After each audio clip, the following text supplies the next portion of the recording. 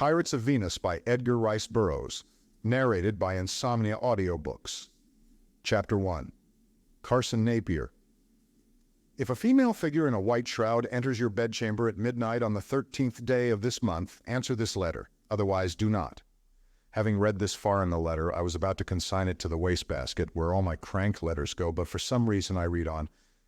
If she speaks to you, please remember her words and repeat them to me when you write. I might have read on to the end, but at this juncture the telephone bell rang, and I dropped the letter into one of the baskets on my desk. It chanced to be the out basket, and had events followed their ordinary course, this would have been the last of the letter and the incident insofar as I was concerned, for from the out basket the letter went to the files. It was Jason Gridley on the telephone. He seemed excited and asked me to come to his laboratory at once. As Jason is seldom excited about anything, I hastened to accede to his request and satisfy my curiosity. Jumping into my roadster, I soon covered the few blocks that separate us to learn that Jason had good grounds for excitement. He had just received a radio message from the inner world from Pellucidar, on the eve of the departure of the great dirigible, O-220, from the Earth's core. Following the successful termination of that historic expedition, Jason had determined to remain and search for von Horst, the only missing member of the party. But Tarzan, David Innes, and Captain Zuppner had persuaded him of the folly of such an undertaking, inasmuch as David had promised to dispatch an expedition of his own native Pellucidarian warriors to locate the young German lieutenant, if he still lived, and it were possible to discover any clue to his whereabouts. Notwithstanding this, and though he had returned to the outer world with the ship, Jason had always been harassed by a sense of responsibility for the fate of von Horst, a young man who had been most popular with all the members of the expedition and had insisted time and time again that he regretted having left Pellucidar until he had exhausted every means within his power of rescuing von Horst, or learned definitely that he was dead. Jason waved me to a chair and offered me a cigarette. "I've just had a message from Abner Perry," he announced. "The first for months." "It must have been interesting," I commented. "To excite you." "It was," he admitted. "A rumor has reached Sari that von Horst has been found." Now, as this pertains to a subject entirely foreign to the present volume, I might mention that I have alluded to it only for the purpose of explaining two facts which, while not vital, have some slight bearing on the remarkable sequence of events which followed. First, it caused me to forget the letter I just mentioned, and second, it fixed the date in my mind, the 10th. My principal reason for mentioning the first fact is to stress the thought that the matter of the letter, so quickly and absolutely forgotten, had no opportunity to impress itself upon my mind, and therefore could not, at least objectively, influence my consideration of ensuing events. The letter was gone from my mind within 5 minutes of its reading as completely as though it had never been received. The next 3 days were exceedingly busy ones for me, and when I retired on the night of the 13th, my mind was so filled with the annoying details of a real estate transaction that was going wrong that it was some time before I could sleep. I can truthfully affirm that my last thoughts were of trust deeds, receivers in equity, and deficiency judgments. What awoke me I do not know. I sat up with a start just in time to see a female figure, swathed in what appeared to be a white winding sheet, enter my room through the door. You will note that I say door rather than doorway, for such was the fact. The door was closed. It was a clear moonlit night. The various homely objects in my room were plainly discernible, especially the ghostly figure now hovering near the foot of my bed. I'm not subject to hallucinations. I had never seen a ghost, I had never wished to, and I was totally ignorant of the ethics governing such a situation. Even had the lady not been so obviously supernatural, I should yet have been at a loss as to how to receive her at this hour in the intimacy of my bedchamber, for no strange lady had ever before invaded its privacy, and I am of Puritan stock. "It is midnight of the 13th, she said in a low, musical voice. "So it is," I agreed, and then I recalled the letter that I had received on the 10th. "He left Guadalupe today," she continued. "He will wait in Guaymas for your letter." That was all. She crossed the room and passed out of it, not through the window, which was quite convenient, but through the solid wall. I sat there for a full minute, staring at the spot where I had last seen her, and endeavoring to convince myself that I was dreaming. But I was not dreaming. I was wide awake. In fact, I was so wide awake that it was fully an hour before I had successfully wooed Morpheus, as the Victorian writers so neatly expressed it, ignoring the fact that his sex must have made it rather embarrassing for gentlemen writers. I reached my office a little earlier than usual the following morning, and it is needless to say that the first thing that I did was to search for that letter which I had received on the 10th. I could recall neither the name of the writer nor the point of origin of the letter, but my secretary recalled the latter, the letter having been sufficiently out of the ordinary to attract his attention. It was from somewhere in Mexico, he said, and as letters of this nature are filed by states and countries, there was now no difficulty in locating it. You may rest assured that this time I read the letter carefully. It was dated the 3rd and postmarked Guaymas.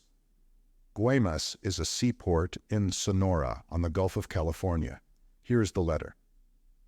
My dear sir, being engaged in a venture of great scientific importance, I find it necessary to solicit the assistance, not financial, of someone psychologically harmonious, who is at the same time of sufficient intelligence and culture to appreciate the vast possibilities of my project. Why I have addressed you, I shall be glad to explain in the happy event that a personal interview seems desirable. This can only be ascertained by a test which I shall now explain. If a female figure in a white shroud enters your bedchamber at midnight on the 13th day of this month, answer this letter. Otherwise, do not. If she speaks to you, please remember her words and repeat them to me when you write.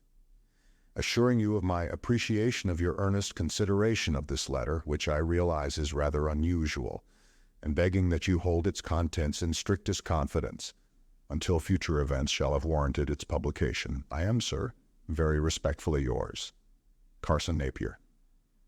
It looks to me like another nut, commented Rothman. So it did to me on the 10th, I agreed, but today is the 14th, and now it looks like another story. What has the 14th got to do with it? He demanded. Yesterday was the 13th, I reminded him. You don't mean to tell me. He started skeptically. That is just what I do mean to tell you, I interrupted. The lady came, I saw, she conquered. Ralph looked worried. Don't forget what your nurse told you after your last operation, he reminded me. Which nurse? I had 9, and no 2 of them told me the same things. Jerry. She said that narcotics often affected a patient's mind for months afterward. His tone was solicitous. Well, at least Jerry admitted that I had a mind, which some of the others didn't. Anyway, it didn't affect my eyesight. I saw what I saw. Please take a letter to Mr. Napier. A few days later, I received a telegram from Napier dated Guaymas. Letter received. Stop. Thanks. Stop shall call on you tomorrow, it read. He must be flying, I commented. Or coming in a white shroud, suggested Ralph. I think I'll phone Captain Hudson to send a squad car around here. Sometimes these nuts are dangerous. He was still skeptical. I must admit that we both awaited the arrival of Carson Napier with equal interest. I think Ralph expected to see a wild-eyed maniac. I could not visualize the man at all. About 11 o'clock the following morning, Ralph came into my study. Mr. Napier is here, he said. Does his hair grow straight out from his scalp, and do the whites of his eyes show all around the irises? I inquired, smiling. No, replied Ralph, returning the smile. He is a very fine-looking man, but, he added, I still think he's a nut. Ask him to come in. And a moment later Ralph ushered in an exceptionally handsome man, whom I judged to be somewhere between 25 and 30 years old, though he might have been even younger. He came forward with extended hand as I rose to greet him, a smile lighting his face. And after the usual exchange of banalities, he came directly to the point of his visit.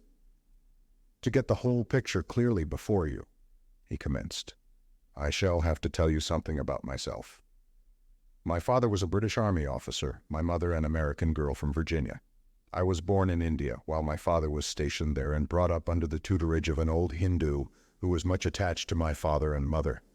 This Chandkabi was something of a mystic, and he taught me many things that are not in the curriculums of schools for boys under 10. Among them was telepathy, which he had cultivated to such a degree that he could converse with one in psychological harmony with himself, quite as easily at great distances as when face to face. Not only that, but he could project mental images to great distances so that the recipient of his thought waves could see what Chand Kabi was seeing or whatever else Chand Kabi wished him to see. These things he taught me. And it was thus you caused me to see my midnight visitor on the 13th? I inquired. He nodded. That test was necessary in order to ascertain if we were in psychological harmony. Your letter quoting the exact words that I had caused the apparition to appear to speak convinced me that I had at last found the person for whom I have been searching for some time. But to get on with my story, I hope I am not boring you, but I feel that it is absolutely necessary that you should have full knowledge of my antecedents and background in order that you may decide whether I am worthy of your confidence and assistance or not. I assured him that I was far from being bored, and he proceeded. I was not quite 11 when my father died and my mother brought me to America. We went to Virginia first and lived there for 3 years with my mother's grandfather, Judge John Carson, with whose name and reputation you are doubtless familiar, as who is not.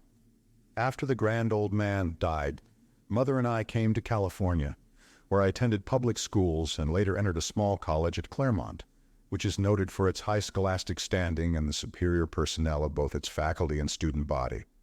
Shortly after my graduation, the third and greatest tragedy of my life occurred. My mother died. I was absolutely stunned by this blow. Life seemed to hold no further interest for me. I did not care to live, yet I would not take my own life. As an alternative, I embarked upon a life of recklessness. With a certain goal in mind, I learned to fly. I changed my name and became a stuntman in pictures. I did not have to work.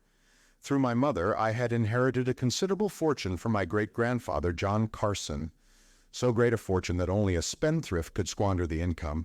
I mention this only because the venture I am undertaking requires considerable capital, and I wish you to know that I am amply able to finance it without help. Not only did life in Hollywood bore me, but here in Southern California were too many reminders of the loved one I had lost. I determined to travel, and I did. I flew all over the world. In Germany, I became interested in rocket cars and financed several. Here my idea was born. There was nothing original about it except that I intended to carry it to a definite conclusion. I would travel by rocket to another planet. My studies had convinced me that of all the planets, Mars alone offered presumptive evidence of habitability for creatures similar to ourselves. I was at the same time convinced that if I succeeded in reaching Mars, the probability of my being able to return to Earth was remote. Feeling that I must have some reason for embarking upon such a venture, other than selfishness, I determined to seek out someone with whom I could communicate in the event that I succeeded. Subsequently, it occurred to me that this might also afford the means for launching a second expedition, equipped to make the return journey. For I had no doubt but that there would be many adventurous spirits ready to undertake such an excursion once I had proved it feasible. For over a year, I have been engaged in the construction of a gigantic rocket on Guadalupe Island, off the west coast of Lower California. The Mexican government has given me every assistance, and today everything is complete to the last detail. I am ready to start at any moment. As he ceased speaking, he suddenly faded from view. The chair in which he had been sitting was empty. There was no one in the room but myself. I was stunned, almost terrified. I recalled what Rothman had said about the effect of the narcotics upon my mentality. I also recalled that insane people seldom realize that they are insane. Was I insane? Cold sweat broke out upon my forehead and the backs of my hands. I reached toward the buzzer to summon Ralph. There is no question but that Ralph is sane. If he'd seen Carson Napier and shown him into my study, what a relief that would be. But before my finger touched the button, Ralph entered the room. There was a puzzled expression on his face. "Mr. Napier is back again," he said, and then he added, "I didn't know he had left. I just heard him talking to you." I breathed a sigh of relief as I wiped the perspiration from my face and hands. If I was crazy, so was Ralph. "Bring him in," I said, "and this time you stay here." When Napier entered, there was a questioning look in his eyes. "Do you fully grasp the situation as far as I have explained it?" he asked, as though he had not been out of the room at all. "Yes, but—" I started. "Wait, please," he requested. "I know what you are going to say, but let me apologize first and explain. I have not been here before. That was my final test. If you are confident that you saw me and talked to me and can recall what I said to you as I sat outside in my car, then you and I can communicate just as freely and easily when I am on Mars. But, interjected Rothman, you were here.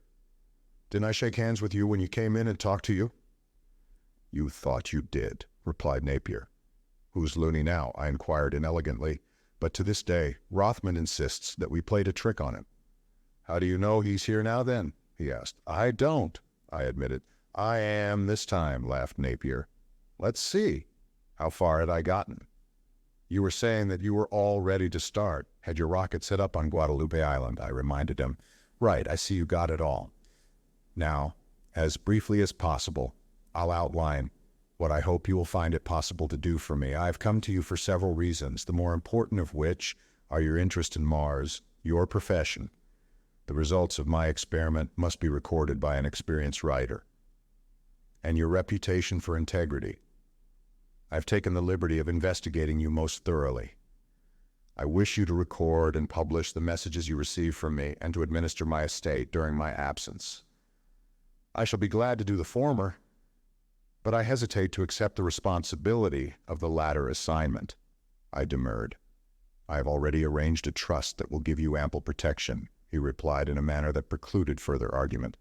I saw that he was a young man who brooked no obstacles. In fact, I think he never admitted the existence of an obstacle.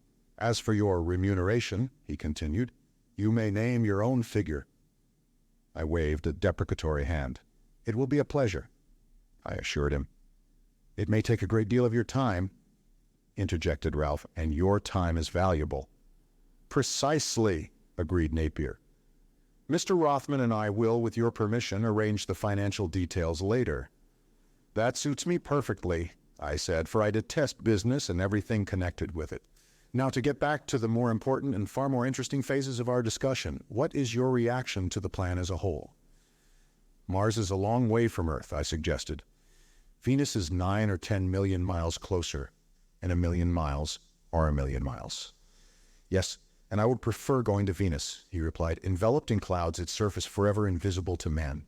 It presents a mystery that intrigues the imagination, but recent astronomical research suggests conditions there inimical to the support of any such life as we know on Earth. It has been thought by some that, held in the grip of the sun since the era of her pristine fluidity, she always presents the same face to him as does the moon to Earth. If such is the case, the extreme heat of one hemisphere and the extreme cold of the other would preclude life. Even if the suggestion of Sir James Jeans is borne out by fact, each of her days and nights is several times as long as ours on Earth, these long nights having a temperature of 13 degrees below 0 Fahrenheit, and the long days a correspondingly high temperature. Yet even so, life might have adapted itself to such conditions, I contended. Man exists in equatorial heat and Arctic cold. But not without oxygen, said Napier. St. John has estimated that the amount of oxygen above the cloud envelope that surrounds Venus is less than 1/10 of 1% of the terrestrial amount. After all, we have to bow to the superior judgment of such men as Sir James Jeans, who says, the evidence, for what it is worth, goes to suggest that Venus, the only planet in the solar system outside Mars and the Earth on which life could possibly exist, possesses no vegetation and no oxygen for higher forms of life to breathe, which definitely limits my planetary exploration to Mars. We discussed his plans during the remainder of the day and well into the night, and early the following morning he left for Guadalupe Island in his Sikorsky amphibian. I've not seen him since, at least in person. Yet through the marvelous medium of telepathy, I have communicated with him continually and seen him amid strange, unearthly surroundings that have been graphically photographed upon the retina of my mind's eye. Thus I am the medium through which the remarkable adventures of Carson Napier are being recorded on Earth. But I am only that, like a typewriter or a dictaphone. The story that follows is his. Chapter 2. Off for Mars.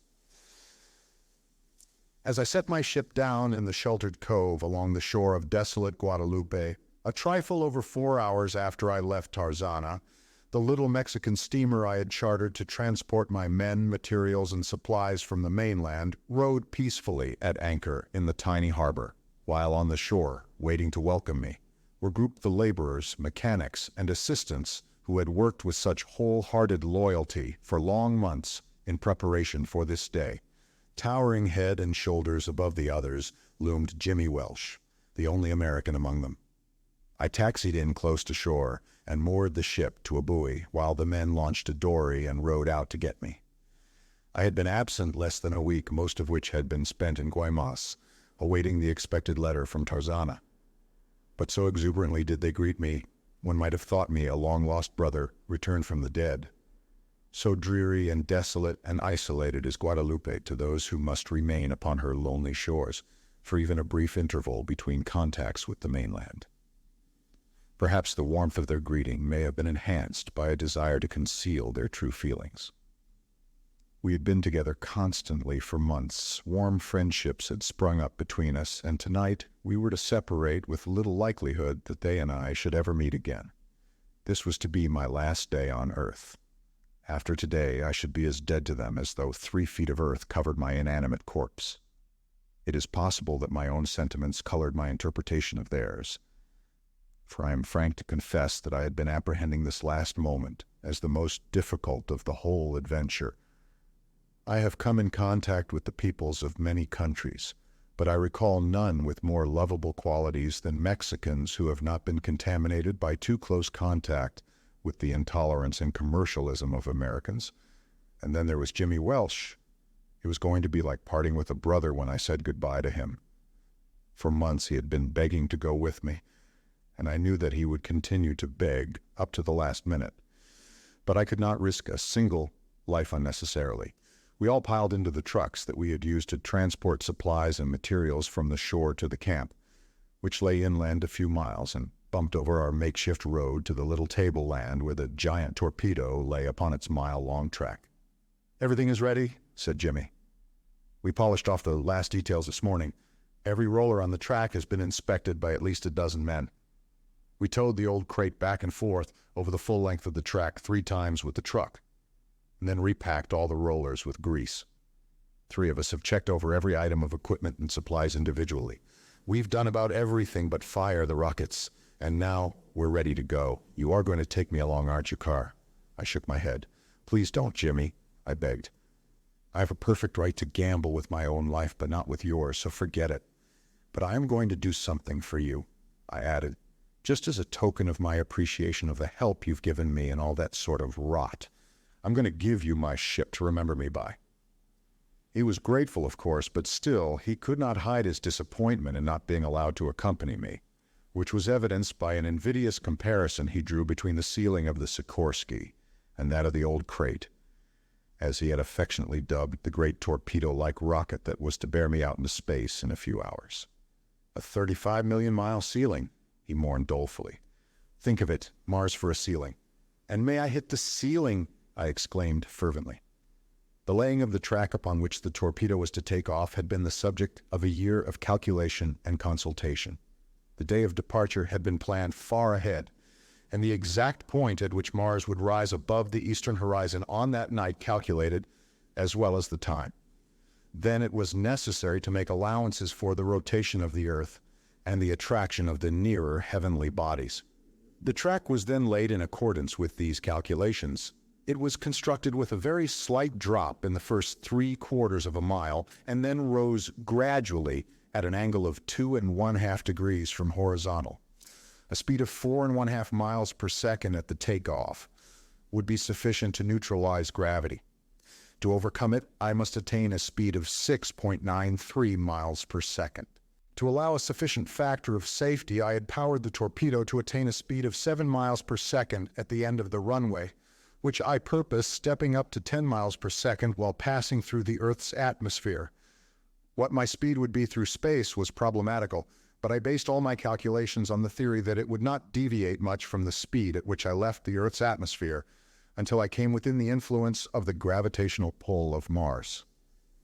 The exact instant at which to make the start had also caused me considerable anxiety.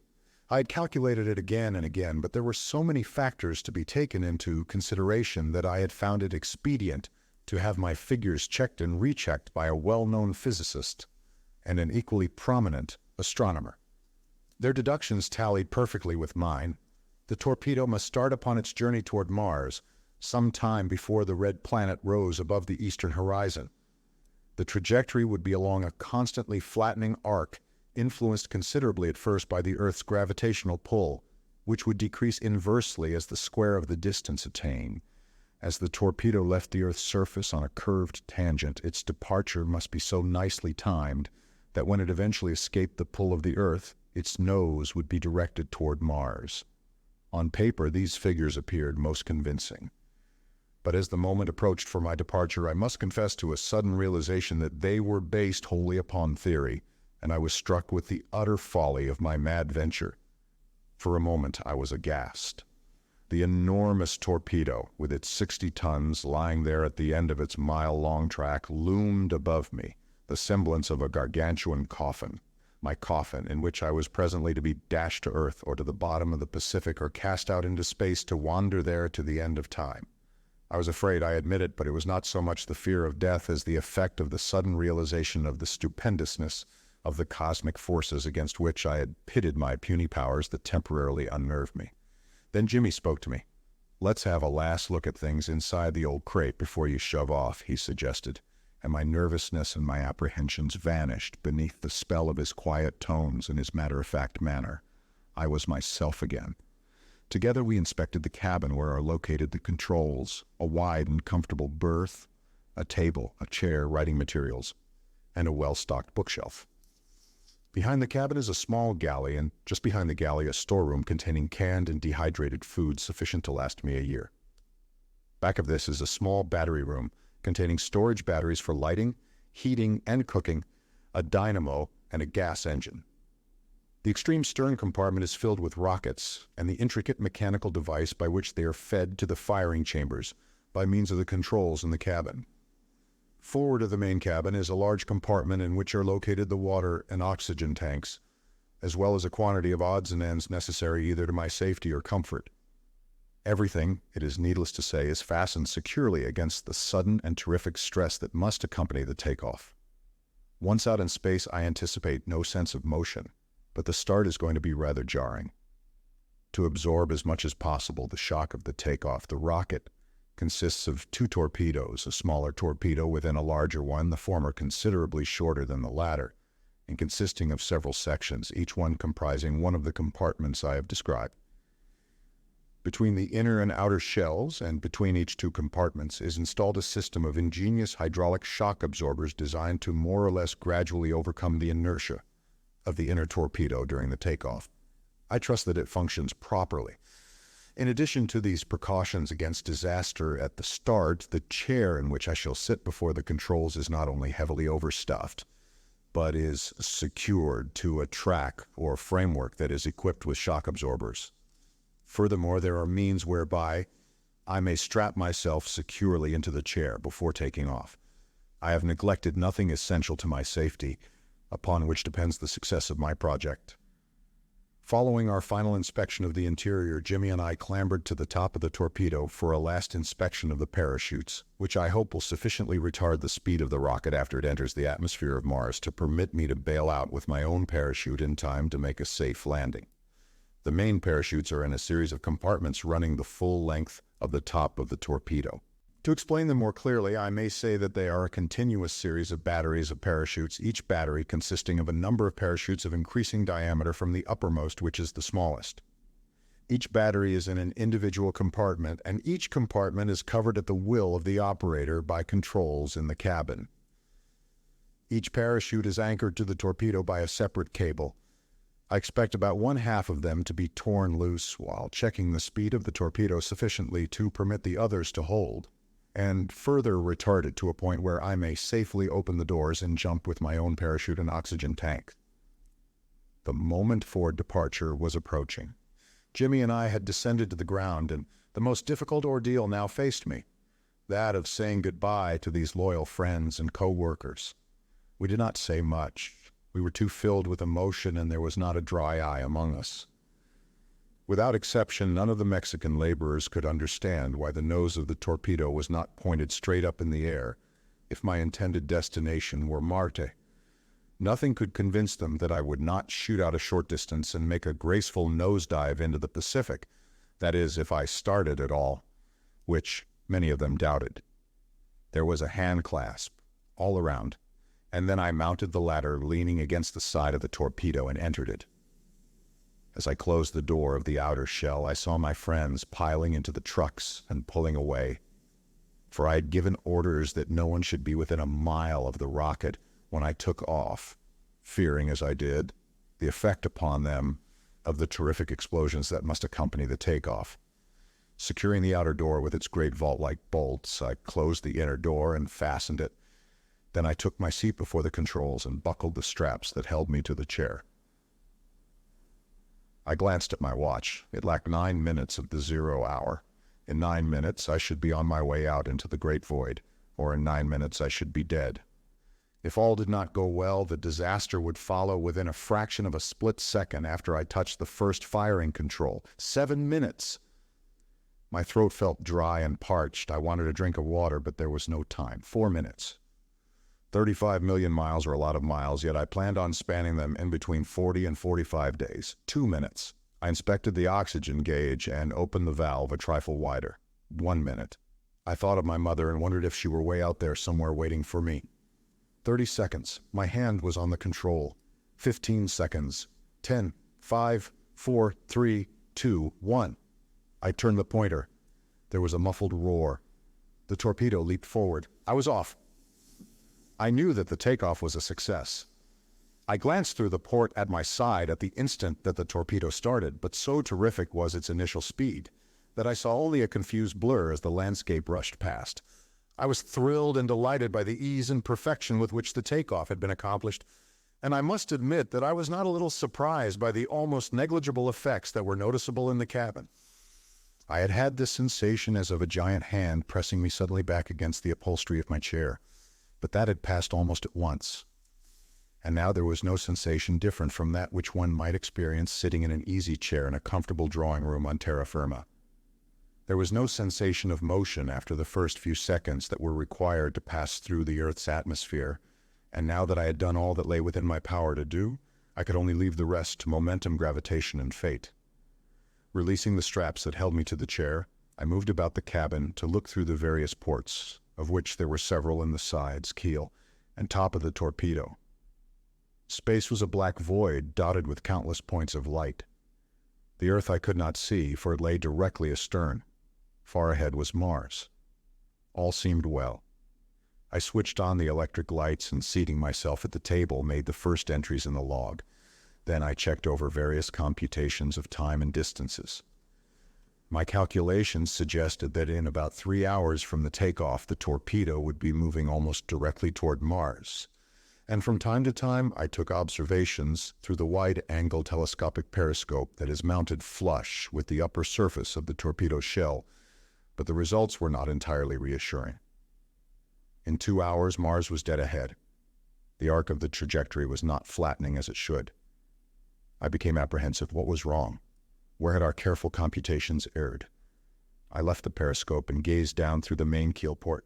Below and ahead was the moon, a gorgeous spectacle as viewed through the clear void of space from a distance some 72,000 miles less than I had ever seen it before, and with no earthly atmosphere to reduce visibility. Tycho, Plato, and Copernicus stood out in bold relief upon the brazen disk of the great satellite, deepening by contrast the shadows of Mare Serenitatis and Mare Tranquillitatis. The rugged peaks of the Apennine and the Altai lay revealed as distinctly as I had ever seen them through the largest telescope. I was thrilled, but I was distinctly worried too. 3 hours later, I was less than 59,000 miles from the moon, where its aspect had been gorgeous before. It now beggared description, but my apprehension had cause to increase in proportion, I might say, as the square of its increasing gorgeousness. Through the periscope, I had watched the arc of my trajectory pass through the plane of Mars and drop below it. I knew quite definitely then that I could never reach my goal. I tried not to think of the fate that lay ahead of me. but instead sought to discover the error that had wrought this disaster.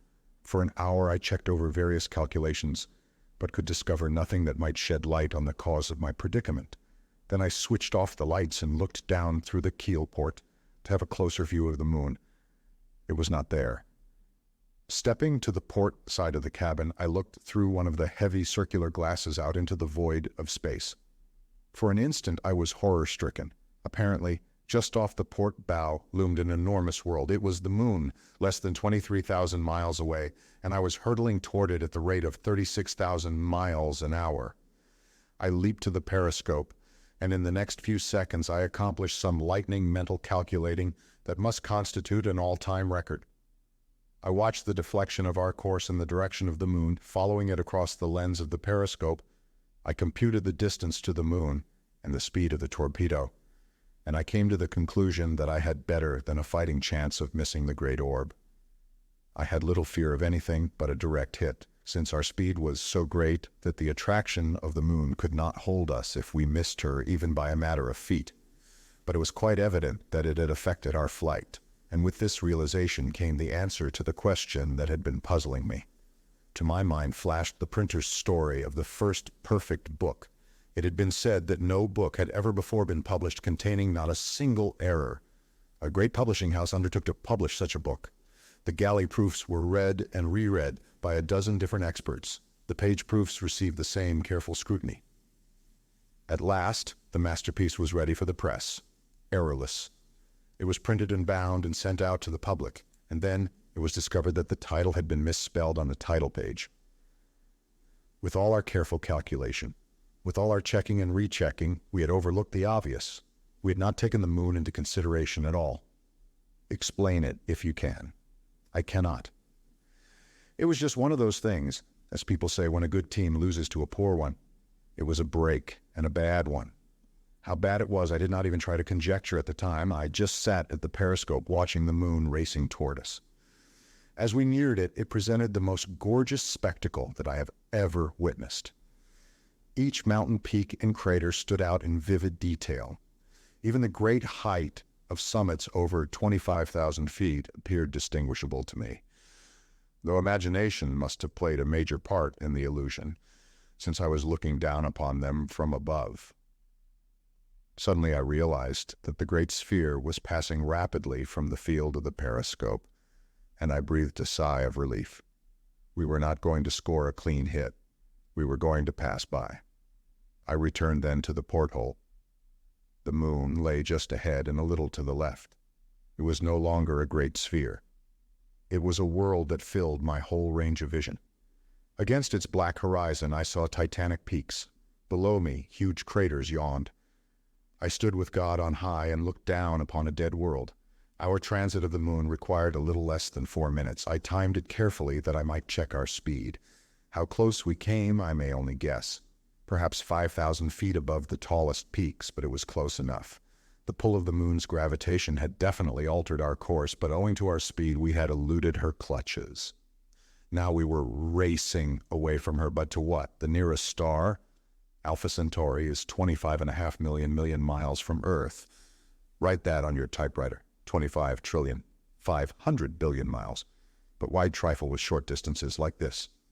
There was little likelihood that I should visit Alpha Centauri with all the wide range of space at my command and many more interesting places to go.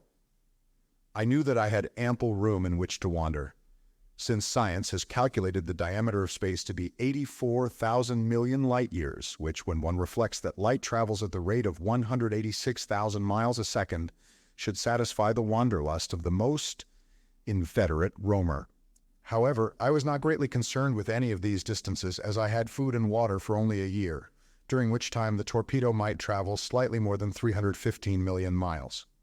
Even if it reached our near neighbor, Alpha Centauri, I should not then be greatly interested in the event, as I should have been dead for over 80,000 years. Such is the immensity of the universe. During the next 24 hours, the course of the torpedo nearly paralleled the moon's orbit around the Earth.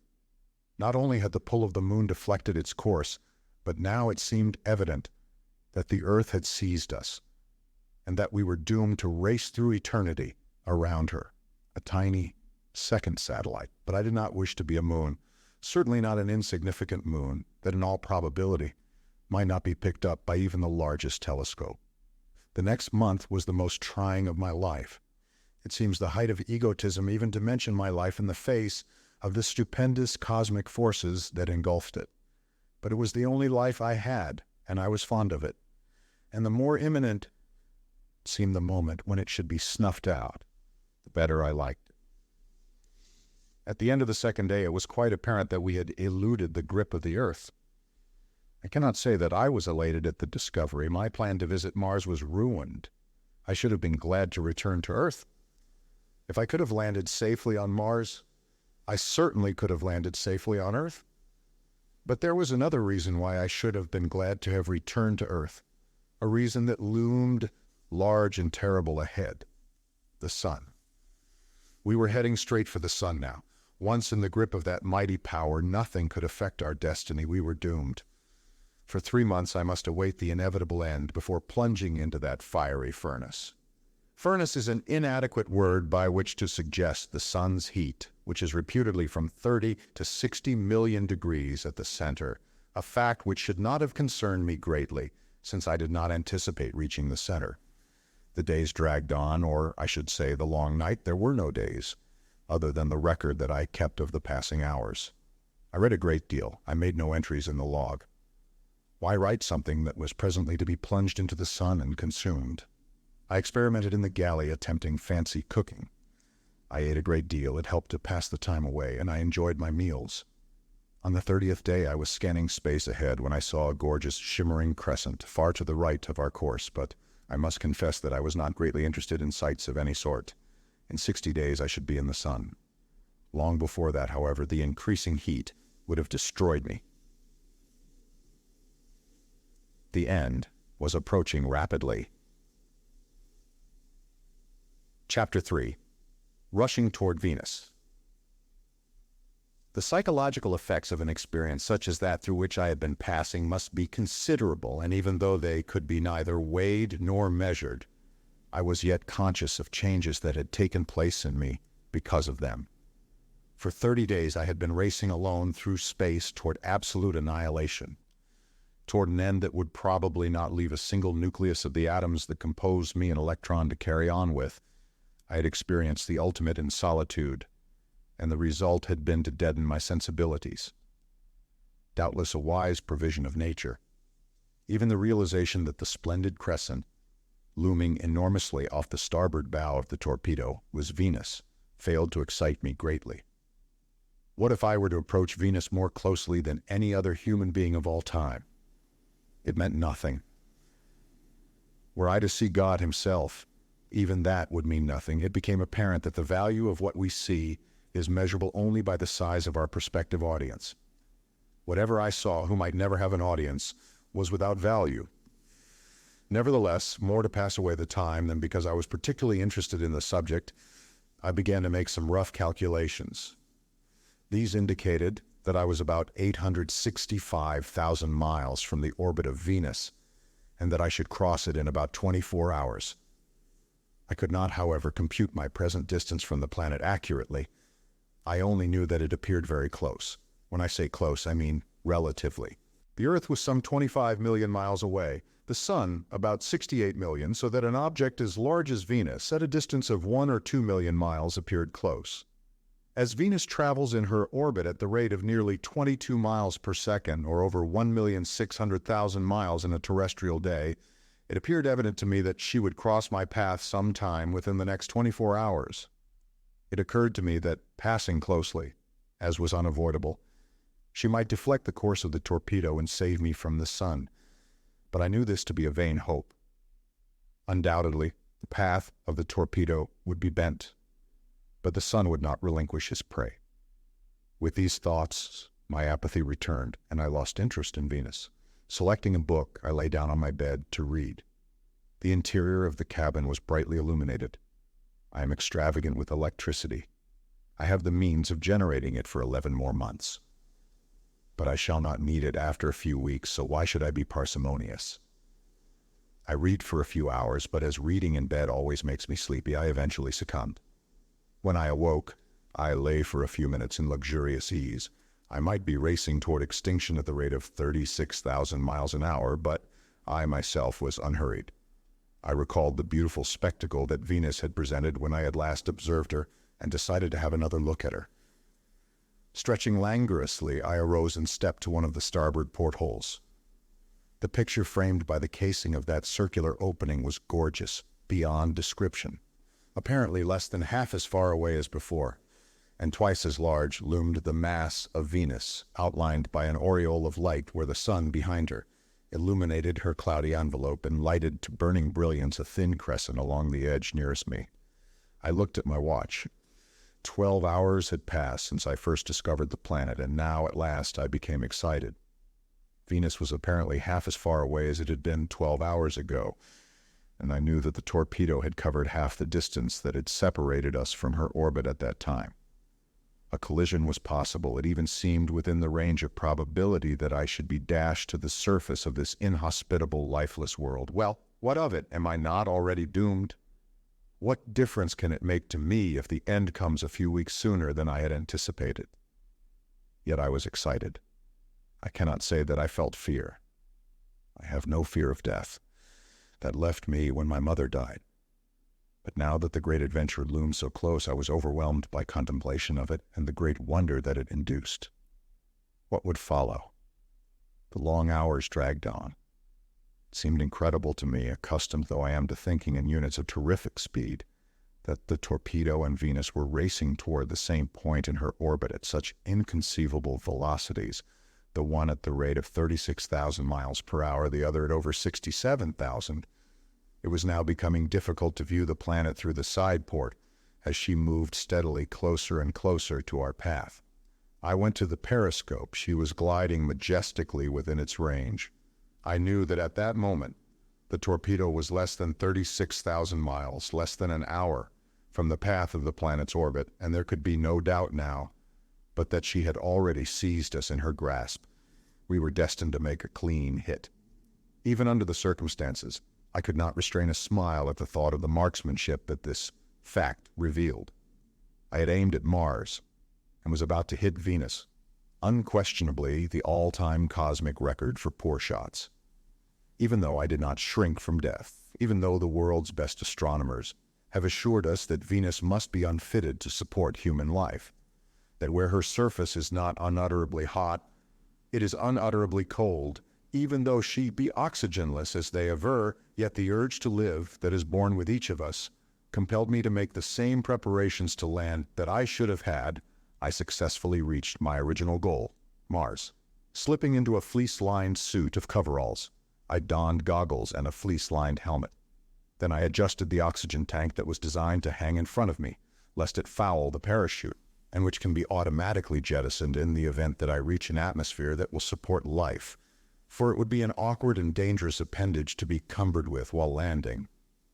Finally, I adjusted my chute. I glanced at my watch. If my calculations have been correct, we should strike in about 15 minutes. Once more, I returned to the periscope. The sight that met my eyes was awe-inspiring. We were plunging toward a billowing mass of black clouds. It was like chaos on the dawn of creation. The gravitation of the planet had seized us. The floor of the cabin was no longer beneath me. I was standing on the forward bulkhead now, but this condition I had anticipated when I designed the torpedo. We were diving nose on toward the planet. In space there had been neither up nor down, but now there was a very definite down. From where I stood I could reach the controls, and beside me was the door in the side of the torpedo. I released 3 batteries of parachutes and opened the door in the wall of the inner torpedo. There was a noticeable jar, as though the parachutes had opened and temporarily checked the speed of the torpedo. This must mean that I had entered an atmosphere of some description and that there was not a second to waste. With a single movement of a lever, I loosed the remaining parachutes. Then I turned to the outer door. Its bolts were controlled by a large wheel set in the center of the door and were geared to open quickly and with ease. I adjusted the mouthpiece of the oxygen line across my lips and quickly spun the wheel. Simultaneously, the door flew open and the air pressure within the torpedo shot me out into space. My right hand grasped the ripcord of my chute, but I waited. I looked about for the torpedo. It was racing almost parallel with me, all its parachutes distended above it. Just an instant's glimpse I had of it, and then it dove into the cloud mass and was lost to view. But what a weirdly magnificent spectacle it had presented in that brief instant. Safe now from any danger fouling with the torpedo, I jerked the ripcord of my parachute just as the clouds swallowed me. Through my fleece-lined suit, I felt the bitter cold. Like a dash of ice water, the cold clouds slapped me in the face. Then, to my relief, the chute opened, and I fell more slowly. Down, down, down I dropped. I could not even guess the duration, nor the distance. It was very dark and very wet, like sinking into the depths of the ocean without feeling the pressure of the water. My thoughts during those long moments were such as to baffle description. Perhaps the oxygen made me a little drunk, I do not know. I felt exhilarated and intensely eager to solve the great mystery beneath me. The thought that I was about to die did not concern me so much as what I might see before I died. I was about to land on Venus, the first human being in all the world to see the face of the veiled planet. Suddenly I emerged into a cloudless space, but far below me were what appeared in the darkness to be more clouds, recalling to my mind the often advanced theory of the two cloud envelopes of Venus. As I descended, the temperature rose gradually, but it was still cold. As I entered the second cloud bank, there was a very noticeable rise in temperature the farther I fell. I shut off the oxygen supply and tried breathing through my nose. By inhaling deeply, I discovered that I could take in sufficient oxygen to support life, and an astronomical theory was shattered. Hope flared within me like a beacon on a fog-hid landing field. As I floated gently downward, I presently became aware of a faint luminosity far below. What could it be? There were many obvious reasons why it could not be sunlight. Sunlight would not come from below, and furthermore, it was night on this hemisphere of the planet. Naturally, many weird conjectures raced through my mind. I wondered if this could be the light from an incandescent world, but immediately discarded that explanation as erroneous, knowing that the heat from an incandescent world would long since have consumed me. Then it occurred to me that it might be refracted light from that portion of the cloud envelope illuminated by the sun. Yet if such were the case, it seemed obvious that the clouds about me should be luminous, which they were not. There seemed only one practical solution. It was the solution that an Earthman would naturally arrive at. Being what I am, a highly civilized creature from a world already far advanced by science and invention, I attributed the source of this light to these twin forces of superior intelligence. I could only account for that faint glow by attributing it to the reflection upon the underside of the cloud mass of artificial light, produced by intelligent creatures upon the surface of this world toward which I was slowly settling. I wondered what these beings would be like, and if my excitement grew as I anticipated the wonders that were soon to be revealed to my eyes, I believed that it was a pardonable excitement under the circumstances.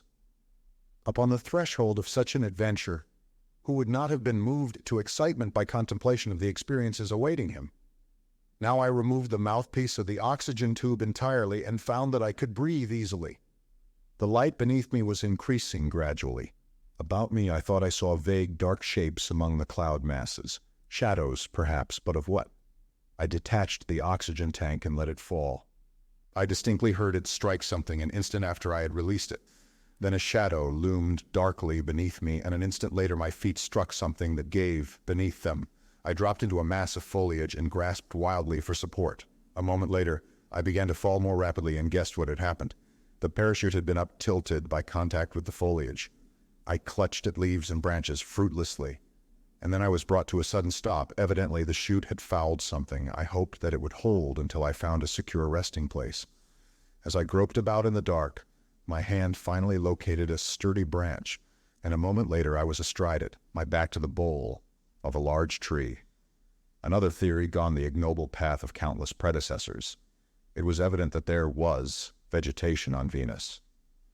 At least there was one tree. I could vouch for that as I was sitting in it, and doubtless the black shadows I had passed were other taller trees. Having found secure lodgment, I divested myself of my parachute after salvaging some of its ropes and the straps from the harness, which I thought I might find helpful in descending the tree. Starting at the top of a tree, in darkness and among clouds, one may not be positive what the tree is like nearer the ground. I also removed my goggles. Then I commenced to descend. The girth of the tree was enormous, but the branches grew sufficiently close together to permit me to find safe footing. I did not know how far I had fallen through the second cloud stratum before I lodged in the tree, nor how far I had descended the tree, but altogether it must have been close to 2,000 feet. Yet I was still in the clouds. Could the entire atmosphere of Venus be forever fog-laden?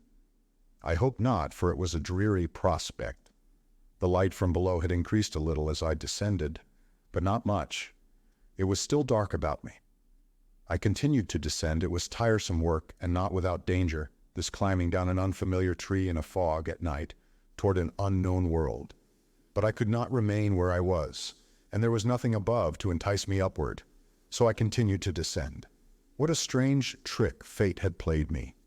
I had wanted to visit Venus, but had discarded the idea when assured by my astronomer friends that the planet could not support either animal or vegetable life. I had started for Mars, and now, fully 10 days before I had hoped to reach the red planet, I was on Venus, breathing perfectly good air among the branches of a tree that evidently dwarfed the giant sequoias. The illumination was increasing rapidly now. The clouds were thinning. Through breaks I caught glimpses far below, glimpses of what appeared to be an endless vista of foliage, softly moonlit. But Venus had no moon, in that insofar as the seeming moonlight was concerned, I could fully concur with the astronomers. This illumination came from no moon, unless Venus's satellite lay beneath her inner envelope of clouds, which was preposterous. A moment later, I emerged entirely from the cloud bank. But though I searched in all directions, I saw nothing but foliage, above, around, below me. Yet I could see far down into that abyss of leaves. In the soft light, I could not determine the color of the foliage, but I was sure that it was not green. It was some light, delicate shade of another color. I had descended another 1,000 feet since I had emerged from the clouds, and I was pretty well exhausted. The month of inactivity and overeating had softened me. When I saw just below me what appeared to be a causeway leading from the tree I was descending to another adjacent, I also discovered that from just below where I clung, the limbs had been cut away from the tree to a point below the causeway. Here were two startling and unequivocal evidences of the presence of intelligent beings. Venus was inhabited, but by what? What strange arboreal creatures built causeways high among these giant trees? Were they a species of monkey man? Were they of a high or low order of intelligence? How would they receive me? At this juncture in my vain speculations, I was startled by a noise above me. Something was moving in the branches overhead. The sound was coming nearer, and it seemed to me that it was being made by something of considerable size and weight, but perhaps I realized that conjecture was the child of my imagination. However, I felt most uncomfortable. I was unarmed. I have never carried weapons. My friends had urged a perfect arsenal upon me before I embarked upon my adventure, but I had argued that if I arrived on Mars unarmed, it would be prima facie evidence of my friendly intentions. And even if my reception were warlike, I should be no worse off, since I could not hope, single-handed, to conquer a world no matter how well armed I were. Suddenly above me, to the crashing of some heavy body through the foliage were added hideous screams and snarls, and in the terrifying dissonance, I recognized the presence of more than a single creature. Was I being pursued by all the fearsome denizens of this Venusian forest? Perhaps my nerves were slightly unstrung, and who may blame them if they were, after what I had passed through so recently and during the long preceding month.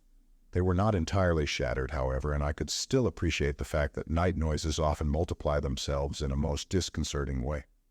I have heard coyotes yapping and screaming around my camp on Arizona nights but for the actual knowledge that there were but one or two of them, I could have sworn that there were 100, had I trusted only to my sense of hearing.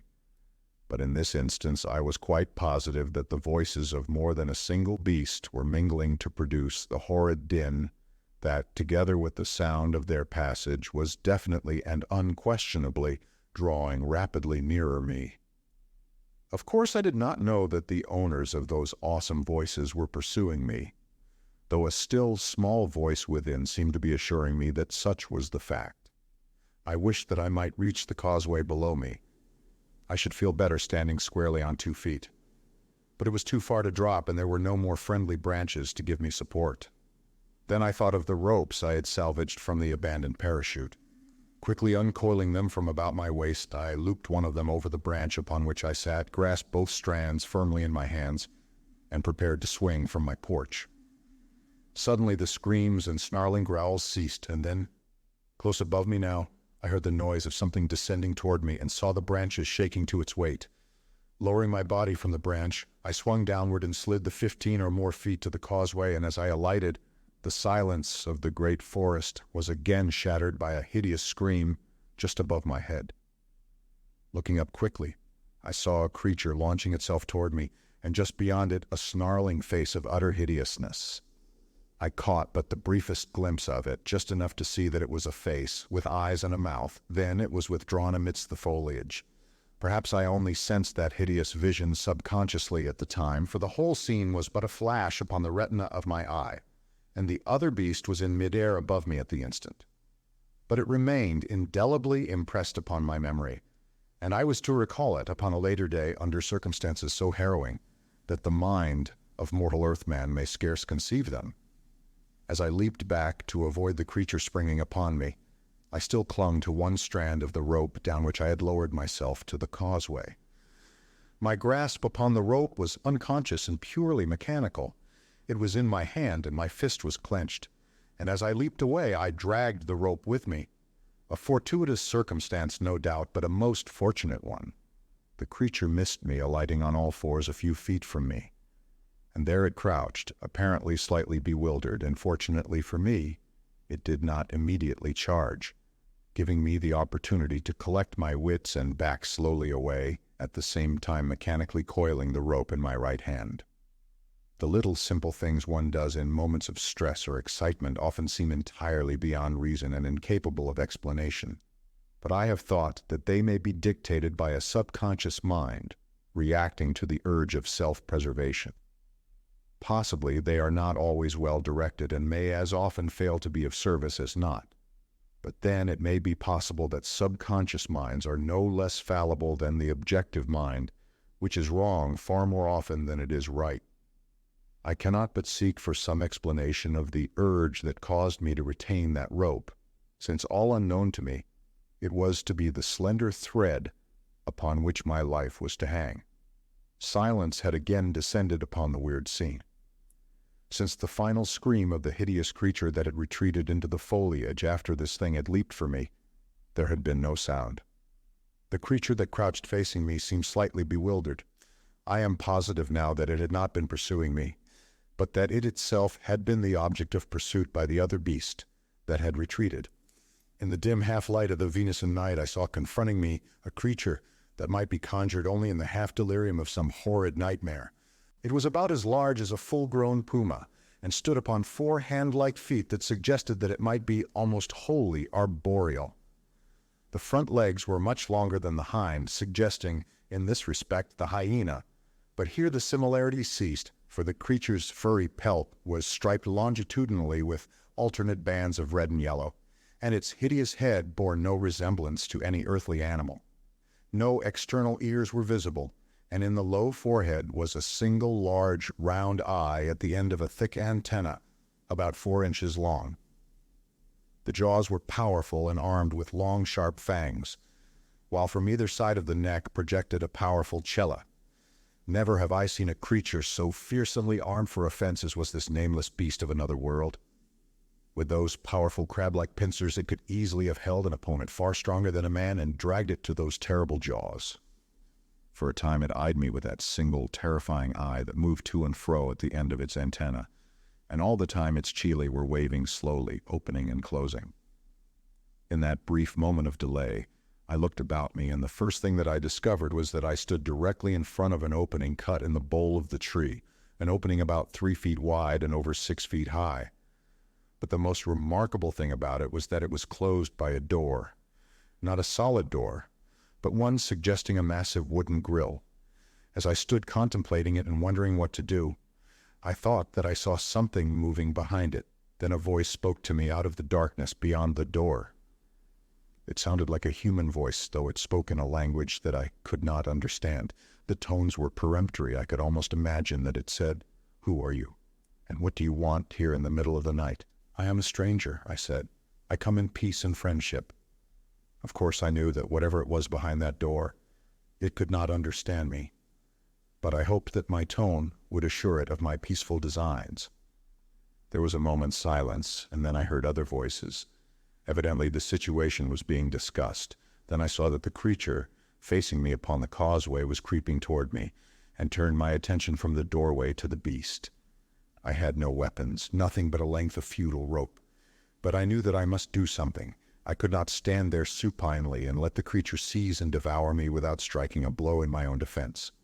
I uncoiled a portion of the rope, and more in despair than with any hope that I could accomplish anything of a defensive nature, nicked the end of it in the face of the advancing beast. You have seen a boy snap a wet towel at a companion. Perhaps you have been flicked in that way, and if you have, you know that it hurts. Of course, I did not expect to overcome my adversary by any such means as this. To be truthful, I did not know what I did expect to accomplish. Perhaps I just felt that I must do something, and this was the only thing that occurred to me. The result merely demonstrated the efficiency of that single eye and the quickness of the Chile. I snapped that rope as a ringmaster snaps a whip. But though the rope end traveled with great speed, and the act must have been unexpected, the creature caught the rope in one of its Chile before it reached its face. Then it hung on and sought to drag me toward those frightful jaws. I learned many a trick of roping from a cowboy friend of my motion picture days, and one of these I now put into use in an endeavor to entangle the crab-like Chile. Suddenly, giving the rope sufficient slack, I threw a half-hitch around the kella that gripped it, immediately following it with a second, whereupon the creature commenced to pull desperately away. I think it was motivated solely by an instinctive urge to pull toward its jaws anything that was held in its chelae. But for how long it would continue to pull away before it decided to change its tactics and charge me, I could not even guess. And so I acted upon a sudden inspiration and hurriedly made fast the end of the rope that I held to one of the stout posts that supported the handrail of the causeway. Then of a sudden the thing charged me, roaring furiously. I turned and ran, hoping that I could get out of the reach of those terrible Chile before the creature was stopped by the rope. And this I but barely managed to do. I breathed a sigh of relief as I saw the great body flipped completely over on its back as the rope tautened, but the hideous scream of rage that followed left me cold. Nor was my relief of any great duration, for as soon as the creature had scrambled to its feet, it seized the rope in its other chela and severed it as neatly as one might with a pair of monstrous tinner's snips. And then it was after me again, but this time it did not creep. It seemed evident that my stay upon Venus was to be brief, when suddenly the door in the tree swung open and 3 men leaped to the causeway just behind the charging terror that was swiftly driving down upon me. The leading man hurled a short, heavy spear that sank deep into the back of my infuriated pursuer. Instantly the creature stopped in its tracks and wheeled about to face these new and more dangerous tormentors. And as he did so, 2 more spears, hurled by the companions of the first man, drove into his chest, and with a last frightful scream the thing dropped in its tracks, dead. Then the leading man came toward me. In the subdued light of the forest he appeared no different from an Earthman. He held the point of a straight, sharp sword pointed at my vitals. Close behind him were the other 2 men, each with a drawn sword. The first man spoke to me in a stern, commanding voice, but I shook my head to indicate that I could not understand. Then he pressed the point of his weapon against my coveralls, opposite the pit of my stomach, and jabbed. I backed away. He advanced and jabbed at me again, and again I backed along the causeway. Now the other 2 men advanced, and the 3 of them fell to examining me, meanwhile talking among themselves. I could see them better now. They were about my own height, and in every detail of their visible anatomy they appeared identical with terrestrial human beings, nor was a great deal left to my imagination. The men were almost naked. They wore loincloths and little else other than the belts that supported the scabbards of their swords. Their skins appeared to be much darker than mine, but not so dark as a Negro's, and their faces were smooth and handsome. Several times one or another of them addressed me, and I always replied, but neither understood what the other said. Finally, after a lengthy discussion, one of them re-entered the opening in the tree, and a moment later I saw the interior of a chamber just within the doorway, illuminated. Then one of the two remaining men motioned me forward and pointed toward the doorway. Understanding that he wished me to enter, I stepped forward, and as I passed them, they kept their sword points against my body. They were taking no chances with me. The other man awaited me in the center of a large room, hewn from the interior of the great tree. Beyond him were other doorways leading from this room, doubtless into other apartments. There were chairs and a table in the room. The walls were carved and painted. There was a large rug upon the floor. From a small vessel depending from the center of the ceiling, a soft light illuminated the interior as brightly as might sunlight flooding through an open window. But there was no glare. The other men had entered and closed the door, which they fastened by a device that was not apparent to me at the time. Then one of them pointed to a chair and motioned me to be seated. Under the bright light, they examined me intently, and I them. My clothing appeared to puzzle them most. They examined and discussed its material, texture, and weave, if I could judge correctly by their gestures and inflections. Finding the heat unendurable in my fleece-lined coveralls, I removed them and my leather coat and polo shirt. Each newly revealed article aroused their curiosity and comment. My light skin and blonde hair also received their speculative attention. Presently one of them left the chamber, and while he was absent, another removed the various articles that had lain upon the table. These consisted of what I took to be books bound in wooden and in leather covers, several ornaments, and a dagger in a beautifully wrought sheath. When the man who had left the room returned, he brought food and drink, which he placed upon the table, and by signs the three indicated that I might eat. There were fruits and nuts in highly polished, carved wooden bowls. There was something I took to be bread on a golden platter, and there was honey in a silver jug. A tall, slender goblet contained a whitish liquid that resembled milk. This last receptacle was a delicate, translucent ceramic of an exquisite blue shade. These things and the appointments of the room bespoke culture, refinement, and good taste, making the savage apparel of their owners appear incongruous. The fruits and nuts were unlike any with which I was familiar, both in appearance and flavor. The bread was coarse but delicious, and the honey, if such it were, suggested candied violets to the taste. The milk, I can find no other earthly word to describe it, was strong and almost pungent, yet far from unpleasant. I imagined at the time that one might grow to be quite fond of it. The table utensils were similar to those with which we are familiar in civilized portions of the earth. There were hollowed instruments with which to dip or scoop, sharp ones with which to cut, and others with tines with which to impale. There was also a handled pusher, which I recommend to earthly hostesses. All these were of metal. While I ate, the three men conversed earnestly, one or another of them occasionally offering me more food. They seemed hospitable and courteous, and I felt that if they were typical of the inhabitants of Venus, I should find my life here a pleasant one. That it would not be a bed of roses, however, was attested by the weapons that the men constantly wore. One does not carry a sword and a dagger about with him unless he expects to have occasion to use them, except on dress parade. When I had finished my meal, two of the men escorted me from the room by a rear doorway, up a flight of circular stairs, and ushered me into a small chamber. The stairway and corridor were illuminated by a small lamp similar to that which hung in the room where I had eaten, and light from this lamp shone through the heavy wooden grating of the door into the room where I was now locked, and where my captors left me to my own devices. Upon the floor was a soft mattress over which were spread coverings of a silky texture. It being very warm, I removed all of my clothing except my undershorts and lay down to sleep. I was tired after my arduous descent of the giant tree and dozed almost immediately. I should have been asleep at once had I not been suddenly startled to wakefulness by a repetition of that hideous scream with which the beast that had pursued me through the tree had announced its rage and chagrin when I had eluded it. However, it was not long before I fell asleep, my dozing mind filled with a chaos of fragmentary recollections of my stupendous adventure. Chapter 4. To the House of the King. When I woke, it was quite light in the room, and through a window I saw the foliage of trees, lavender and heliotrope and violet in the light of a new day. I arose and went to the window. I saw no sign of sunlight. yet a brightness equivalent to sunlight pervaded everything. The air was warm and sultry. Below me I could see sections of various causeways extending from tree to tree. On some of these I caught glimpses of people.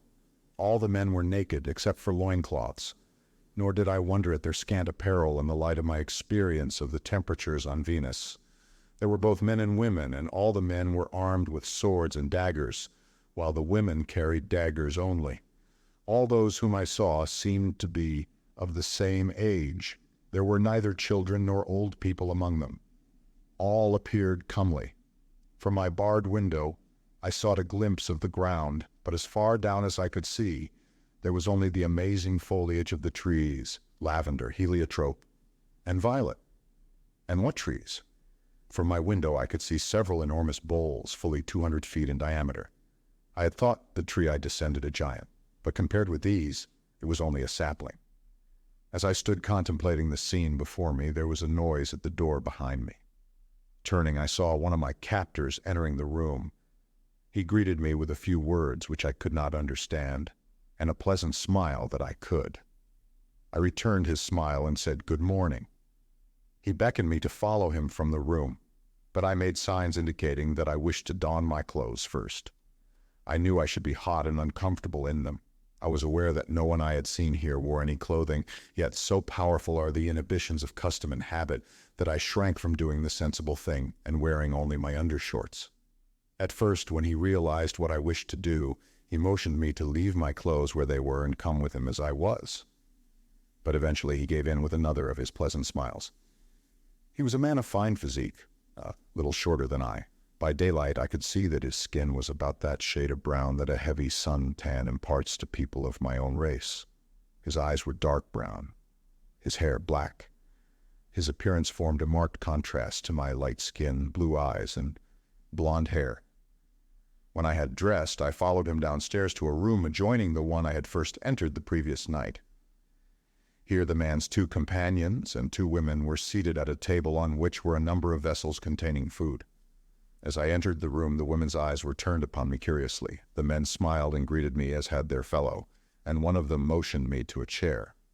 The women appraised me frankly but without boldness, and it was evident that they were discussing me freely between themselves and with the men.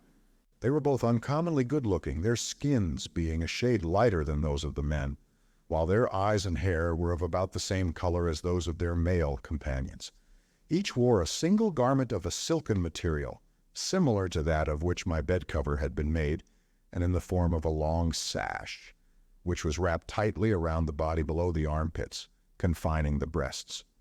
From this point it was carried halfway around the body downward to the waist, where it circled the body again, the loose end then passing between the legs from behind and up through the sash in front, after the manner of a G-string, the remainder falling in front to the knees. In addition to these garments, which were beautifully embroidered in colors, the women wore girdles from which depended pocket pouches and sheathed daggers, and both were plentifully adorned with ornaments such as rings, bracelets, and hair ornaments. I could recognize gold and silver among the various materials of which these things were fabricated, and there were others that might have been ivory and coral, but what impressed me most was the exquisite workmanship they displayed, and I imagined that they were valued more for this than for the intrinsic worth of the materials that composed them. That this conjecture might be in accordance with fact was borne out by the presence among their ornaments of several of the finest workmanship, obviously carved from ordinary bone. On the table was bread different from that which I had had the night before, a dish that I thought might be eggs and meat baked together, several which I could not recognize either by appearance or taste, and the familiar milk and honey that I had encountered before. The foods varied widely in range of flavor, so that it would have been a difficult palate indeed that would not have found something to its liking. During the meal they engaged in serious discussion, and I was certain from their glances and gestures that I was the subject of their debate. The two girls enlivened the meal by attempting to carry on a conversation with me, which appeared to afford them a great deal of merriment, nor could I help joining in their laughter, so infectious was it. Finally, one of them hit upon the happy idea of teaching me their language. She pointed to herself and said, "Zero," and to the other girl and said, "Also." Then the men became interested, and I soon learned that the name of him who seemed to be the head of the house, the man who had first challenged me the preceding night, was Duran, the other two Ulthar and Camlot. But before I had mastered more than these few words and the names of some of the foods on the table, breakfast was over and the three men had conducted me from the house. As we proceeded along the causeway that passed in front of the house of Duran, the interest and curiosity of those we passed were instantly challenged as their eyes fell upon me. And it was at once evident to me that I was a type either entirely unknown on Venus, or at least rare, for my blue eyes and blonde hair caused quite as much comment as my clothing, as I could tell by their gestures and the direction of their gaze. We were often stopped by curious friends of my captors, or hosts. I was not sure yet in which category they fell. But none offered me either harm or insult, and if I were the object of their curious scrutiny, so were they of mine. While no two of them were identical in appearance, they were all handsome and all apparently of about the same age. I saw no old people and no children. Presently we approached a tree of such enormous diameter that I could scarcely believe the testimony of my eyes when I saw it. It was fully 500 feet in diameter. Stripped of branches for 100 feet above and below the causeway, its surface was dotted with windows and doors and encircled by wide balconies or verandas. Before a large and elaborately carved doorway was a group of armed men before whom we halted while Duran addressed one of their number. I thought at the time that he called this man Tofar, and such I learned later was his name. He wore a necklace, from which depended a metal disc bearing a hieroglyphic in relief. Otherwise he was not accoutred differently from his companions. As he and Duran conversed, he appraised me carefully from head to feet. Presently he and Duran passed through the doorway into the interior of the tree, while the others continued to examine me and question Camlot and Ulthar. While I waited there, I embraced the opportunity to study the elaborate carvings that surrounded the portal, forming a frame fully 5 feet wide. The motif appeared historical, and I could easily imagine that the various scenes depicted important events in the life of a dynasty or a nation. The workmanship was exquisite, and it required no stretch of the imagination to believe that each delicately carved face was the portrait of some dead or living celebrity. There was nothing grotesque in the delineation of the various figures, as is so often the case in work of a similar character on Earth, and only the borders that framed the whole and separated contiguous plex were conventional. I was still engrossed by these beautiful examples of the woodcarver's art when Duran and Tofar returned and motioned Ulthar and Camlot and me to follow them into the interior of the great tree. We passed through several large chambers and along wide corridors, all carved from the wood of the living tree, to the head of a splendid stairway, which we descended to another level.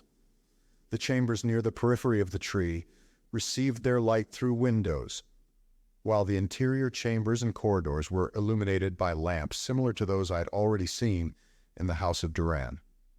Near the foot of the stairway we had descended, we entered a spacious chamber, before the doorway to which stood 2 men armed with spears and swords, and before us, across the chamber, we saw a man seated at a table near a large window. Just inside the doorway we halted, my companions standing in respectful silence until the man at the table looked up and spoke to them. Then they crossed the room, taking me with them, and halted before the table, upon the opposite side of which the man sat facing us. He spoke pleasantly to my companions, calling each by name, and when they replied, they addressed him as Jong. He was a fine-looking man with a strong face and a commanding presence. His attire was similar to that worn by all the other male Venusians I had seen, differing only in that he wore about his head a fillet that supported a circular metal disc in the center of his forehead. He appeared much interested in me and watched me intently while listening to Duran, who, I had no doubt, was narrating the story of my strange and sudden appearance the night before. When Duran had concluded, the man called Jong addressed me. His manner was serious, his tones kindly. Out of courtesy, I replied, though I knew that he could understand me no better than I had understood him. He smiled and shook his head. Then he fell into a discussion with the others. Finally, he struck a metal gong that stood near him on the table. Then he arose and came around the table to where I stood. He examined my clothing carefully, feeling its texture, and apparently discussing the materials and the weave with the others. Then he examined the skin of my hands and face, felt of my hair, and made me open my mouth that he might examine my teeth. I was reminded of the horse market and the slave block. Perhaps, I thought, the latter is more apropos. A man entered now, whom I took to be a servant, and receiving instructions from the man called Jong, departed again, while I continued to be the object of minute investigation. My beard, which was now some 24 hours old, elicited considerable comment. It is not a beautiful beard at any age, being sparse and reddish, for which reason I am careful to shave daily when I have the necessary utensils. I cannot say that I enjoyed this intimate appraisal, but the manner in which it was conducted was so entirely free from any suggestion of intentional rudeness or discourtesy, and my position here was so delicate that my better judgment prevented me from openly resenting the familiarities of the man called Jong. It is well that I did not. Presently, a man entered through a doorway at my right. I assumed that he had been summoned by the servant recently dispatched. As he came forward, I saw that he was much like the others, a handsome man of about 30. There are those who declaim against monotony, but for me there can never be any monotony of beauty, not even if the beautiful things were all identical, which the Venusians I had so far seen were not. All were beautiful, but each in his own way. The man called Jong spoke to the newcomer rapidly for about 5 minutes, evidently narrating all that they knew about me and giving instructions. When he had finished, the other motioned me to follow him, and a few moments later I found myself in another room on the same level. It had 3 large windows and was furnished with several desks, tables, and chairs. Most of the available wall space was taken up by shelves on which reposed what I could only assume to be books, thousands of them. The ensuing 3 weeks were as delightful and interesting as any that I have ever experienced. During this time, Danis, in whose charge I had been placed, taught me the Venusian language and told me much concerning the planet, the people among whom I had fallen, and their history. I found the language easy to master, but I shall not at this time attempt to describe it fully. The alphabet consists of 24 characters, 5 of which represent vowel sounds, and these are the only vowel sounds that the Venusian vocal cords seem able to articulate. The characters of the alphabet all have the same value, there being no capital letters. Their system of punctuation differs from ours and is more practical. For example, before you start to read a sentence, you know whether it is exclamatory, interrogative, a reply to an interrogation, or a simple statement. Characters having values similar to the comma and semicolon are used much as we use these two. They have no colon. Their character that functions as does our period follows each sentence. Their question mark and exclamation point preceding the sentence is the nature of which they determine. A peculiarity of their language that renders it easy to master is the absence of irregular verbs. The verb root is never altered for voice, mode, tense, number, or person, distinctions that are achieved by the use of several simple auxiliary words. While I was learning to speak the language of my hosts, I also learned to read and write it, and I spent many enjoyable hours delving into the large library, of which Danis is the curator, while my tutor was absent attending to his other duties, which are numerous. He is chief physician and surgeon of his country, physician and surgeon to the king, and head of a college of medicine and surgery. One of the first questions that Danis had asked me when I had acquired a working knowledge of his language was where I came from, but when I told him I had come from another world more than 26 million miles from his familiar Amtor, which is the name by which the Venusians know their world, he shook his head skeptically. "There is no life beyond Amtor," he said. "How can there be life where all is fire?" "What is your theory of the—" I started, but I had to stop. There is no Amtorian word for universe. Neither is there any for sun, moon, star, or planet. The gorgeous heavens that we see are never seen by the inhabitants of Venus, obscured as they perpetually are by the 2 great cloud envelopes that surround the planet. I started over again. "What do you believe surrounds Amtor?" I asked. He stepped to a shelf and returned with a large volume, which he opened at a beautifully executed map of Amtor. It showed 3 concentric circles. Between the 2 inner circles lay a circular belt designated as Trabal, which means warm country. Here the boundaries of seas, continents, and islands were traced to the edges of the 2 circles that bounded it, in some places crossing these boundaries, as though marking the spots at which venturesome explorers had dared the perils of an unknown and inhospitable land. "This is trouble," explained Danis, placing a finger upon that portion of the map I have briefly described. It entirely surrounds Strabel, which lies in the center of Amtor. Strabel is extremely hot. Its land is covered with enormous forests and dense undergrowth and is peopled by huge land animals, reptiles, and birds. Its warm seas swarm with monsters of the deep. No man has ventured far into Strabel and lived to return. Beyond Trabel, he continued, placing his finger on the outer band designated as Carbol, cold country, lies Carbol. Here it is as cold as Strabel is hot. There are strange animals there too, and adventurers have returned with tales of fierce human beings clothed in fur. But it is an inhospitable land, into which there is no occasion to venture and which few dare penetrate far, for fear of being precipitated over the rim into the molten sea. "Over what rim?" I asked. He looked at me in astonishment. "I can well believe that you come from another world when you ask me such questions as you do," he remarked. "Do you mean to tell me that you know nothing of the physical structure of Amtor?" "I know nothing of your theory concerning it," I replied. "It is not a theory, it is a fact," he corrected me gently. "In no other way may the various phenomena of nature be explained. Amtor is a huge disk with an upturned rim, like a great saucer. It floats upon a sea of molten metal and rock, a fact that is incontrovertibly proved by the gushing forth of this liquid mass, occasionally from the summits of mountains, when a hole has been burned in the bottom of Amtor. Carbol, the cold country, is a wise provision of nature that tempers the terrific heat that must constantly surge about the outer rim of Amtor. Above Amtor, and entirely surrounding her above the molten sea, is a chaos of fire and flame. From this our clouds protect us. Occasionally there have occurred rifts in the clouds, and at such times the heat from the fires above, when the rifts occurred in the daytime, has been so intense as to wither vegetation and destroy life, while the light that shone through was of blinding intensity. When these rifts occurred at night there was no heat, but we saw the sparks from the fire shining above us. I tried to explain the spherical shape of the planets and that Carbol was only the colder country surrounding one of Amtor's poles, while Strabel, the hot country, lay in the equatorial region.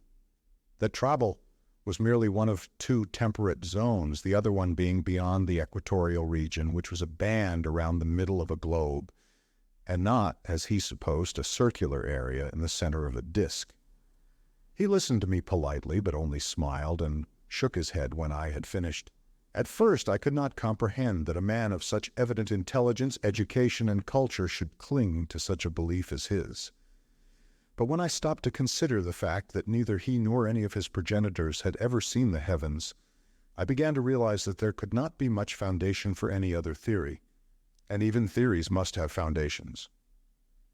I also realized even more than I had before, something of what astronomy has meant to the human race of Earth in the advancement of science and civilization. Could there have been such advancement had the heavens been perpetually hidden from our view? I wonder. But I did not give up. I drew his attention to the fact that, if his theory were correct, the boundary between Trabal and Strabal, the temperate and the equatorial zones, should be much shorter than that separating Trabal from Carbol, the polar region, as was shown on the map, but could not have been proved by actual survey, while my theory would require that the exact opposite be true, which was easily demonstrable and must have been demonstrated if surveys had ever been made, which I judged from the markings on the map to be the case. He admitted that surveys had been made and that they had shown the apparent discrepancy that I had pointed out, but he explained this ingeniously by a purely Amtorian theory of the relativity of distance, which he proceeded to elucidate. "A degree is 1,000th part of the circumference of a circle," he commenced. "This is the Amtorian degree, her savants not having had the advantage of a visible sun to suggest another division of the circumference of a circle as did the Babylonians, who hit upon the 360 as being close enough. And no matter what the length of the circumference, it measures just 1,000 degrees. The circle which separates Strabel from Trabal is necessarily 1,000 degrees in length. You will admit that?" "Certainly," I replied. "Very good. Then will you admit that the circle which separates Trabal from Carbol measures exactly 1,000 degrees? I nodded my assent. Things which equal the same thing equal each other, do they not? Therefore, The inner and outer boundaries of travel are of equal length. And this is true because of the truth of the theory of relativity of distance. The degree is our unit of linear measure. It would be ridiculous to say that the farther one was removed from the center of Amtor, the longer the unit of distance became. It only appears to become longer in relation to the circumference of the circle, and in relation to the distance from the center of Amtor, it is precisely the same. I know, he admitted, that on the map it does not appear to be the same, nor do actual surveys indicate that it is the same. But it must be the same, for if it were not, it is obvious that Amtor would be larger around the closer one approached the center and smallest of all at the perimeter, which is so obviously ridiculous as to require no refutation. This seeming discrepancy caused the ancients considerable perturbation until about 3,000 years ago, when Klüfer, the great scientist, expounded the theory of relativity of distance and demonstrated that the real and apparent measurements of distance could be reconciled by multiplying each by the square root of -1. I saw that argument was useless and said no more. There is no use arguing with a man who can multiply anything by the square root of -1. Chapter 5. The Girl in the Garden. For some time I had been aware that I was in the house of Mintep, the king, and that the country was called Vepaja. Zhang, which I had originally thought to be his name, was his title. It is Amtorian for king. I learned that Duran was of the house of Zar, and that Olthar and Camlot were his sons. Zuro, one of the women I had met there, was attached to Duran. The other also was attached to Olthar. Camlot had no woman. I use the word attached partially because it is a reasonably close translation of the Amtorian word for the connection, and partially because no other word seems exactly to explain the relationship between these men and women. They were not married because the institution of marriage is unknown here. One could not say that they belonged to the men because they were in no sense slaves or servants, nor had they been acquired by purchase or feat of arms. They had come willingly, following a courtship, and they were free to depart whenever they chose, just as the men were free to depart and seek other connections. But, as I was to learn later, these connections are seldom broken, while infidelity is as rare here as it is prevalent on earth. Each day I took exercise on the broad veranda that encircled the tree at the level upon which my apartment was located. At least, I assumed that it encircled the tree, but I did not know, as that portion assigned to me was but 100 feet long, a 15th part of the circumference of the great tree. At each end of my little segment was a fence. The section adjoining mine on the right appeared to be a garden, as it was a mass of flowers and shrubbery growing in soil that must have been brought up from that distant surface of the planet that I had as yet neither set foot upon nor seen. The section on my left extended in front of the quarters of several young officers attached to the household of the king.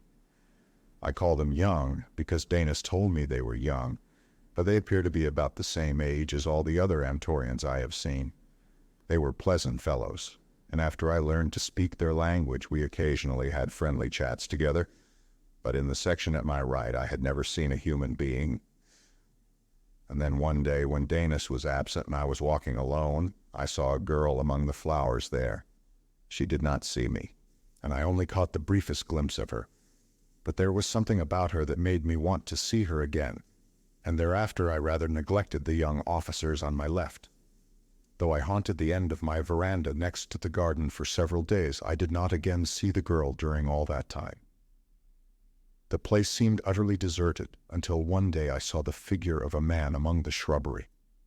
He was moving with great caution, creeping stealthily, and presently behind him I saw another and another, until I had counted 5 of them altogether. They were similar to the Vepajans, yet there was a difference. They appeared coarser, more brutal than any of the men I had as yet seen, and in other ways they were dissimilar to Danis, Duran, Camlot, and my other Venusian acquaintances. There was something menacing and sinister, too, in their silent, stealthy movements. I wondered what they were doing there, and then I thought of the girl, and for some reason the conclusion was forced upon me that the presence of these men here had something to do with her, and that it boded her harm. Just in what way I could not even surmise, knowing so little of the people among whom fate had thrown me, but the impression was quite definite, and it excited me. Perhaps it rather overcame my better judgment, too, if my next act is an index to the matter. Without thought of the consequences and in total ignorance of the identity of the men or the purpose for which they were in the garden, I vaulted the low fence and followed them. I made no noise. They had not seen me originally because I had been hidden from their view by a larger shrub that grew close to the fence that separated the garden from my veranda. It was through the foliage of this shrub that I had observed them, myself unobserved. Moving cautiously but swiftly, I soon overtook the hindmost man and saw that the five were moving toward an open doorway, beyond which, in a richly furnished apartment, I saw the girl who had aroused my curiosity and whose beautiful face had led me into this mad adventure. Almost simultaneously, the girl glanced up and saw the leading man at the doorway. She screamed, and then I knew that I had not come in vain. Instantly, I leaped upon the man in front of me, and as I did so, I gave a great shout, hoping by that means to distract the attention of the other four from the girl to me, and in that I was wholly successful. The other four turned instantly. I had taken my man so completely by surprise that I was able to snatch his sword from its scabbard before he could recover his wits, and as he drew his dagger and struck at me, I ran his own blade through his heart. Then the others were upon me. Their faces were contorted by rage, and I could see that they would give me no quarter. The narrow spaces between the shrubbery reduced the advantage which four men would ordinarily have had over a single antagonist, for they could attack me only singly, but I knew what the outcome must eventually be if help did not reach me, and as my only goal was to keep the men from the girl, I backed slowly toward the fence and my own veranda as I saw that all four of the men were following me. My shout and the girl's scream had attracted attention, and presently I heard men running in the apartment in which I had seen the girl, and her voice directing them toward the garden. I hoped they would come before the fellows had backed me against the wall, where I was confident that I must go down in defeat beneath four swords wielded by men more accustomed to them than I. I thanked the good fortune, however, that had led me to take up fencing seriously in Germany, for it was helping me now, though I could not long hold out against these men with the Venusian sword, which was a new weapon to me. I had reached the fence at last and was fighting with my back toward it. The fellow facing me was cutting viciously at me. I could hear the men coming from the apartment. Could I hold out? Then my opponent swung a terrific cut at my head, and instead of parrying it, I leaped to one side and simultaneously stepped in and cut at him. His own swing had carried him off balance, and of course, his guard was down. My blade cut deep into his neck, severing his jugular. From behind him, another man was rushing upon me. Relief was coming. The girl was safe. I could accomplish no more by remaining there and being cut to pieces, a fate I had only narrowly averted in the past few seconds.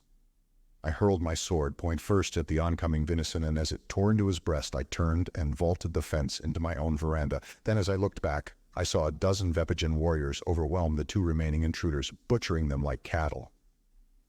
There was no shouting and no sound other than the brief clash of swords, as the two sought desperately but futilely to defend themselves. The Vepigans spoke no word. They seemed shocked and terrified, though their terror had most certainly not been the result of any fear of their late antagonists. There was something else which I did not understand, something mysterious in their manner, their silence, and their actions immediately following the encounter. Quickly they seized the bodies of the 5 strange warriors that had been killed and carrying them to the outer garden wall, hurled them over into that bottomless abyss of the forest, the terrific depths of which my eyes had never been able to plumb. Then in equal silence, they departed from the garden by the same path by which they had entered it. I realized that they had not seen me, and I knew that the girl had not.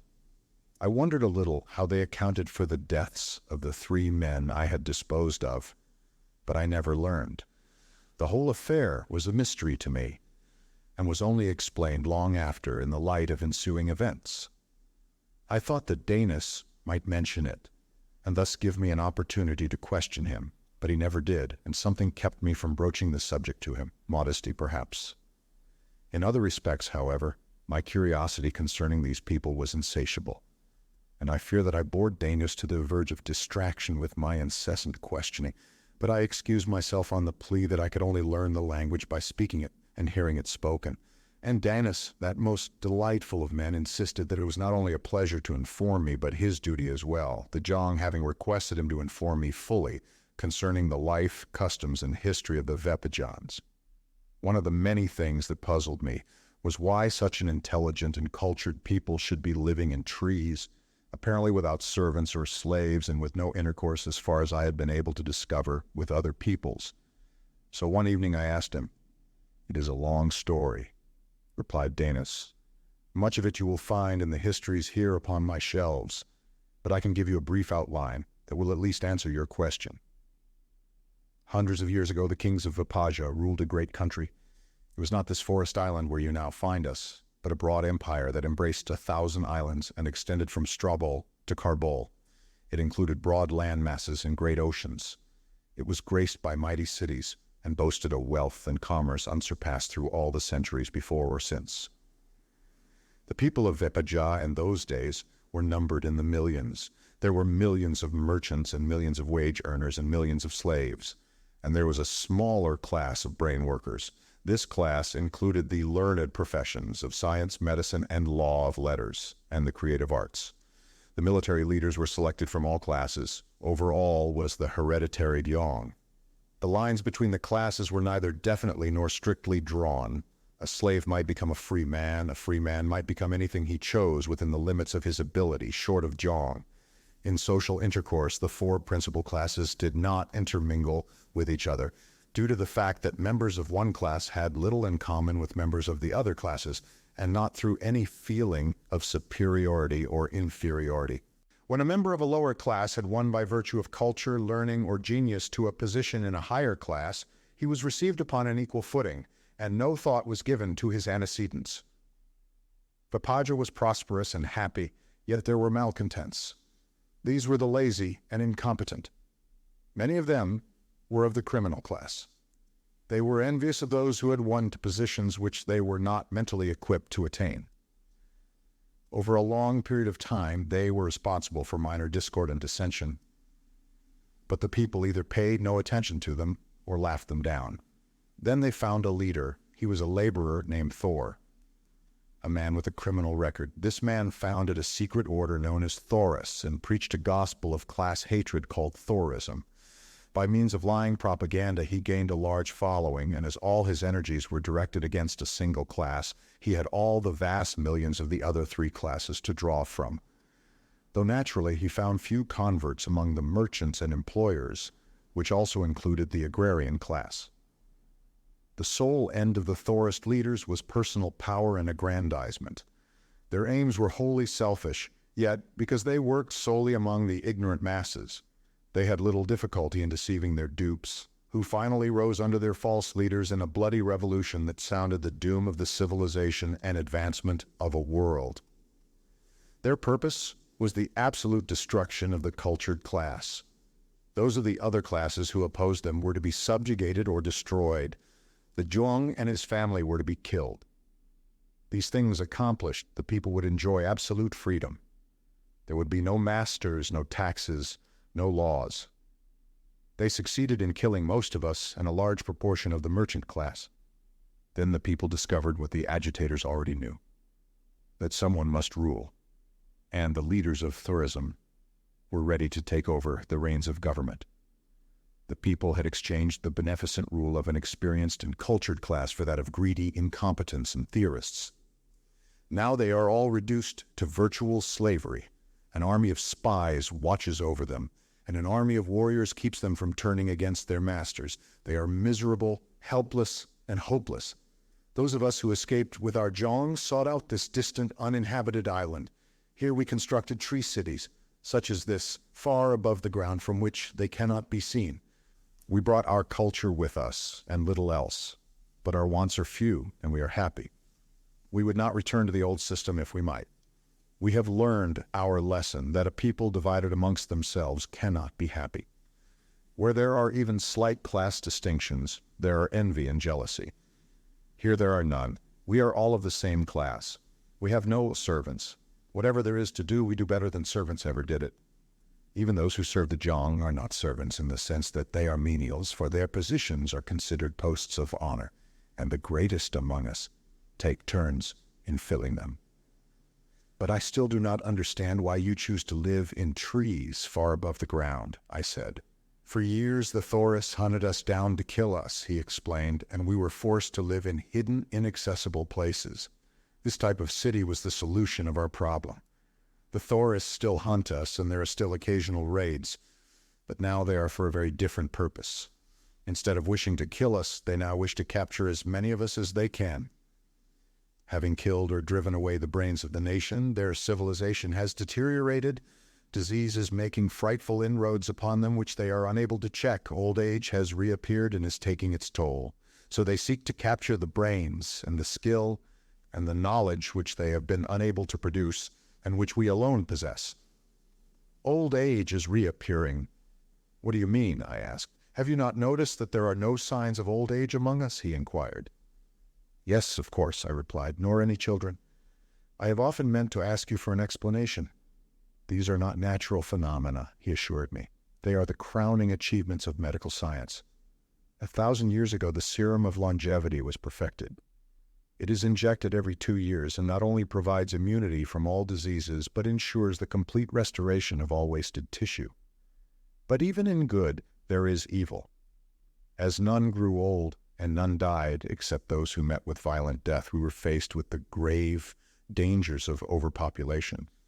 To combat this, birth control became obligatory.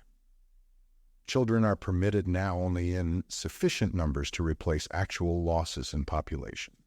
If a member of a house is killed, a woman of that house is permitted to bear a child if she can. But after generations of childlessness, there is a constantly decreasing number of women who are capable of bearing children. This situation we have met by anticipating it. Statistics compiled over a period of 1,000 years indicate the average death rate expectancy per 1,000 people. They have also demonstrated that only 50% of our women are capable of bearing children. Therefore, 50% of the required children are permitted yearly to those who wish them, in the order in which their applications are filed. I have not seen a child since I arrived in Amtor, I told him. There are children here, he replied, but of course not many. And no old people, I mused. Could you administer that serum to me, Danis? He smiled. With Mintep's permission, which I imagine will not be difficult to obtain. Come, he added, I'll take some blood tests now, to determine the type and attenuation of serum best adapted to your requirements. He motioned me into his laboratory. When he had completed the tests, which he accomplished with ease and rapidity, he was shocked by the variety and nature of malignant bacteria they revealed. You are a menace to the continued existence of human life on Amtor, he exclaimed with a laugh. I am considered a very healthy man in my own world, I assured him. How old are you? He asked. 27. You would not be so healthy 200 years from now if all those bacteria were permitted to have their way with you. How old might I live to be if they were eradicated? I asked. He shrugged. We do not know. The serum was perfected 1,000 years ago. There are people among us today who were of the first to receive injections. I am over 500 years old. Mintep is 700. We believe that, barring accidents, we shall live forever, but of course we do not know. Theoretically, we should. He was called away at this juncture, and I went out on the veranda to take my exercise, of which I have found that I require a great deal, having always been athletically inclined. Swimming, boxing, and wrestling had strengthened and developed my muscles since I had returned to America with my mother when I was 11, and I became interested in fencing while I was traveling in Europe after she died. During my college days, I was amateur middleweight boxer of California, and I captured several medals for distance swimming, so the enforced inactivity of the past 2 months had galled me considerably. Toward the end of my college days, I had grown into the heavyweight class, but that had been due to an increase of healthy bone and sinew. Now I was at least 20 pounds heavier, and that 20 pounds was all fat. On my 100 feet of veranda, I did the best I could to reduce. I ran miles, I shadow boxed, I skipped rope, and I spent hours with the old 17 setting up exercises of drill regulations. Today I was shadow boxing near the right end of my veranda when I suddenly discovered the girl in the garden observing me. As our eyes met, I halted in my tracks and smiled at her. A frightened look came into her eyes, and she turned and fled. I wondered why. Puzzled, I walked slowly back toward my apartment, my exercises forgotten. This time I had seen the girl's full face, looked her squarely in the eyes, and I had been absolutely dumbfounded by her beauty. Every man and woman I had seen since I had come to Venus had been beautiful. I had come to expect that. But I had not expected to see in this or any other world such indescribable perfection of coloring and features, combined with character and intelligence, as that which I had just seen in the garden beyond my little fence. But why had she run away when I smiled? Possibly she had run away merely because she had been discovered watching me, for, after all, human nature is about the same everywhere. Even 26 million miles from Earth, there are human beings like ourselves and a girl, with quite human curiosity, who runs away when she is discovered. I wondered if she resembled earthly girls in other respects, but she seemed too beautiful to be just like anything on earth or in heaven. Was she young or old? Suppose she were 700 years old. I went to my apartment and prepared to bathe and change my loincloth. I had long since adopted the apparel of Amtor. As I glanced in a mirror that hangs in my bathroom, I suddenly understood why the girl may have looked frightened and run away: my beard. It was nearly a month old now, and might easily have frightened anyone who had never before seen a beard. When Danis returned, I asked him what I could do about it. He stepped into another room and returned with a bottle of salve. "Rub this into the roots of the hair on your face," he directed. "But be careful not to get it on your eyebrows, lashes, or the hair on your head. Leave it there a minute and then wash your face." I stepped into my bathroom and opened the jar. Its contents looked like Vaseline and smelled like the devil, but I rubbed it into the roots of my beard as Danis had directed. When I washed my face a moment later, my beard came off, leaving my face smooth and hairless. I hurried back to the room where I had left Danis. "You're quite handsome after all," he remarked. "Do all the people of this fabulous world of which you have told me have hair growing on their faces?" "Nearly all," I replied, "but in my country the majority of men keep it shaved off." "I should think the women would be the ones to shave," he commented. "A woman with hair on her face would be quite repulsive to an Amtorian." "But our women do not have hair on their faces," I assured him, "and the men do. A fabulous world indeed. But if Amtorians do not grow beards, what was the need of this salve that you gave me?" I asked. "It was perfected as an aid to surgery," he explained. "In treating scalp wounds and in craniectomies, it is necessary to remove the hair from about the wound. This unguent serves the purpose better than shaving, and also retards the growth of new hair for a longer time." "But the hair will grow out again?" I asked. "Yes, if you do not apply the unguent too frequently," he replied. "How frequently?" I demanded. "Use it every day for 6 days, and the hair will never again grow on your face." We used to use it on the heads of confirmed criminals. Whenever one saw a bald-headed man or a man wearing a wig, he watched his valuables. "In my country, when one sees a bald-headed man," I said, "he watches his girls. And that reminds me, I have seen a beautiful girl in a garden just to the right of us here." "Who is she?" "She is one whom you are not supposed to see," he replied. "Were I you, I should not again mention the fact that you have seen her. Did she see you?" "She saw me," I replied. "What did she do?" His tone was serious. "She appeared frightened and ran." "Perhaps you had best keep away from that end of the veranda," he suggested. There was that in his manner which precluded questions, and I did not pursue the subject further. Here was a mystery, the first suggestion of mystery that I had encountered in the life of Vepajah, and naturally it piqued my curiosity. Why should I not look at the girl? I had looked at other women without incurring displeasure. Was it only this particular girl upon whom I must not look? Or were there other girls equally sacrosanct? It occurred to me that she might be a priestess of some holy order, but I was forced to discard that theory because of my belief that these people had no religion, at least none that I could discover in my talks with Danis. I had attempted to describe some of our earthly religious beliefs to him, but he simply could not perceive either their purpose or meaning any more than he could visualize the solar system of the universe. Having once seen the girl, I was anxious to see her again. And now that the thing was prescribed, I was infinitely more desirous than ever to look upon her divine loveliness and to speak with her. I had not promised Danis that I would heed his suggestions, for I was determined to ignore them should the opportunity arise.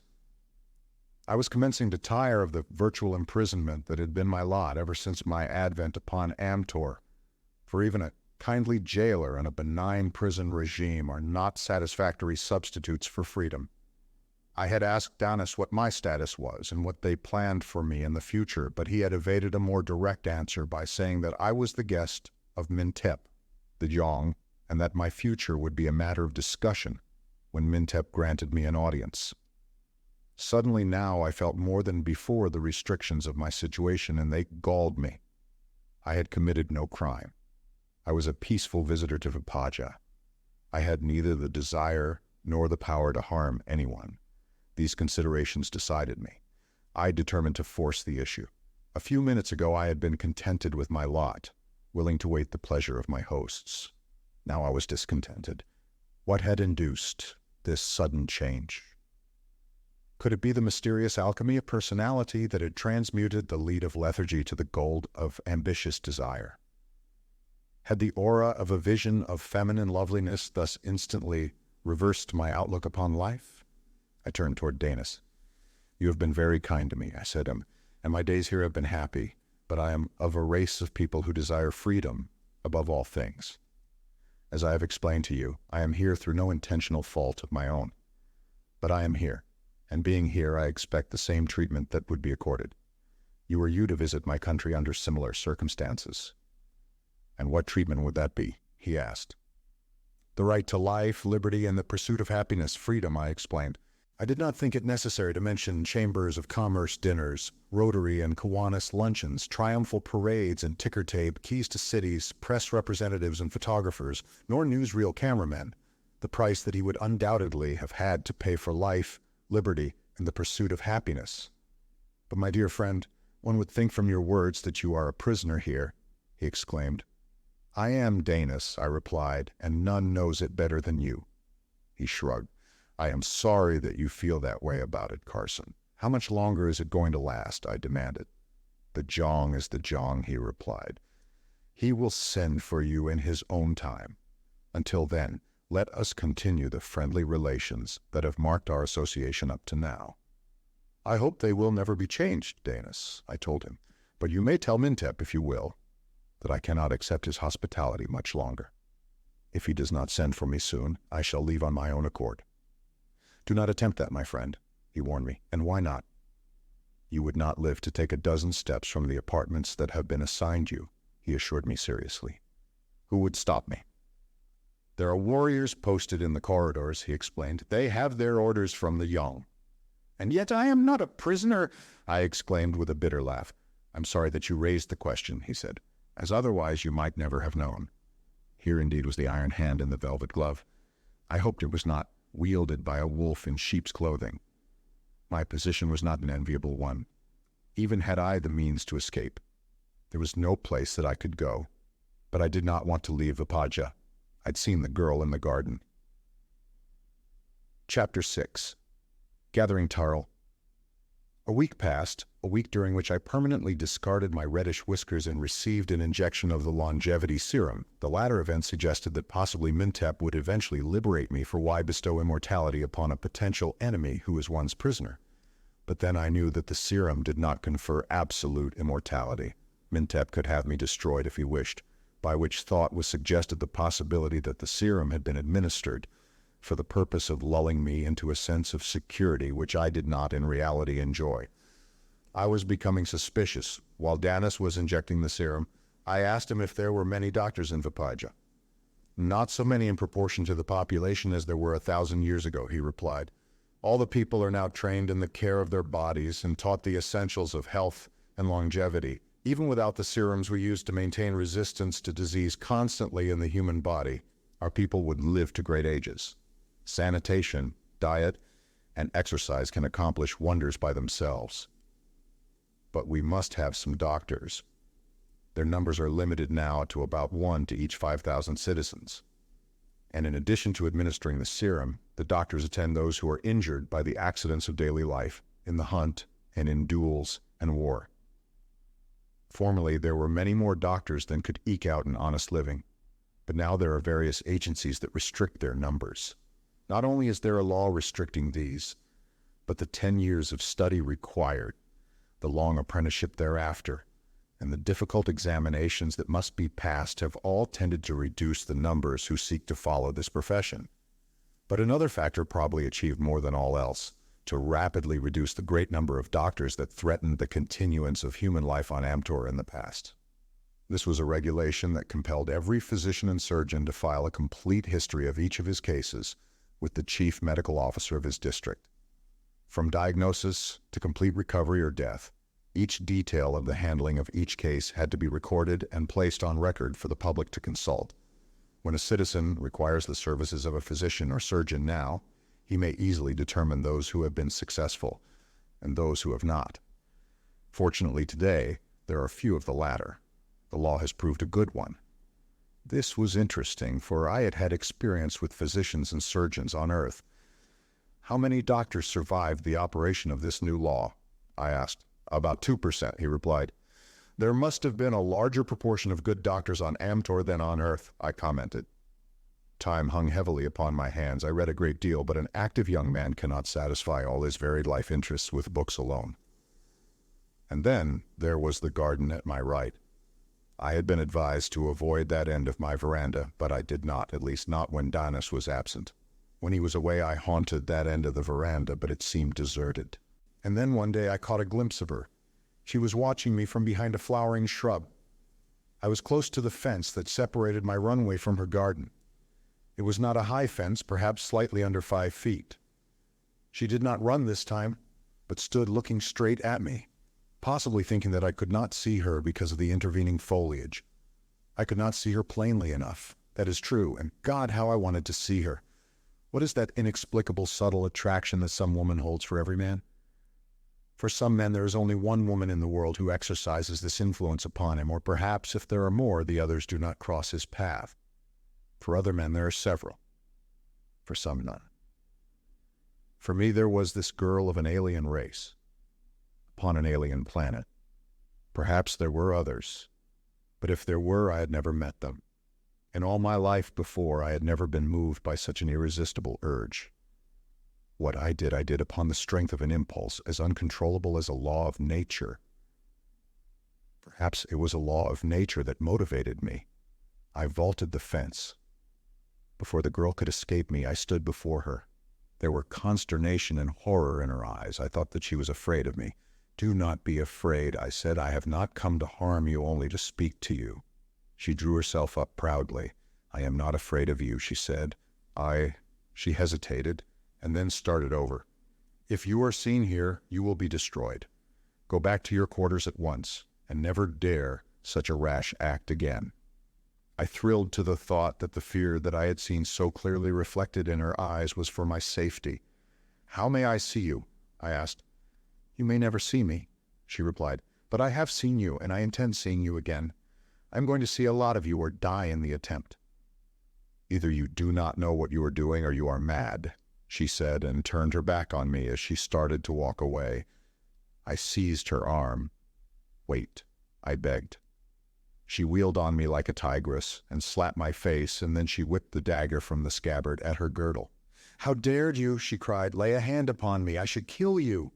"Why don't you?" I asked. "I loathe you," she said, and it sounded as though she meant it. "I love you," I replied, and I knew that I spoke the truth. At that declaration, her eyes did indeed reflect horror. She wheeled then so quickly that I could not stop her, and was gone. I stood for a moment debating whether I should follow her or not, and then a modicum of reason intervened to save me from such an asininity. An instant later, I had vaulted the fence again. I did not know whether anyone had seen me or not, and I did not care. When Danis returned a short time later, he told me that Mintep had sent him for me. I wondered if the summons was in any way related to my adventure in the garden at the right, but I did not inquire. If it were, I should know in due time. The attitude of Danis was unchanged, but that no longer reassured me. I was beginning to suspect that the Amtorians were masters of dissimulation. 2 young officers from the quarters adjoining mine accompanied us to the chamber where the Yong was to question me. Whether or not they were acting as an escort to prevent my escape, I could not tell. They chatted pleasantly with me during the short walk along the corridor and up the staircase to the level above. But then the guards usually chat pleasantly with the condemned man if he feels like chatting. They accompanied me into the room where the Jong sat. This time he was not alone. There were a number of men gathered about him, and among these I recognized Duran, Ulthar, and Camelot. For some reason the assemblage reminded me of a grand jury, and I could not help but wonder if they were going to return a true bill. I bowed to the Yong, who greeted me quite pleasantly enough, and smiled and nodded to the three men in whose home I had spent my first night on Venus. Mintep looked me over in silence for a moment or two. When he had seen me before, I had been dressed in my earthly clothes. Now I was garbed or ungarbed like a Vepajan. "Your skin is not as light in color as I thought it," he commented. "Exposure to light on the veranda has darkened it," I replied. I could not say sunlight, because they have no word for sun, of the existence of which they do not dream. However, such was the case. The ultraviolet rays of sunlight having penetrated the cloud envelope surrounding the planet and tanned my body quite as effectively as would exposure to the direct rays of the sun have done. "You have been quite happy here, I trust," he said. "I have been treated with kindness and consideration," I replied, "and have been quite as happy as any prisoner could reasonably be expected to be." The shadow of a smile touched his lips. "You are candid," he commented. "Candor is a characteristic of the country from which I come," I replied. "However, I do not like the word prisoner," he said. "Neither do I, Jong. But I like the truth. I have been a prisoner, and I have been awaiting this opportunity to ask you why I am a prisoner and to demand my freedom." He raised his eyebrows, then he smiled quite openly. "I think that I'm going to like you," he said. "You are honest and you are courageous, or I am no judge of men." I inclined my head in acknowledgment of the compliment. I had not expected that he would receive my blunt demand in a spirit of such generous understanding. But I was not entirely relieved, for experience had taught me that these people could be very suave while being most uncompromising. "There are some things that I wish to tell you, and some questions that I wish to ask you," he continued. "We are still beset by our enemies, who yet send occasional raiding parties against us, who upon numerous occasions have sought to introduce their spies among us. We have three things that they require if they are not to suffer extinction: scientific knowledge, and the brains and experience to apply it. Therefore they go to any lengths to abduct our men, whom they purpose holding in slavery, and forcing to apply the knowledge that they themselves do not have. They also abduct our women in the hope of breeding children of greater mentality than those which are now born to them. The story that you told of crossing millions of miles of space from another world is of course preposterous and naturally aroused our suspicions. We saw in you another Thorist spy, cleverly disguised. For this reason you have been under the careful and intelligent observation of Danis for many days. He reports that there is no doubt but that you were totally ignorant of the Amtorian language when you came among us, and as this is the only language spoken by any of the known races of the world, we have come to the conclusion that your story may be in part true. The fact that your skin, hair, and eyes differ in color from those of any known race is further substantiation of this conclusion. Therefore, we are willing to admit that you are not a Thorist, but the questions remain: who are you, and from whence came you? "I have told only the truth," I replied. "I have nothing to add other than to suggest that you carefully consider the fact that the cloud masses surrounding Amtor completely obscure your view, and therefore your knowledge of what lies beyond." He shook his head. "Let us not discuss it. It is useless to attempt to overthrow the accumulated scientific research and knowledge of thousands of years. We are willing to accept you as of another race, perhaps, as was suggested by the clothing you wore upon your arrival from cold and dreary Karbol. You are free to come and go as you please. If you remain, you must abide by the laws and customs of Vepaja, and you must become self-supporting. What can you do?" "I doubt that I can compete with Vepajans at their own trades or professions," I admitted, "but I can learn something if I am given time." "Perhaps we can find someone who will undertake your training," said the Jong, "and in the meantime you may remain in my house, assisting Danis." "We will take him into our house and train him," spoke up Duran, "if he cares to help us collect tarell and hunt. Tarell is the strong, silky fiber from which their cloth and cordage are made." I imagined that collecting it would be tame and monotonous work, but the idea of hunting appealed to me. In no event, however, could I ignore Duran's well-meant invitation, as I did not wish to offend him. And furthermore, anything would be acceptable that would provide the means whereby I might become self-supporting. I therefore accepted his offer, and the audience being concluded, I bid goodbye to Danis, who invited me to visit him often, and withdrew with Duran, Ulthar, and Camelot. As no mention had been made of the subject, I concluded that no one had witnessed my encounter with the girl in the garden, who was still uppermost in my thoughts, and the principal cause of my regret that I was to leave the house of the Jong. Once more I was established in the house of Duran, but this time in a larger and more comfortable room. Camelot took charge of me. He was the younger of the brothers, a quiet, reserved man, with the muscular development of a trained athlete. After he had shown me my room, he took me to another apartment, a miniature armory, in which were many spears, swords, daggers, bows, shields, and almost countless arrows. Before a window was a long bench with racks in which were tools of various descriptions. Above the bench were shelves upon which were stacked the raw materials for the manufacture of bows, arrows, and spear shafts. Near the bench were a forge and anvil, and there were sheets and rods and ingots of metal stored nearby. "Have you ever used a sword?" he asked as he selected one for me. "Yes, but for exercise only," I replied. "In my country we have perfected weapons that render a sword useless in combat." He asked me about these weapons, and was much interested in my description of earthly firearms. "We have a similar weapon on Amtor," he said. "We of Vipaja do not possess them because the sole supply of the material with which they are charged lies in the heart of the Thorist country. When the weapons are made, they are charged with an element that emits a ray of extremely short wavelength that is destructive of animal tissue, but the element only emits these rays when exposed to the radiation of another rare element. There are several metals that are impervious to these rays. Those shields that you see hanging on the walls, the ones that are metal covered, are ample protection from them. A small shutter of similar metal is used in the weapon to separate the two elements. When this shutter is raised and one element is exposed to the emanations of the other, the destructive R ray is released and passes along the bore of the weapon toward the target at which the latter has been aimed. My people invented and perfected this weapon," he added ruefully. "And now it has been turned against us, but we get along very well with what we have as long as we remain in our trees. In addition to a sword and dagger, you will need a bow, arrows, and a spear." And as he enumerated them, he selected the various articles for me, the last of which was really a short, heavy javelin. A swiveled ring was attached to the end of the shaft of this weapon, and attached to the ring was a long, slender cord with a hand loop at its extremity.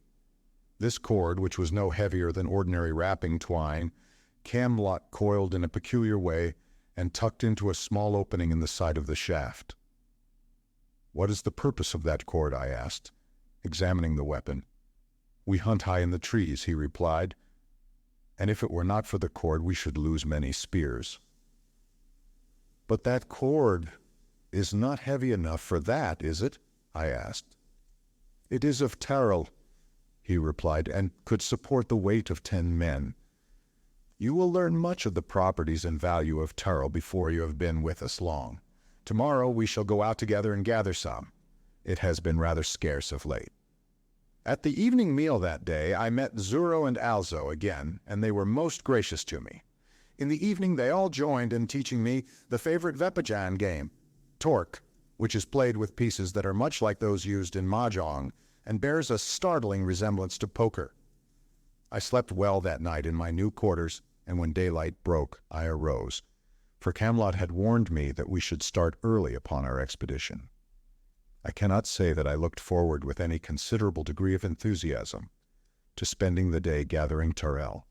The climate of Vipaja is warm and sultry, and I pictured the adventure as being about as monotonous and disagreeable as picking cotton in Imperial Valley. After a light breakfast, which I helped Camelot to prepare, he told me to get my weapons. "You should always wear your sword and dagger," he added. "Even in the house?" I asked. "Always. Wherever you are," he replied. "It is not only a custom, but it is the law. We never know when we may be called upon to defend ourselves, our houses, or our dong." "Those are all that I need bring, I suppose," I remarked as I was leaving the room. "Bring your spear, of course.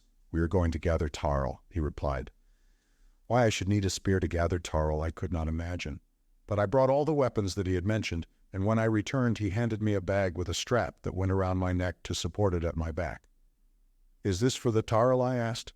He replied that it was. "You do not expect to gather much," I remarked. "We may not get any," he replied. "If we get a bagful between us, we may do some tall boasting when we return." I said no more, thinking it best to learn by experience rather than to be continually revealing my lamentable ignorance. If tarl were as scarce as his statement suggested, I should not have much picking to do, and that suited me perfectly.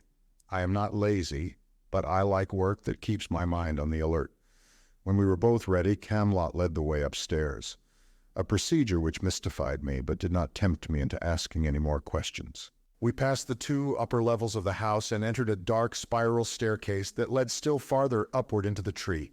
We ascended this for about 15 feet when Camlot halted and I heard him fumbling with something above me. Presently the shaft was bathed with light, which I saw came through a small circular opening that had been closed with a stout door. Through this opening Camlot crawled, and I followed him to find myself on a limb of the tree. My companion closed and locked the door using a small key. I now saw that the door was covered on the outside with bark, so that when it was closed it would have been difficult for anyone to have detected it. With almost monkey-like agility, Camlot ascended, while I, resembling anything but a monkey in this respect, followed, thankful for the lesser gravitational pull of Venus, however little less than that of Earth it might be, for I am not naturally arboreal.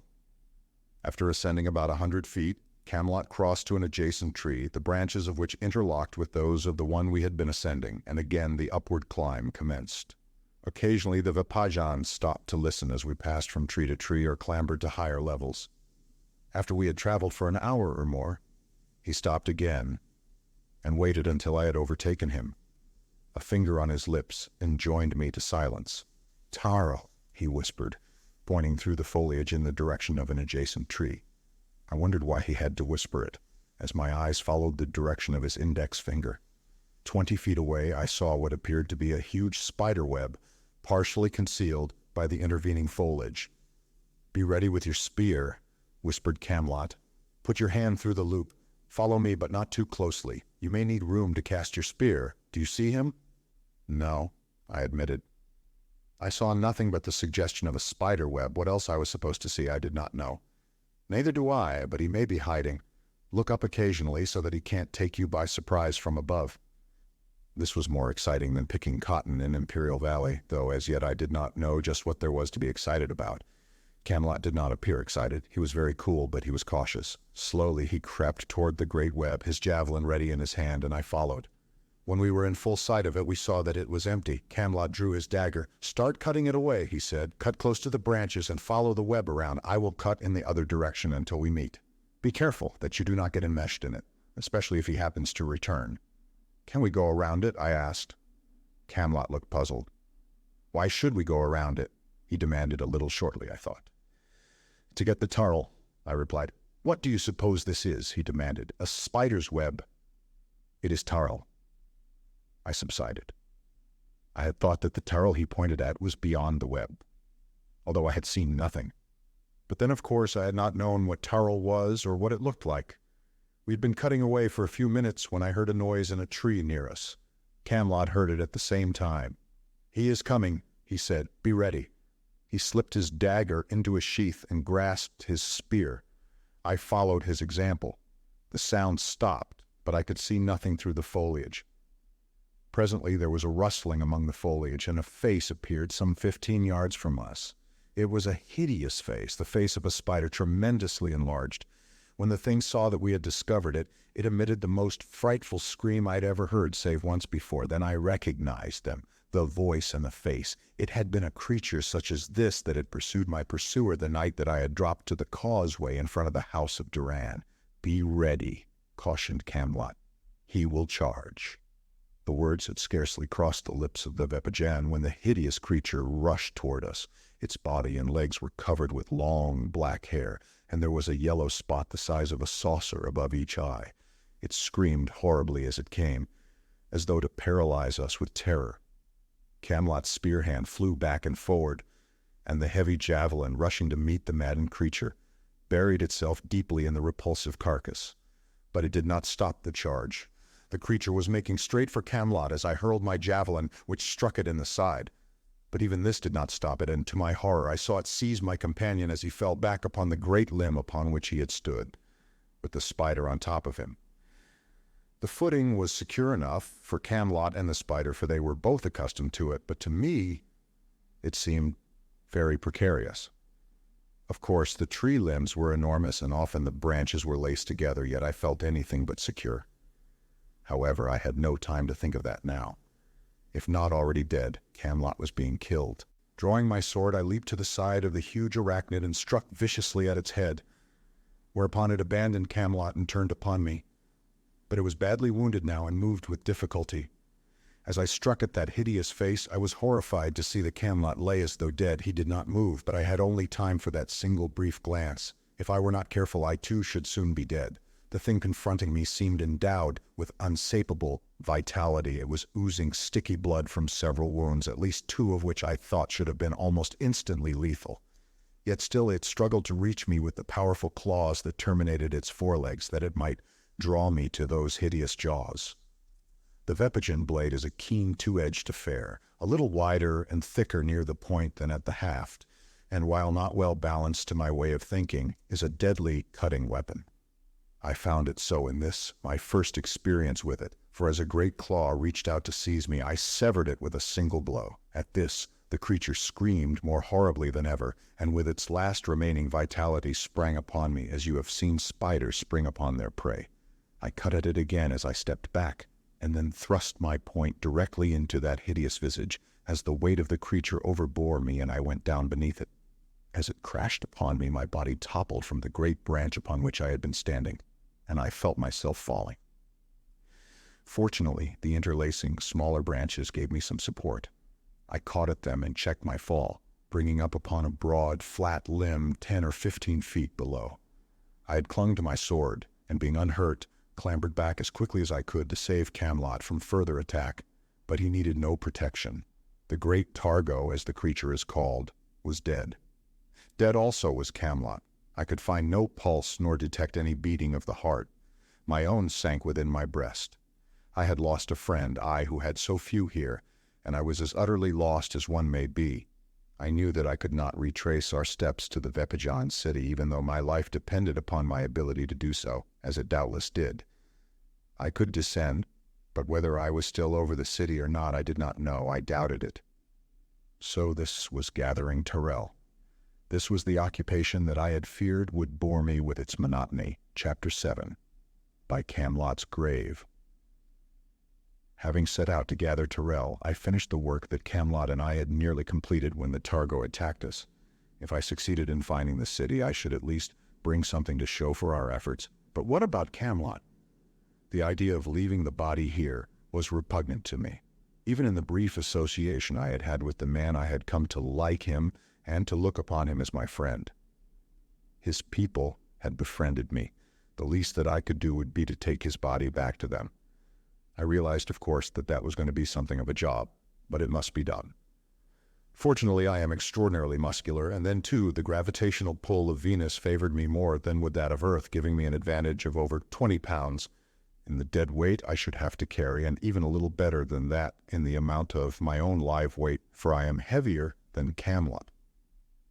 With less difficulty than I had anticipated, I succeeded in getting Camelot's body onto my back and trussed there with the cord attached to his javelin. I had previously strapped his weapons to him with strands of the tarl that half filled my bag, for, being unfamiliar with all the customs of the country, I did not know precisely what would be expected of me in an emergency of this nature and preferred to be on the safe side. The experiences of the next 10 or 12 hours are a nightmare that I should like to forget. Contact with the dead and naked body of my companion was sufficiently gruesome, but the sense of utter bewilderment and futility in this strange world was even more depressing. As the hours passed, during which I constantly descended except for brief rests, the weight of the corpse seemed to increase. In life, Camelot would have weighed about 180 pounds on Earth, nearly 160 on Venus. But by the time darkness enveloped the gloomy forest, I could have sworn that he weighed a ton. So fatigued was I that I had to move very slowly, testing each new hand and foothold before trusting my tired muscles to support the burden they were carrying, for a weak hold or a misstep would have plunged me into eternity. Death was ever at my elbow. It seemed to me that I descended thousands of feet, and yet I had seen no sign of the city. Several times I heard creatures moving through the trees at a distance, and twice I heard the hideous scream of a targo. Should one of these monstrous spiders attack me? Well, I tried not to think about that. Instead, I tried to occupy my mind with recollections of my earthly friends. I visualized my childhood days in India as I studied under old Chankabi. I thought of dear old Jimmy Welsh, and I recalled a bevy of girls I had liked and with some of whom I had almost been serious. These recalled the gorgeous girl in the Garden of the Jong, and the visions of the others faded into oblivion. Who was she? What strange interdiction had forbidden her to see or to speak with me? She had said that she loathed me, but she had heard me tell her that I loved her. That sounded rather silly now that I gave it thought. How could I love a girl the first instant that I laid eyes upon her, a girl concerning whom I knew absolutely nothing, neither her age nor her name? It was preposterous, yet I knew that it was true. I loved the nameless beauty of the little garden. Perhaps my preoccupation with these thoughts made me careless. I do not know, but my mind was filled with them when my foot slipped a little after night had fallen. I grasped for support, but the combined weights of myself and the corpse tore my hands loose, and with my dead companion I plunged downward into the darkness. I felt death's cold breath upon my cheek. We did not fall far, being brought up suddenly by something soft that gave to our combined weights, then bounced up again, vibrating like a safety net such as we have all seen used by aerial performers. In the faint but all-pervading light of the Amtorian night, I could see what I had already guessed. I had fallen into the web of one of Amtor's ferocious spiders. I tried to crawl to an edge where I might seize hold of a branch and drag myself free, but each move but entangled me the more. The situation was horrible enough, but a moment later became infinitely worse, as, glancing about me, I saw at the far edge of the web the huge, repulsive body of a targo. I drew my sword and hacked at the entangling meshes of the web as the fierce arachnid crept slowly toward me. I recall wondering if a fly entangled in a spider's web suffered the hopelessness and the mental anguish that seized me as I realized the futility of my puny efforts to escape this lethal trap and the ferocious monster advancing to devour me. But at least I had some advantages that no fly enjoys. I had my sword and a reasoning brain. I was not so entirely helpless as the poor fly. The targo crept closer and closer. It uttered no sound. I presumed that it was satisfied that I could not escape and saw no reason why it should seek to paralyze me with fright. From a distance of about 10 feet it charged, moving with incredible swiftness upon its 8 hairy legs. I met it with the point of my sword. There was no skill in my thrust. It was just pure luck that my point penetrated the creature's tiny brain. When it collapsed lifeless beside me, I could scarcely believe the testimony of my eyes. I was saved. Instantly I fell to work severing the strands of terrell that enmeshed me, and in 4 or 5 minutes I was free and had lowered myself to a branch below. My heart was still pounding rapidly, and I was weak from exhaustion. For a quarter of an hour I remained resting, then I continued the seemingly endless descent out of this hideous forest. What other dangers confronted me I could not guess. I knew that there were other creatures in this gigantic wood. Those powerful webs, capable of sustaining the weight of an ox, had not been built for man alone.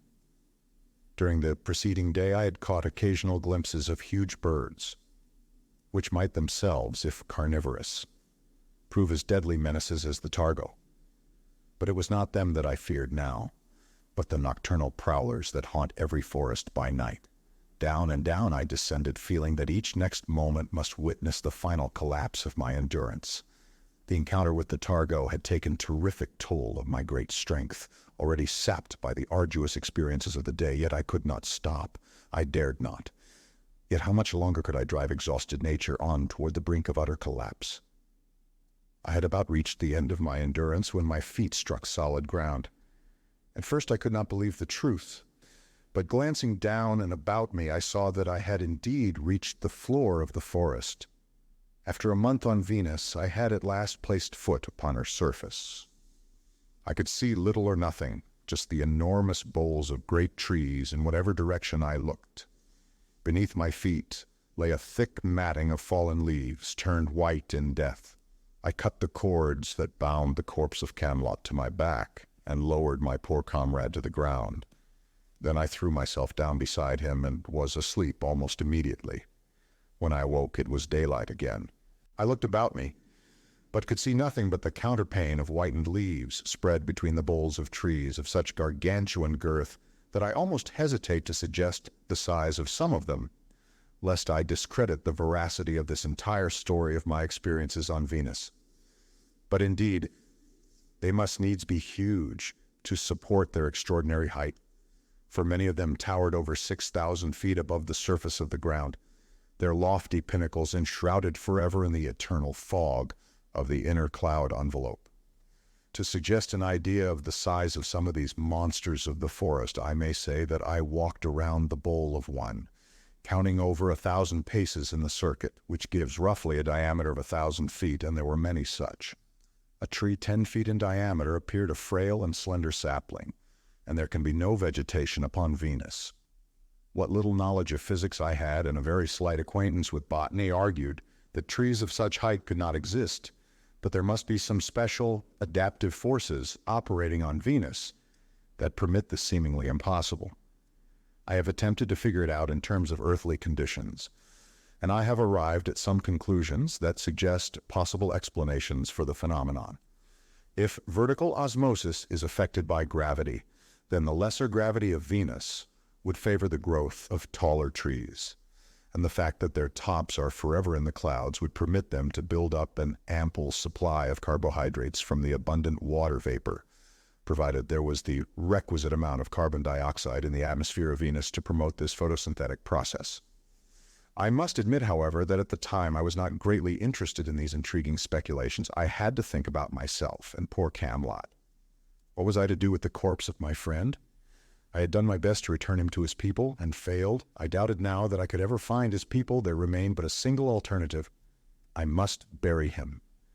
This decided, I started to scrape away the leaves beside him that I might reach the ground beneath and dig a grave. There were about 1 foot of leaves and leaf mold, and below that a soft, rich soil, which I loosened easily with the point of my spear and scooped out with my hands. It did not take me long to excavate a nice grave. It was 6 feet long, 2 feet wide, and 3 feet deep. I gathered some freshly fallen leaves and carpeted its bottom with them, and then I gathered some more to place around and over Camelot after I had lowered him to his final resting place. While I worked, I tried to recall the service for the dead. I wanted Camelot to have as decent and orderly a burial as I could contrive. I wondered what God would think about it, but I had no doubt but that he would receive this first Amtorian soul to be launched into the unknown with a Christian burial and welcome him with open arms. As I stooped and put my arms about the corpse to lower it into the grave, I was astounded to discover that it was quite warm. This put an entirely new aspect on the matter. A man dead for 18 hours should be cold. Could it be that Camelot was not dead? I pressed an ear to his chest. Faintly I heard the beating of his heart. Never before had I experienced such an access of relief and joy. I felt as one reborn to new youth, to new hopes, to new aspirations. I had not realized until that instant the depth of my loneliness. But why was Camelot not dead? And how was I to resuscitate him? I felt that I should understand the former before I attempted the latter. I examined the wound again. There were 2 deep gashes on his chest just below the presternum. They had bled but little, and they were discolored, as I now noticed, by a greenish tint. It was this, meaningless though it may be, that suggested an explanation of Camelot's condition. Something about that greenish tint suggested poison to my mind, and at once I recalled that there were varieties of spiders that paralyzed their victims by injecting a poison into them that preserved them in a state of suspended animation until they were ready to devour them. The targo had paralyzed Camelot. My first thought was to stimulate circulation and respiration, and to this end I alternately massaged his body and applied the first aid measures adapted to the resuscitation of the drowned. Which of these accomplished the result I do not know. Perhaps each helped a little. But at any rate, I was rewarded after a long period of effort with evidences of returning animation. Camelot sighed, and his eyelids fluttered. After another considerable period, during which I nearly exhausted myself, he opened his eyes and looked at me. At first his gaze was expressionless, and I thought that perhaps his mind had been affected by the poison. Then a puzzled, questioning look entered his eyes, and eventually recognition. I was witnessing a resurrection. What happened? He asked in a whisper, and then, oh yes, I recall, the Targo got me. He sat up with my assistance and looked around. Where are we? He demanded. On the ground, I replied, but where on the ground I do not know. You saved me from the Targo, he said. Did you kill it? But you must have, or you never could have gotten me away from it. Tell me about it. Briefly, I told him. I tried to get you back to the city, but I became lost and missed it. I have no idea where it lies. What is this? He asked, glancing at the excavation beside him. Your grave, I replied. I thought that you were dead. And you carried a corpse half a day and half a night, but why? I do not know all the customs of your people, I replied, but your family has been kind to me, and the least that I could do was to bring your body back to them, nor could I leave a friend up there to be devoured by birds and beasts. I shall not forget, he said quietly. He tried to rise then, but I had to assist him. I shall be all right presently, he assured me, after I have exercised a little. The effects of the Targo's poison wear off in about 24 hours, even without treatment.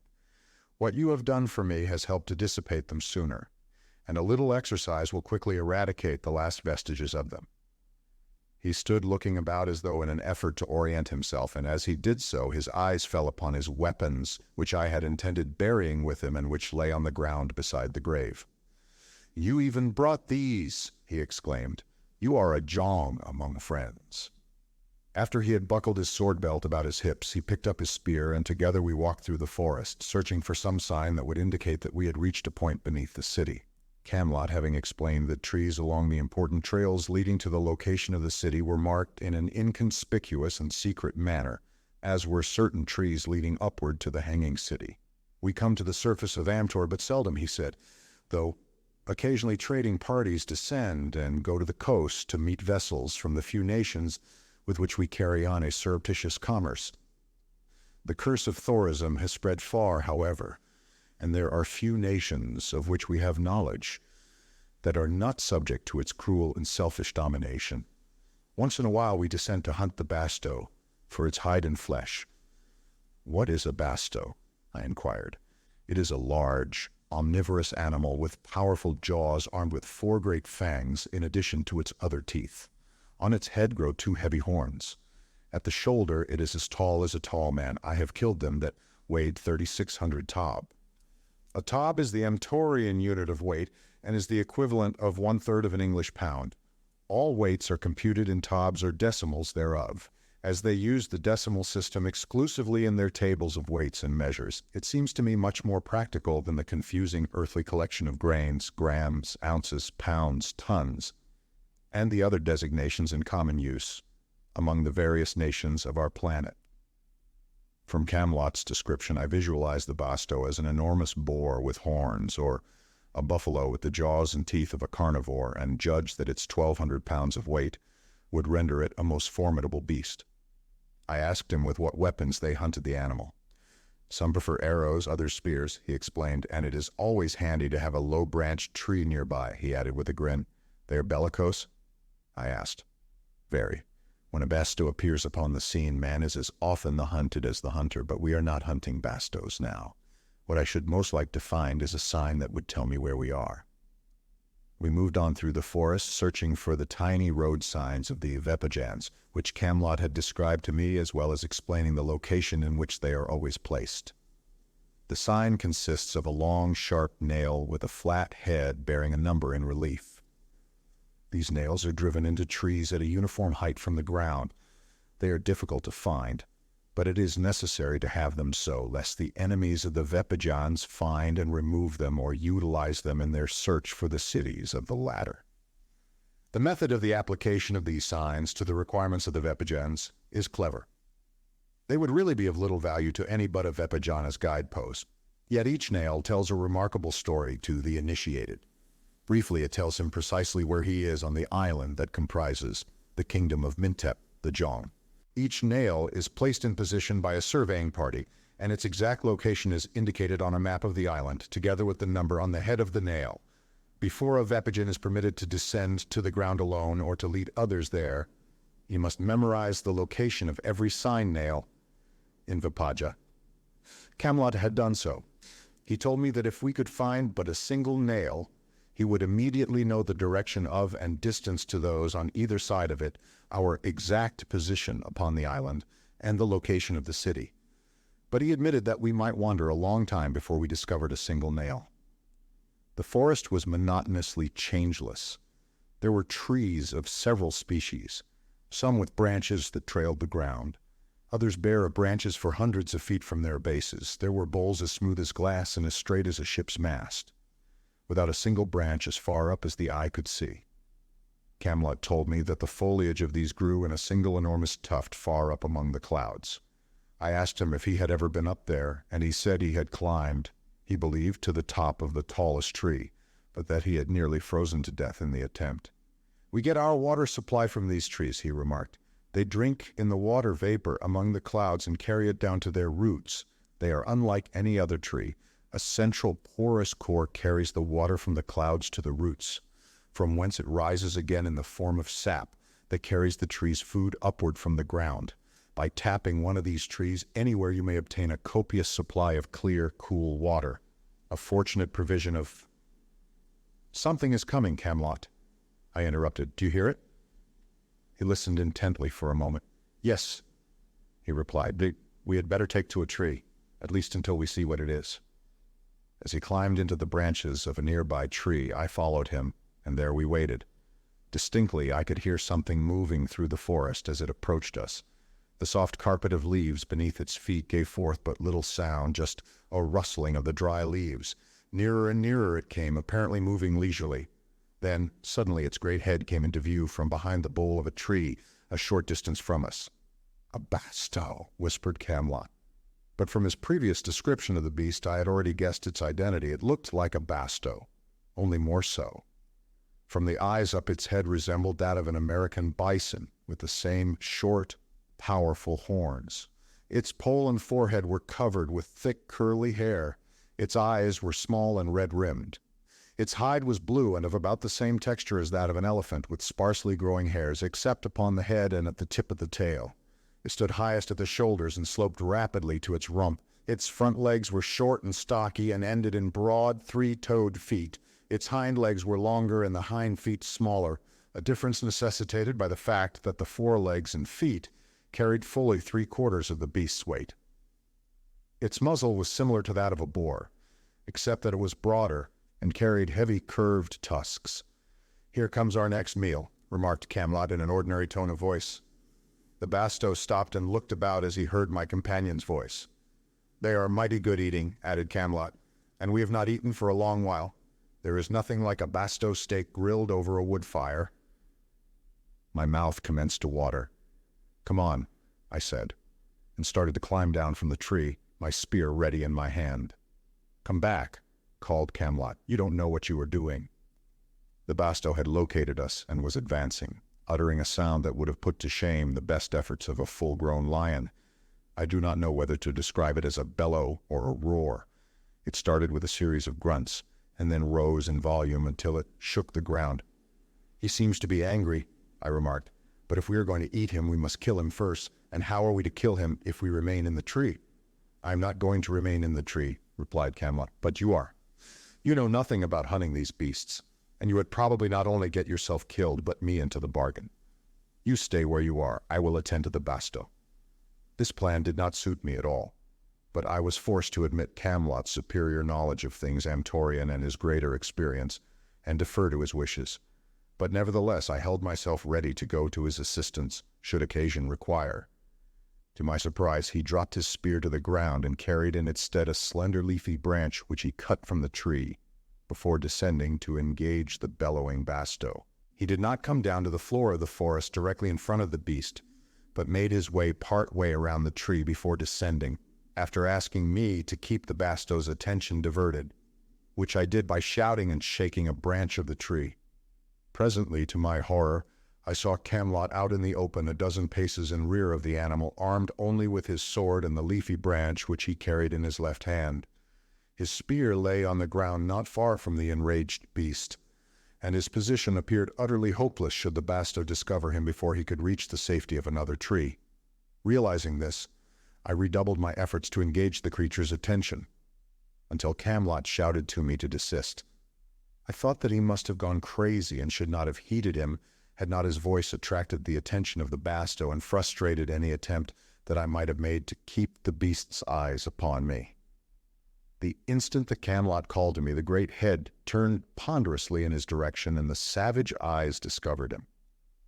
The creature wheeled and stood for a moment, eyeing the rash but puny man-thing. Then it trotted toward him. I waited no longer, but dropped to the ground with the intention of attacking the thing from the rear. What happened thereafter happened so quickly that it was over almost in the time it takes to tell it. As I started in pursuit, I saw the mighty Basto lower its head and charge straight for my companion, who stood there motionless with his puny sword and the leafy branch grasped one in either hand. Suddenly, at the very instant that I thought the creature was about to impale him on those mighty horns, he waved the leaf-covered branch in its face and leaped lightly to one side, simultaneously driving the keen point of his blade downward from a point in front of the left shoulder until the steel was buried to the hilt in the great carcass. The Basto stopped, its four legs spread wide. For an instant it swayed, and then it crashed to the ground at the feet of Camelot. A shout of admiration was on my lips when I chanced to glance upward. What attracted my attention I do not know, perhaps the warning of that inaudible voice which we sometimes call a sixth sense. What I saw drove the Basto and the feet of Camelot from my thoughts. "My God!" I cried in English, and then in Amtorian, "Look, Camelot, what are those?" Chapter 8.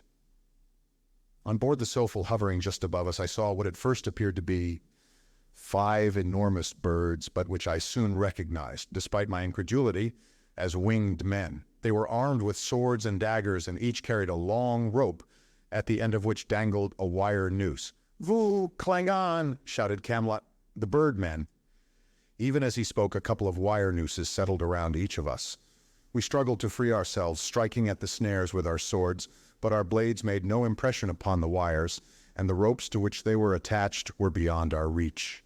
As we battled futilely to disengage ourselves, the Klangans settled to the ground, each pair upon opposite sides of the victim they had snared.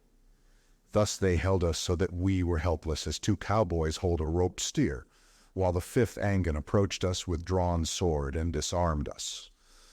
Perhaps I should explain that Angan is singular, Klangen plural, plurals of Amtorian words being formed by prefixing "klu" to words commencing with a consonant and "kl" to those commencing with a vowel. Our capture had been accomplished so quickly and so deftly that it was over, with little or no effort on the part of the birdmen, before I had had time to recover from the astonishment that their weird appearance induced.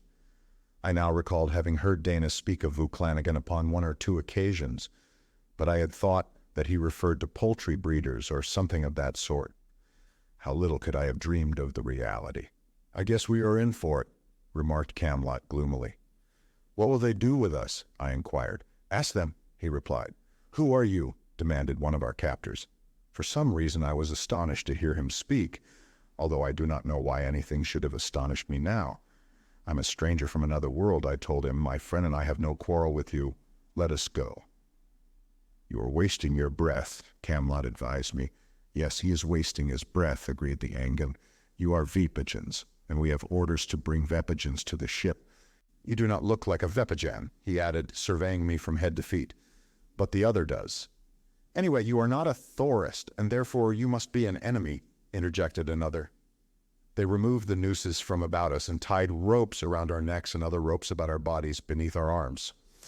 Then 2 Klangans seized the ropes attached to Camelot, and 2 more those attached to me, and spreading their wings rose into the air, carrying us with them.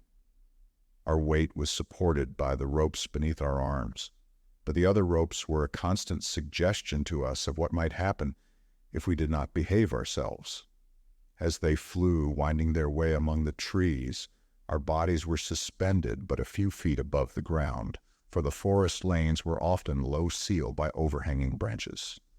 The Klangen talked a great deal among themselves, shouting to one another and laughing and singing, seemingly well satisfied with themselves and their exploit. Their voices were soft and mellow, and their songs were vaguely reminiscent of Negro spirituals, a similarity which may have been enhanced by the color of their skins, which were very dark. As Camelot was carried in front of me, I had an opportunity to observe the physical characteristics of these strange creatures into whose hands we had fallen. They had low, receding foreheads, huge beak-like noses, and undershot jaws. Their eyes were small and close-set, their ears flat and slightly pointed. Their chests were large and shaped like those of birds, and their arms were very long, ending in long-fingered, heavy-nailed hands. The lower part of the torso was small, the hips narrow, the legs very short and stocky, ending in three-toed feet equipped with long, curved talons. Feathers grew upon their heads instead of hair.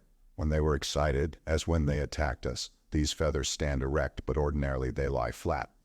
They are all alike. Commencing near the root, they are marked with a band of white. Next comes a band of black, then another of white, and the tip is red. Similar feathers also grow at the lower extremity of the torso in front, and there is another quite large bunch just above the buttocks, a gorgeous tail which they open into a huge pompon when they wish to show off.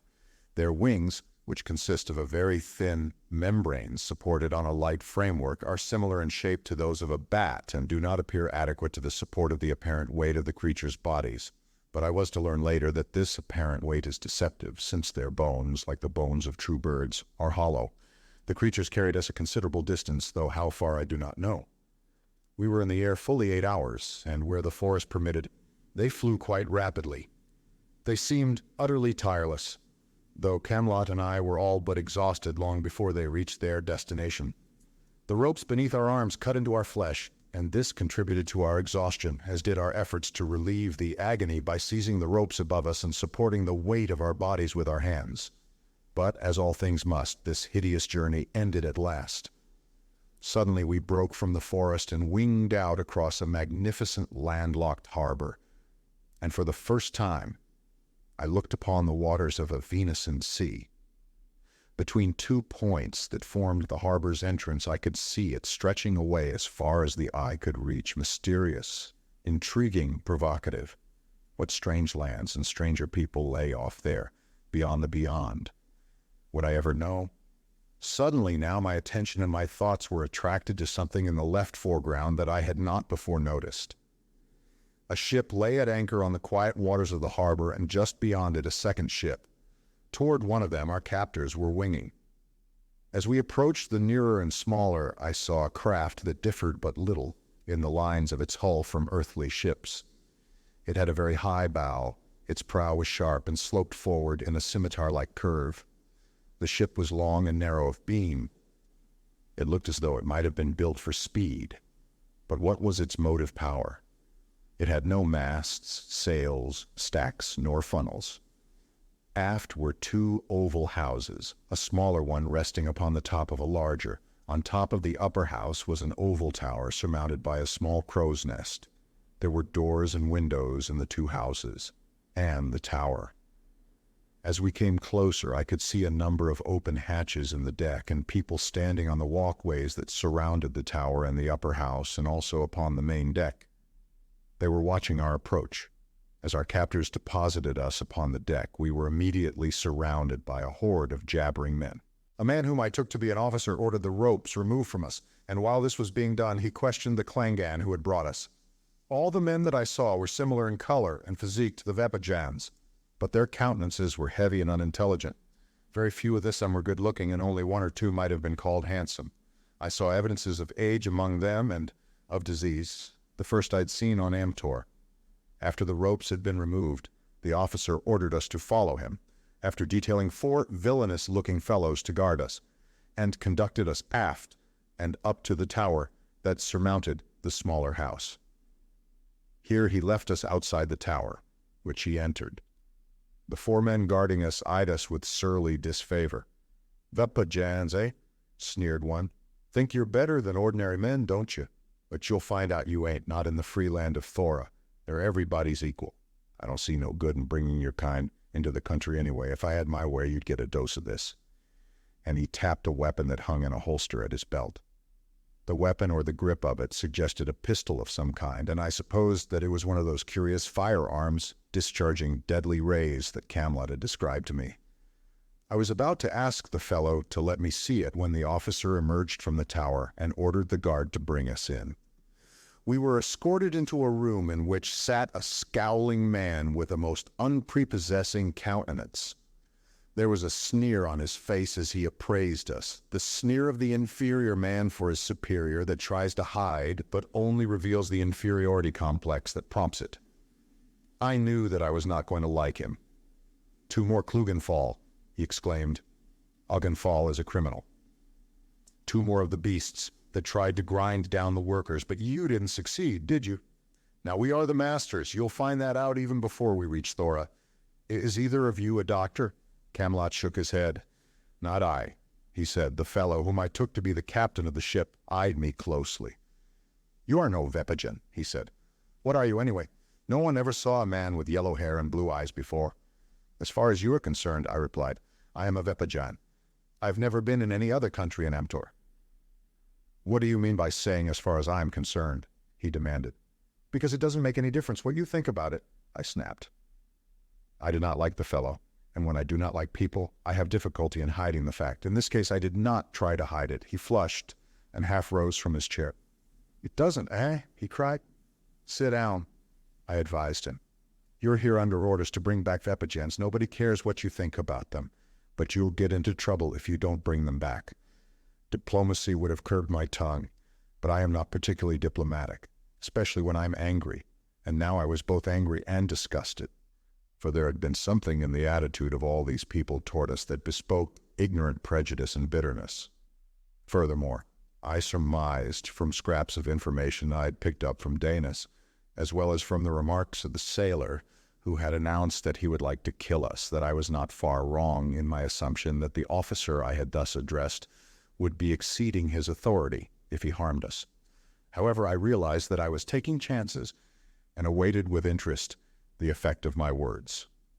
The fellow took them like a whipped cur and subsided after a single weekly blustering. "We'll see about that." He turned to a book that lay open before him. "What is your name?" he asked, nodding in Camelot's direction. Even his nod was obnoxious. "Camelot of Zar," replied my companion. "What is your profession?" "Hunter and woodcarver." "You are a Vepigen?" "Yes." "From what city of Epija?" "From Kuad," replied Camelot. "And you?" demanded the officer, addressing me. "I am Carson of Napier," I replied, using the Amtorian form. "I am a Vepigen from Kuad." "What is your profession?" "I am an aviator," I replied, using the English word and English pronunciation. "A what?" he demanded. I never heard of such a thing. He tried to write the word in his book, and then he tried to pronounce it, but he could do neither, as the Amtorians have no equivalents for many of our vowel sounds and seem unable even to pronounce them. Had I written the word for him in Amtorian, he would have pronounced it ator, as they cannot form the long A and short A sounds, and their I is always long. Finally, to cover his ignorance, he wrote something in his book, but what it was I did not know. Then he looked up at me again. "Are you a doctor?" "Yes," I replied, and as the officer made the notation in his book, I glanced at Camelot out of the corner of an eye and winked. "Take them away," the man now directed, "and be careful of this one," he added, indicating me. "He is a doctor." We were taken to the main deck and led forward to the accompaniment of jeers and jibes from the sailors congregated on the deck. I saw the Klangen strutting around, their tail feathers erect. When they saw us, they pointed at Camelot, and I heard them telling some of the sailors that he was the one who had slain the Basto with a single sword thrust, a feat which appeared to force their admiration. As well it might have. We were escorted to an open hatch and ordered below into a dark, poorly ventilated hole, where we found several other prisoners.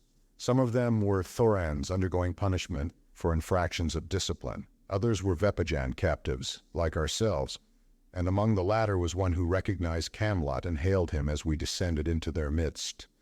"Jodades, Camelot," he cried, voicing the Amtorian greeting. Luck to you." "Raj Yodadis," replied Camelot, "what ill fortune brings Honan here?"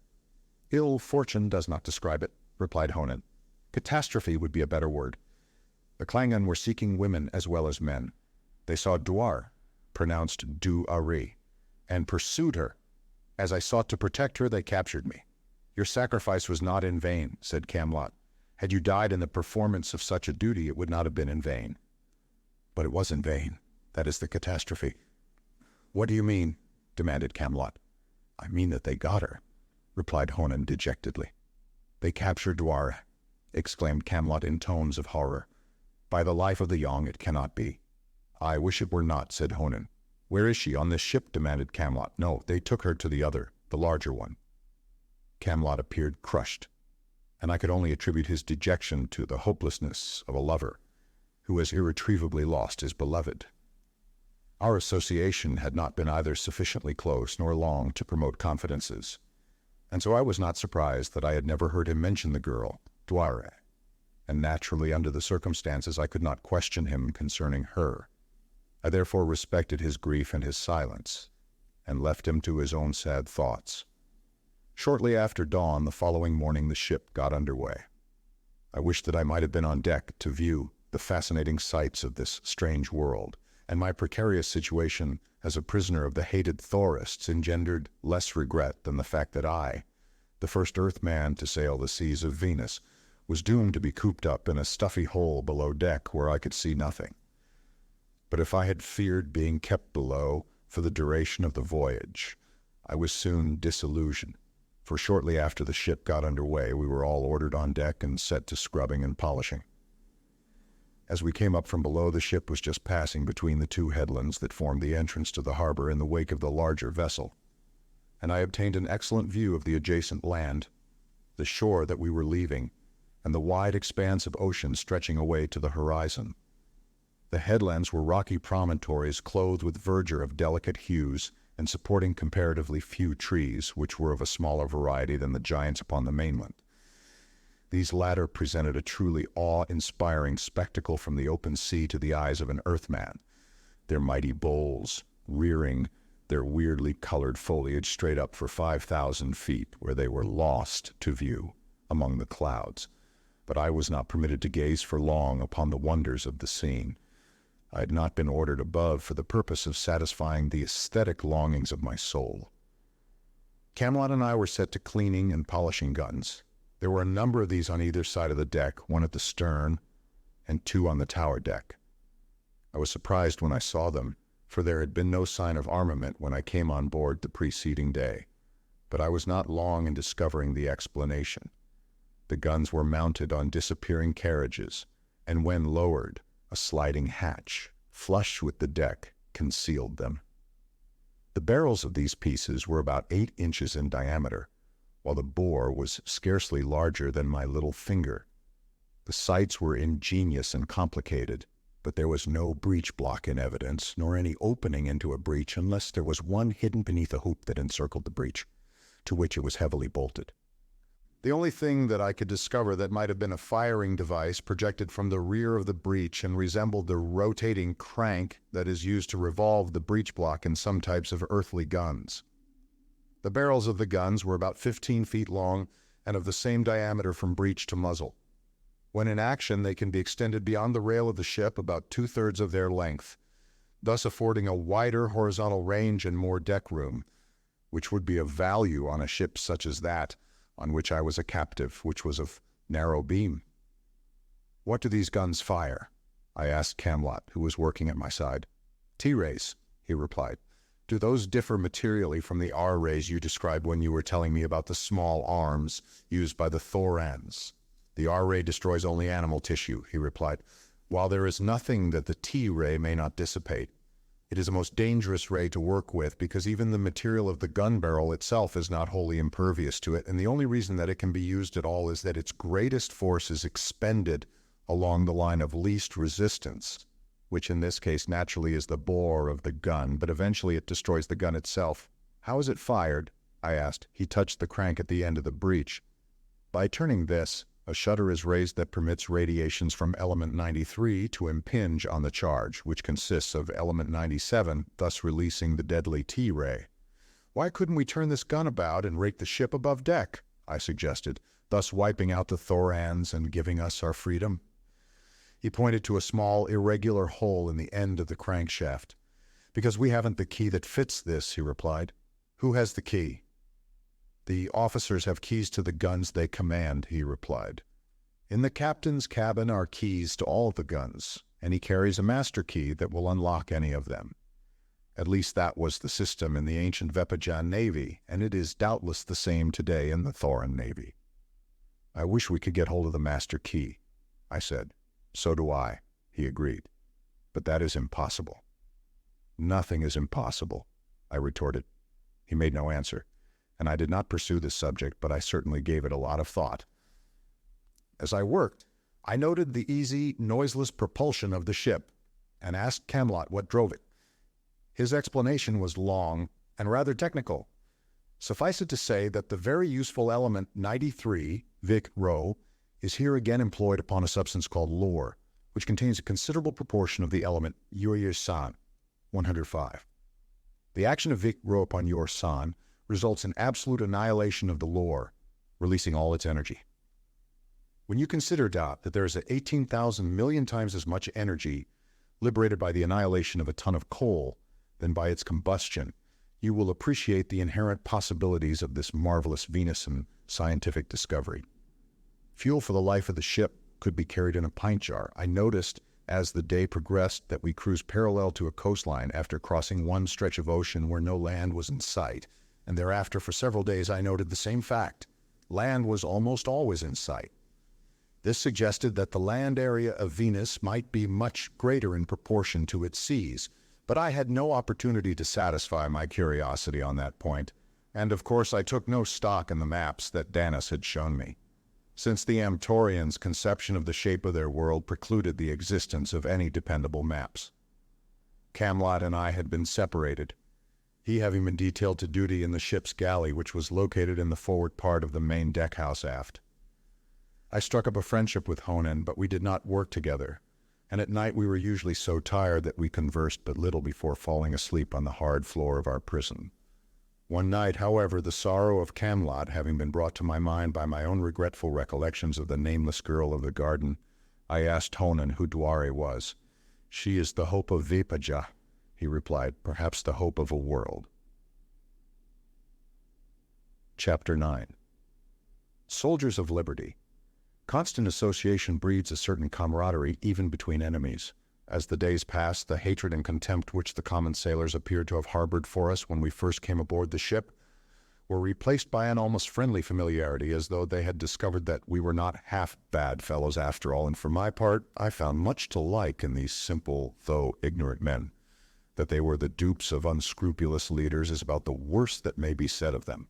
Most of them were kindly and generous, but their ignorance made them gullible, and their emotions were easily aroused by specious arguments that would have made no impression upon intelligent minds. Naturally, I became better acquainted with my fellow prisoners than with my guards, and our relations were soon established upon a friendly basis. They were greatly impressed by my blonde hair and blue eyes, which elicited inquiries as to my genesis. As I answered their questions truthfully, they became deeply interested in my story, and every evening after the day's work was completed, I was besieged for tales of the mysterious, far distant world from which I came. Unlike the highly intelligent Vepajans, they believed all that I told them, with the result that I was soon a hero in their eyes. I should have been a god had they had any conception of deities of any description. In turn, I questioned them and discovered, with no surprise, that they were not at all contented with their lots. The former freemen among them had long since come to the realization that they had exchanged this freedom and their status of wage earners for slavery to the state that could no longer be hidden by a nominal equality. Among the prisoners were three to whom I was particularly attracted by certain individual characteristics in each.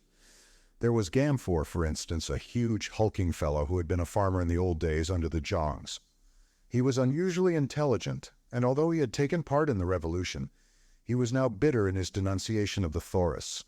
though this he was careful to whisper to me in secrecy.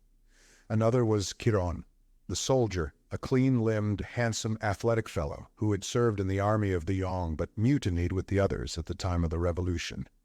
He was being disciplined now for insubordination to an officer who had been a petty government clerk before his promotion. The third had been a slave. His name was Zog. What he lacked in intelligence he made up in strength and good nature. He had killed an officer who had struck him and was being taken back to Thora for trial and execution. Zog was proud of the fact that he was a free man, though he admitted that the edge was taken off his enthusiasm by the fact that everyone else was free, and the realization that he had enjoyed more freedom as a slave than he did now as a freeman. Then, he explained, I had one master. Now I have as many masters as there are government officials, spies, and soldiers. None of whom cares anything about me, while my old master was kind to me and looked after my welfare. Would you like to be really free? I asked him, for a plan had been slowly forming in my mind, but to my surprise he said, no, I should rather be a slave. But you'd like to choose your own master, wouldn't you? I demanded. Certainly, he replied, but if I could find someone who would be kind to me and protect me from the Thorists, and if you could escape from them now, you would like to do so? Of course. But what do you mean I cannot escape from them? Not without help, I agreed, but if others would join you, would you make the attempt? Why not? They're taking me back to Thora to kill me. I could be no worse off no matter what I did. But why do you ask all these questions? If we could get enough to join us, there's no reason why we should not be free, I told him. When you're free, you may remain free or choose a master to your liking. I watched closely for his reaction. You mean another revolution? He asked. It would fail. Others have tried, but they have always failed. Not a revolution, I assured him, just a break for liberty. But how could we do it? It would not be difficult for a few men to take this ship, I suggested. The discipline is poor. The night watches consist of too few men. They are so sure of themselves that they would be taken completely by surprise. Zog's eyes lighted. If we were successful, many of the crew would join us, he said. Few of them are happy. Nearly all of them hate their officers. I think the prisoners would join us almost to a man, but you must be careful of spies. They are everywhere. That is the greatest danger you would have to face. There can be no doubt, but there is at least one spy among us prisoners. How about Gamfor? I asked. Is he all right? You can depend upon Gamfor, Zog assured me. He does not say much, but in his eyes I can read his hatred of them. And Chiron? Just the man, exclaimed Zog. He despises them, and he does not care who knows it. That is the reason he is a prisoner. This is not his first offense, and it is rumored that he will be executed for high treason. But I thought that he only talked back to an officer and refused to obey him, I said. That is high treason if they wish to get rid of a man, explained Zog. You can depend on Chiron. Do you wish me to speak to him about the matter?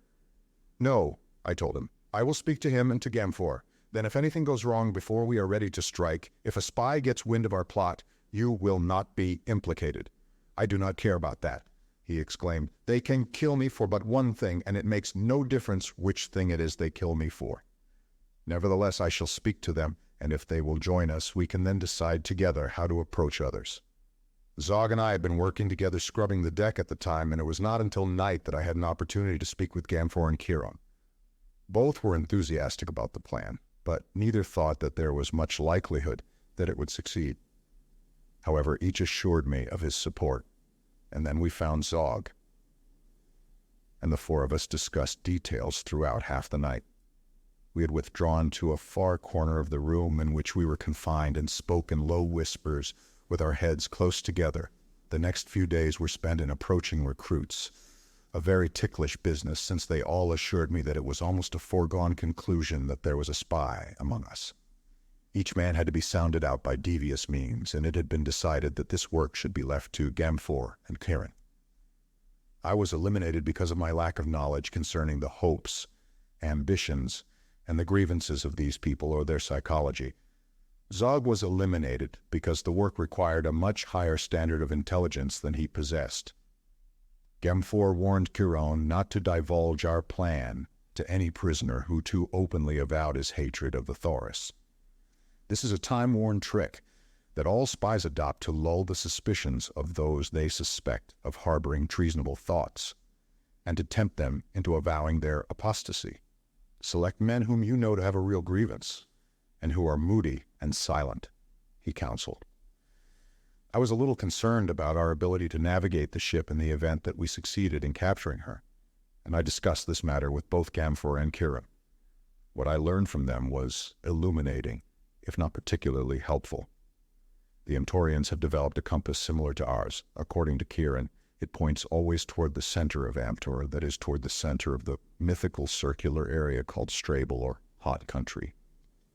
This statement assured me that I was in the southern hemisphere of the planet, the needle of the compass, of course, pointing north toward the North Magnetic Pole. Having no sun, moon, nor stars, their navigation is all done by dead reckoning, but they have developed instruments of extreme delicacy that locate land at great distances, accurately indicating this distance and the direction. Others that determine speed, mileage, and drift, as well as a depth gauge wherewith they may record soundings anywhere within a radius of a mile from the ship. All of their instruments for measuring distances utilize the radioactivity of the nuclei of various elements to accomplish their ends. The gamma ray, for which they have, of course, another name, being uninfluenced by the most powerful magnetic forces, is naturally the ideal medium for their purposes. It moves in a straight line and at uniform speed until it meets an obstruction, where, even though it may not be deflected, it is retarded, the instrument recording such retardation and the distance at which it occurs. The sounding device utilizes the same principle. The instrument records the distance from the ship at which the ray encounters the resistance of the ocean's bottom. By constructing a right triangle, with this distance representing the hypotenuse, it is simple to compute both the depth of the ocean and the distance from the ship at which bottom was found. For they have a triangle of which one side and all three angles are known. Owing to their extremely faulty maps, however, the value of these instruments has been greatly reduced, for no matter what course they lay, other than due north, if they move in a straight line, they are always approaching the Antarctic regions.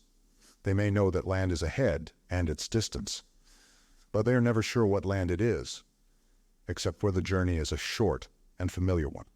For this reason, they cruise within sight of land wherever that is practical, with the result that journeys that might otherwise be short are greatly protracted. Another result is that the radius of Amtorian maritime exploration has been greatly circumscribed, so much so that I believe there are enormous areas in the South Temperate Zone that have never been discovered by the Vepijans or the Thorists, while the very existence of the Northern Hemisphere is even unguessed by them. On the maps that Danis showed me, considerable areas contain nothing but the single word Joram, ocean. However, notwithstanding all this, and possibly because of it, I was confident that we could manage to navigate the ship quite as satisfactorily as her present officers. And in this Kieran agreed. At least we know the general direction of Thora, he argued, so all we have to do is sail in the other direction. As our plans matured, the feasibility of the undertaking appeared more and more certain. We had recruited 20 prisoners, 5 of whom were Vepijans, and this little band we organized into a secret order with passwords, which were changed daily, signs, and a grip, the last reminiscent of my fraternity days in college. We also adopted a name. We called ourselves Soldiers of Liberty. I was chosen Vokor, or captain. Gamfor, Caron, Zog, and Honan were my principal lieutenants, though I told them that Camlot would be second in command if we were successful in taking the ship. Our plan of action was worked out in detail. Each man knew exactly what was expected of him. Certain men were to overpower the watch, others were to go to the officers' quarters and secure their weapons and keys. Then we would confront the crew and offer those who chose an opportunity to join us. The others, well, there I was confronted with a problem. Almost to a man, the Soldiers of Liberty wanted to destroy all those who would not join us, and really there seemed no alternative, but I still hoped that I could work out a more humane disposition of them. There was one man among the prisoners of whom we were all suspicious. He had an evil face, but that was not his sole claim upon our suspicions. He was too loud in his denunciation of Thorism. We watched him carefully, avoiding him whenever we could, and each member of the band was warned to be careful when talking to him. It was evident to Gamfor first that this fellow, whose name was Anus, was suspicious. He persisted in seeking out various members of our group and engaging them in conversation, which he always led around to the subject of Thorism and his hatred of it. And he constantly questioned each of us about the others, always insinuating that he feared certain ones were spies. But of course, we had expected something of this sort, and we felt that we had guarded against it. The fellow might be as suspicious of us as he wished. So long as he had no evidence against us, I did not see how he could harm us. One day Chiron came to me, evidently laboring under suppressed excitement.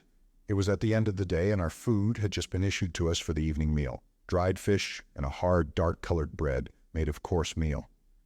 "I have news, Carson," he whispered. "Let us go off in a corner and eat," I suggested, and we strolled away together, laughing and talking of the day's events in our normal voices. As we seated ourselves upon the floor to eat our poor food, Zog joined us. "Sit close to us, Zog," directed Chiron. "I have something to say that no one but a soldier of liberty may hear." He did not say soldier of liberty, but Kong Kong Kong, which are the Amtorian initials of the order's title. Kong is the name of the Amtorian character that represents the K sound in our language.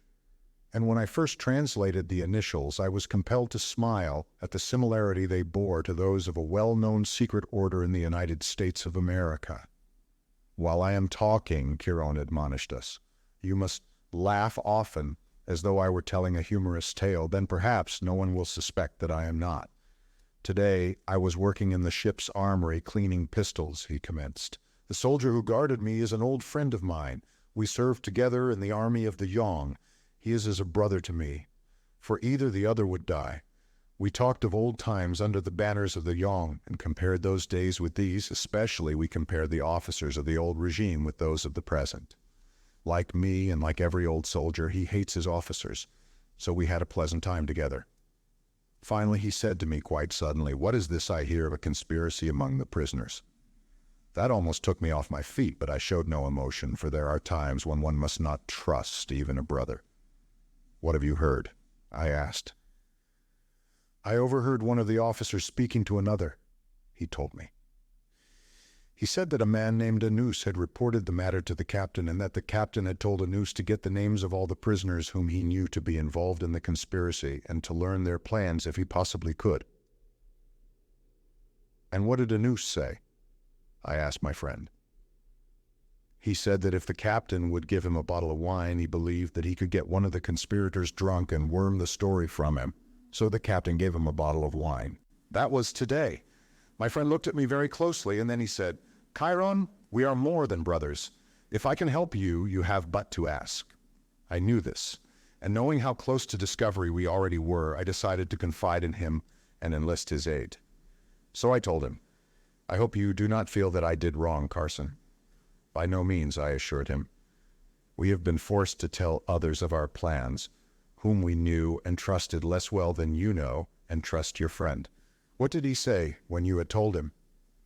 'He said that he would help us, and that when we struck he would join us. He promised, too, that many others of the soldiers would do likewise. But the most important thing he did was to give me a key to the armory.' 'Good,' I exclaimed. 'There is no reason now why we should not strike at once.' 'Tonight?' asked Zog eagerly. 'Tonight,' I replied. 'Pass the word to Gamfor and Honan, and you four to the other soldiers of liberty.' We all laughed heartily, as though someone had told a most amusing story, and then Chiron and Zog left me to acquaint Gamfor and Honan with our plan. But upon Venus as upon Earth, the best laid plans of mice and men gang after gley, which is slang for haywire.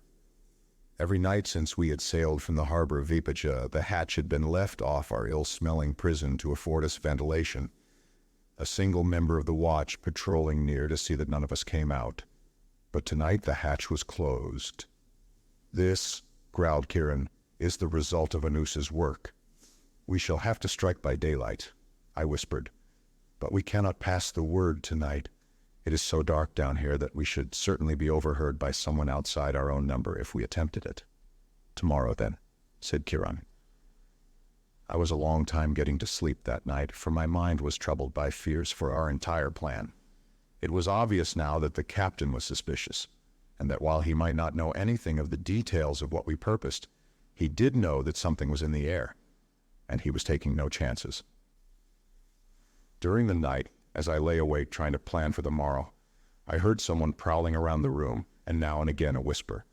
I could only wonder who it was and try to guess what he was about. I recalled the bottle of wine that Anus was supposed to have, and it occurred to me that he might be giving a party, but the voices were too subdued to bear out that theory. Finally, I heard a muffled cry, a noise that sounded like a brief scuffle, and then silence again fell upon the chamber. Someone had a bad dream, I thought, and fell asleep.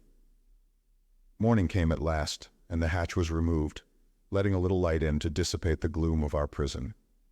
A sailor lowered a basket containing the food for our meager breakfast.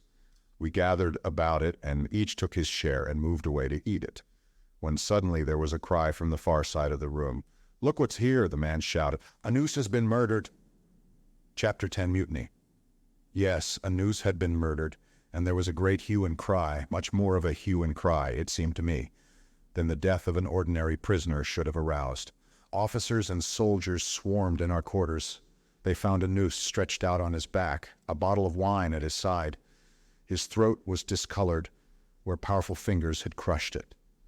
Anus had been choked to death. Soon they herded us on deck, where we were searched for weapons following an order from the captain of the ship, who had come forward to conduct an investigation. He was angry and excited, and I believe somewhat frightened. One by one he questioned us. When it was my turn to be questioned, I did not tell him what I had heard during the night. I told him that I had slept all night on the far side of the room from where Anus's body was discovered. "Were you acquainted with the dead man?" he asked. "No more so than with any of the other prisoners," I replied. "But you are very well acquainted with some of them," he said, rather pointedly, I thought. "Have you ever spoken with the man?" "Yes.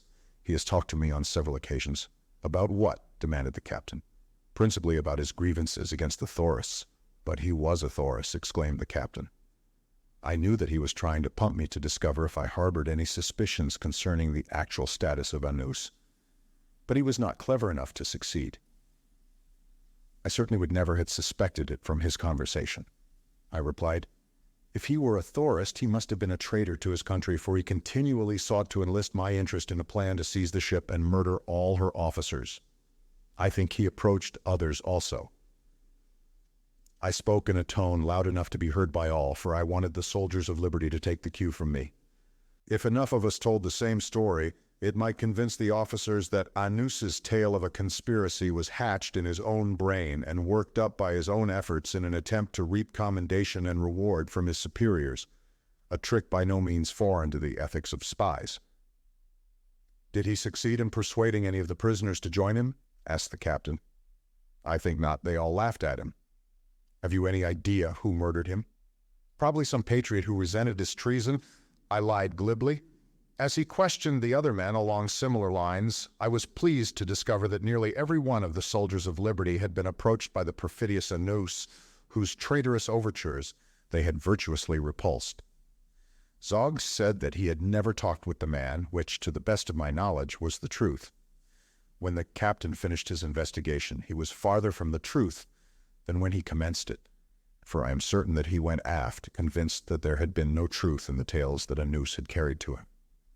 I had been considerably worried at the time we were being searched for fear that the key to the armory would be discovered on Chiron, but it had not been, and later he told me that he had hidden it in his hair the night before, as a precaution against just such an eventuality as had occurred. The Amtorian day consists of 26 hours, 56 minutes, 4 seconds of Earth time, which the Amtorians divide into 20 equal periods called T, which for clarity I shall translate into its nearest earthly equivalent hour, although it contains 80.895 Earth minutes. On shipboard the hours are sounded by a trumpeter, there being a distinguishing bar of music for each hour of the day. The first hour, or 1 o'clock, corresponds to mean sunrise. It is then that the prisoners are awakened and given food. 40 minutes later they start work, which continues until the 10th hour, with a short recess for food in the middle of the day. Occasionally we were allowed to quit work at the 9th and even the 8th hour, according to the caprices of our masters. On this day the soldiers of liberty congregated during the midday rest period, and my mind being definitely determined on immediate action, I passed the word around that we would strike during the afternoon at the moment the trumpeter sounded the 7th hour. As many of us as were working aft near the armory were to make a dash for it with Kieran, who would unlock it in the event that it were locked. The remainder were to attack the soldiers nearest them with anything that they could use as weapons, or with their bare hands if they had no weapons, and take the soldiers' pistols and swords from them. 5 of us were to account for the officers. Half of our number was to constantly shout our battle cry for liberty. The other half was instructed to urge the remaining prisoners and the soldiers to join us. It was a mad scheme, and one in which only desperate men could have found hope.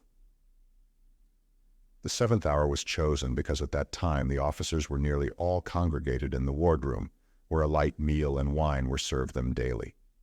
We should have preferred launching our plan at night, but we feared a continuation of the practice of locking us below deck would prevent, and our experience with a noose had taught us that we might expect the whole conspiracy to be divulged by another spy at any time.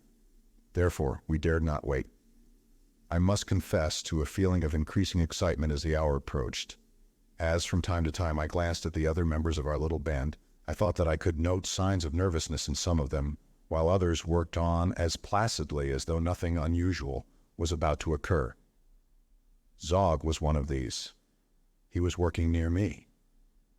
He never glanced toward the tower deck from which the trumpeter would presently sound the fateful notes, though it was with difficulty that I kept my eyes from it at all. No one would have thought that Zog was planning to attack the soldier lolling near him, nor have imagined that the night before he had murdered a man. He was humming a tune as he polished the barrel of the big gun on which he was working. Gamfor and, fortunately, Kieran were working aft, scrubbing the deck, and I saw that Chiron kept scrubbing closer and closer to the door of the armory.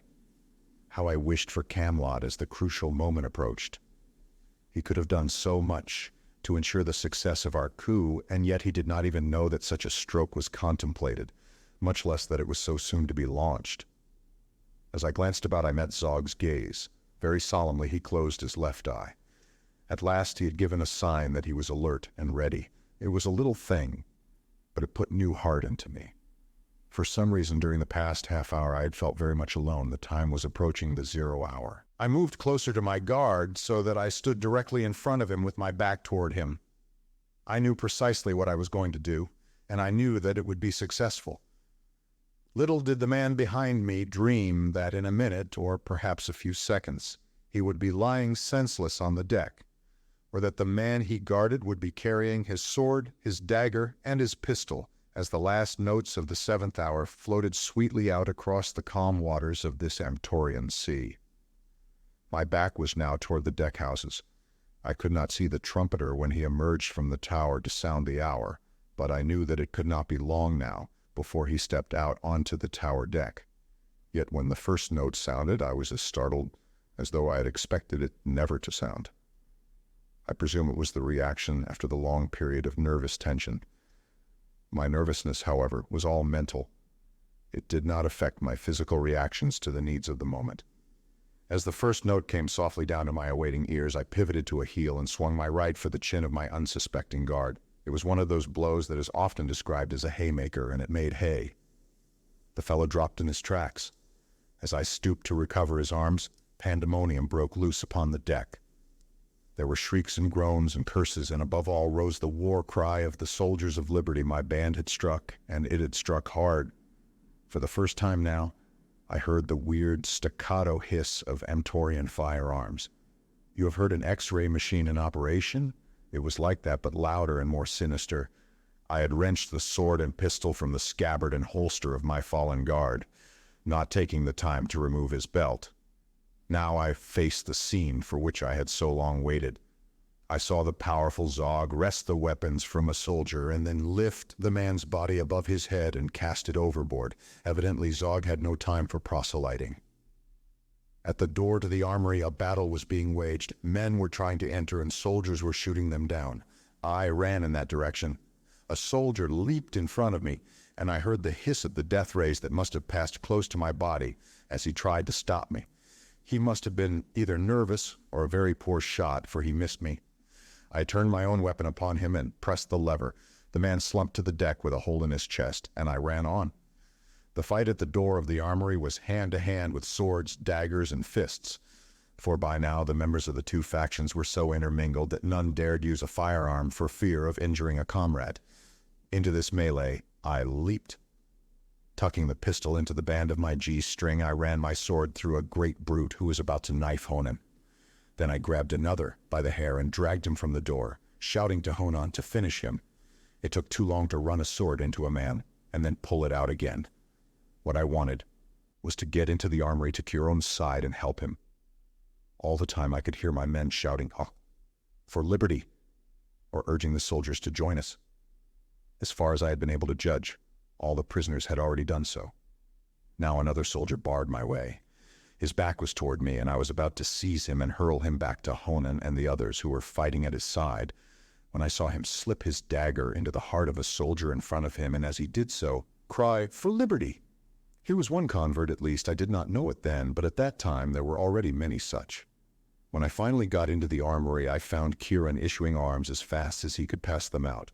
Many of the mutineers were crawling through the windows of the room to get weapons, and to each of these, Kieron passed several swords and pistols, directing the men to distribute them on deck. Seeing that all was right here, I gathered a handful of men and started up the companionway to the upper decks, from which the officers were firing down upon the mutineers, and I may say, upon their own men as well. In fact, it was this heartless and stupid procedure that swung many of the soldiers to our side. Almost the first man I saw as I leaped to the level of the second deck was Camelot. He had a sword in one hand and a pistol in the other, and he was firing rapidly at a group of officers who were evidently attempting to reach the main deck to take command of the loyal soldiers there. You may be assured that it did my heart good to see my friend again, and as I ran to his side and opened fire on the officers, he flashed me a quick smile of recognition. 3 of the 5 officers opposing us had fallen, and now the remaining 2 turned and fled up the companionway to the top deck. Behind us were 20 or more mutineers eager to reach the highest deck, where all the surviving officers had now taken refuge, and I could see more mutineers crowding up the companionway from the main deck to join their fellows. Camelot and I led the way to the next deck. But at the head of the companionway, the surging mob of howling, cursing mutineers brushed past us to hurl themselves upon the officers. The men were absolutely out of control, and as there were but few of my original little band of soldiers of liberty among them, the majority of them knew no leader, with the result that it was every man for himself. I wished to protect the officers, and it had been my intention to do so. But I was helpless to avert the bloody orgy that ensued, with a resulting loss of life entirely disproportionate to the needs of the occasion. The officers, fighting for their lives with their backs against a wall, took heavy toll of the mutineers, but they were eventually overwhelmed by superior numbers. Each of the common soldiers and sailors appeared to have a special grudge to settle either with some individual officer or with them all as a class, and for the time all were transformed into maniacal furies as time and again they charged the last fortress of authority, the oval tower on the upper deck. Each officer that fell, either killed or wounded, was hurled over the rail to the deck below, where willing hands cast the body to the main deck, from which, in turn, it was thrown into the sea. And then at last, the mutineers gained access to the tower, from which they dragged the remaining officers, butchering them on the upper deck or hurling them to their shrieking fellows below. The captain was the last to be dragged out. They had found him hiding in a cupboard in his cabin. At sight of him arose such a scream of hate and rage as I hope never to hear again. Camelot and I were standing at one side, helpless witnesses of this holocaust of hate. We saw them literally tear the captain to pieces and cast him into the sea. With the death of the captain, the battle was over, the ship was ours. My plan had succeeded, but the thought suddenly assailed me that I had created a terrible power that it might be beyond me to control. I touched Camelot on the arm. "Follow me," I directed, and started for the main deck. "Who is at the bottom of this?" asked Camelot as we forced our way among the excited mutineers. "The mutiny was my plan, but not the massacre," I replied. "Now we must attempt to restore order out of chaos." "If we can," he remarked dubiously. As I made my way toward the main deck, I collected as many of the original band of soldiers of liberty as we passed, and when I finally reached my destination, I gathered most of them about me. Among the mutineers I had discovered the trumpeter who had unknowingly sounded the signal for the outbreak, and him I caused to sound the call that should assemble all hands on the main deck. Whether or not the notes of the trumpet would be obeyed, I did not know, but so strong is the habit of discipline among trained men that immediately the call sounded, the men began to pour onto the deck from all parts of the vessel. I mounted the breech of one of the guns, and surrounded by my faithful band, I announced that the soldiers of liberty had taken over the ship, that those who wished to accompany us must obey the vukor of the band. The others would be put ashore. "Who is vukor?" demanded a soldier whom I recognized as one of those who had been most violent in the attack upon the officers. "I am," I replied. "The vukor should be one of us," he growled. "Carson planned the mutiny and carried it to success," shouted Kiran. "Carson is vukor." From the throats of all my original band and from 100 new recruits rose a cheer of approval, but there were many who remained silent or spoke in grumbling undertones to those nearest them. Among these was Kodj, the soldier who had objected to my leadership, and I saw that already a faction was gathering about him. "It is necessary," I said, "that all men return at once to their duties, for the ship must be handled, no matter who commands. If there is any question about leadership, that can be settled later. In the meantime, I am in command. Kamlat, Gamfor, Kiran, Zog, and Honan are my lieutenants. With me they will officer the ship. All weapons must be turned over immediately to Kiran at the armory, except those carried by men regularly, detailed by him for guard duty." "No one is going to disarm me," blustered Kodj. "I have as much right to carry weapons as anyone. We are all free men now." "I take orders from no one." Zog, who had edged closer to him as he spoke, seized him by the throat with one of his huge hands, and with the other tore the belt from about his hips. "You take orders from the new vukor, or you go overboard," he growled, as he released the man and handed his weapons to Kiran. For a moment there was silence, and there was a tenseness in the situation that boded ill. Then someone laughed and cried, "No one is going to disarm me," mimicking Kodj. That brought a general laugh, and I knew that for the time being the danger was over. Kiran, sensing that the moment was ripe, ordered the men to come to the armory and turn in their weapons, and the remainder of the original band herded them aft in his wake. It was an hour before even a semblance of order or routine had been re-established. Kamlat, Gamfor, and I were gathered in the chart room in the tower. Our consort was hull down below the horizon, and we were discussing the means that should be adopted to capture her without bloodshed and rescue Dware and the other Vepajan prisoners aboard her. The idea had been in my mind from the very inception of the plan to seize our own ship, and it had been the first subject that Kamlat had broached after we had succeeded in quieting the men and restoring order. But Gamfor was frankly dubious concerning the feasibility of the project. "The men are not interested in the welfare of Vepajans," he reminded us, "and they may resent the idea of endangering their lives and risking their newfound liberty in a venture that means nothing whatever to them." "How do you feel about it personally?" I asked him. "I'm under your orders," he replied. "I will do anything that you command, but I am only one. You have 200 whose wishes you must consult." "I shall consult only my officers," I replied. "To the others I shall issue orders." "That is the only way," said Kamlat in a tone of relief.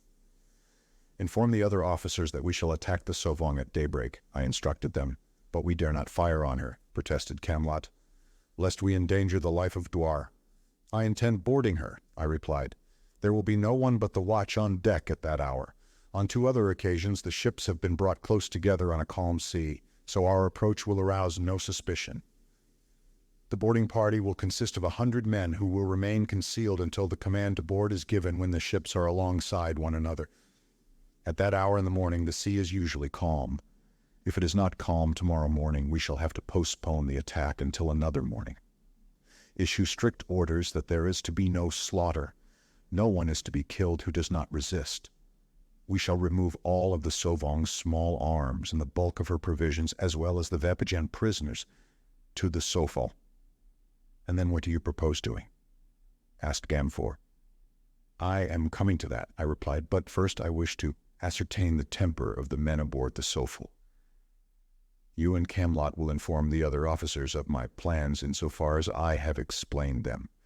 Then assemble the original members of the Soldiers of Liberty and explain my intentions to them. When this has been done, instruct them to disseminate the information among the remainder of the ship's company, reporting to you the names of all those who do not receive the plan with favor. These we shall leave aboard the Sauvage, with any others who may elect to transfer to her. At the 11th hour, muster the men on the main deck. At that time, I will explain my plans in detail. After Camlot and Gamfor had departed to carry out my orders, I returned to the chart room. The Sophal, moving ahead at increased speed, was slowly overhauling the Sauvage, though not at a rate that might suggest pursuit. I was certain that the Sauvage knew nothing of what had transpired upon her sister ship, for the Amtorians are unacquainted with wireless communication, and there had been no time for the officers of the Sophal to signal their fellows aboard the Sauvage. So suddenly had the mutiny broken, and so quickly had it been carried to a conclusion. As the 11th hour approached, I noticed little groups of men congregated in different parts of the ship, evidently discussing the information that the Soldiers of Liberty had spread among them. One group, larger than the others, was being violently harangued by a loud-mouthed orator whom I recognized as Kodge. It had been apparent from the first that the fellow was a troublemaker. Just how much influence he had, I did not know. But I felt that whatever it was, it would be used against me. I hoped to be rid of him after we had taken the Sauvage. The men congregated rapidly as the trumpeter sounded the hour, and I came down the companionway to address them. I stood just above them, on one of the lower steps, where I could overlook them and be seen by all. Most of them were quiet and appeared attentive. There was one small group muttering and whispering. Kodge was its center. "At daybreak we shall board and take the Sauvage," I commenced. "You will receive your orders from your immediate officers, but I wish to emphasize one in particular. There is to be no unnecessary killing. After we have taken the ship, we shall transfer to the Sophal such provisions, weapons, and prisoners as we wish to take with us. At this time also we shall transfer from the Sophal to the Sauvage all of you who do not wish to remain on this ship under my command, as well as those whom I do not care to take with me." And as I said this, I looked straight at Kodge and the malcontents surrounding him. "I shall explain what I have in mind for the future, so that each of you may be able to determine between now and daybreak whether he cares to become a member of my company. Those who do will be required to obey orders, but they will share in the profits of the cruise, if there are profits. The purposes of the expedition are twofold: to prey on Thorist shipping and to explore the unknown portions of Amtor after we have returned the Vipaja and prisoners to their own country. There will be excitement and adventure, there will be danger too, and I want no cowards along, nor any troublemakers. There should be profits, for I am assured that richly laden Thorist ships constantly ply the known seas of Amtor, and I'm informed that we can always find a ready market for such spoils of war as fall into our hands, and war it shall be, with the Soldiers of Liberty fighting the oppression and tyranny of Thorism. Return to your quarters now, and be prepared to give a good account of yourselves at daybreak." Chapter 11. Dwyer. I got little sleep that night. My officers were constantly coming to me with reports. From these, I learned what was of the greatest importance to me: the temper of the crew. None was averse to taking the Sauvage, but there was a divergence of opinion as to what we should do thereafter. A few wanted to be landed on Thorin soil, so that they could make their way back to their homes. The majority was enthusiastic about plundering merchant ships. The idea of exploring the unknown waters of Amtor filled most of them with fear. Some were averse to restoring the Vipajan prisoners to their own country, and there was an active and extremely vocal minority that insisted that the command of the vessel should be placed in the hands of Thorins. In this I could see the hand of Kodge, even before they told me that the suggestion had come from the coterie that formed his following. "But there are fully 100, said Gamfor, "upon whose loyalty you may depend. These have accepted you as their leader, and they will follow you and obey your commands. Arm these," I directed, "and place all others below deck until after we have taken the Sauvage. How about the Klangen? They took no part in the mutiny. Are they for us or against us? Chiron laughed. They receive no orders one way or the other, he explained. They have no initiative. Unless they are motivated by such primitive instincts as hunger, love, or hate, they do nothing without orders from a superior. And they don't care who their master is, interjected Zog. They serve loyally enough until their master dies or sells them or gives them away or is overthrown. Then they transfer the same loyalty to a new master. They have been told that you are their new master, said Camelot, and they will obey you.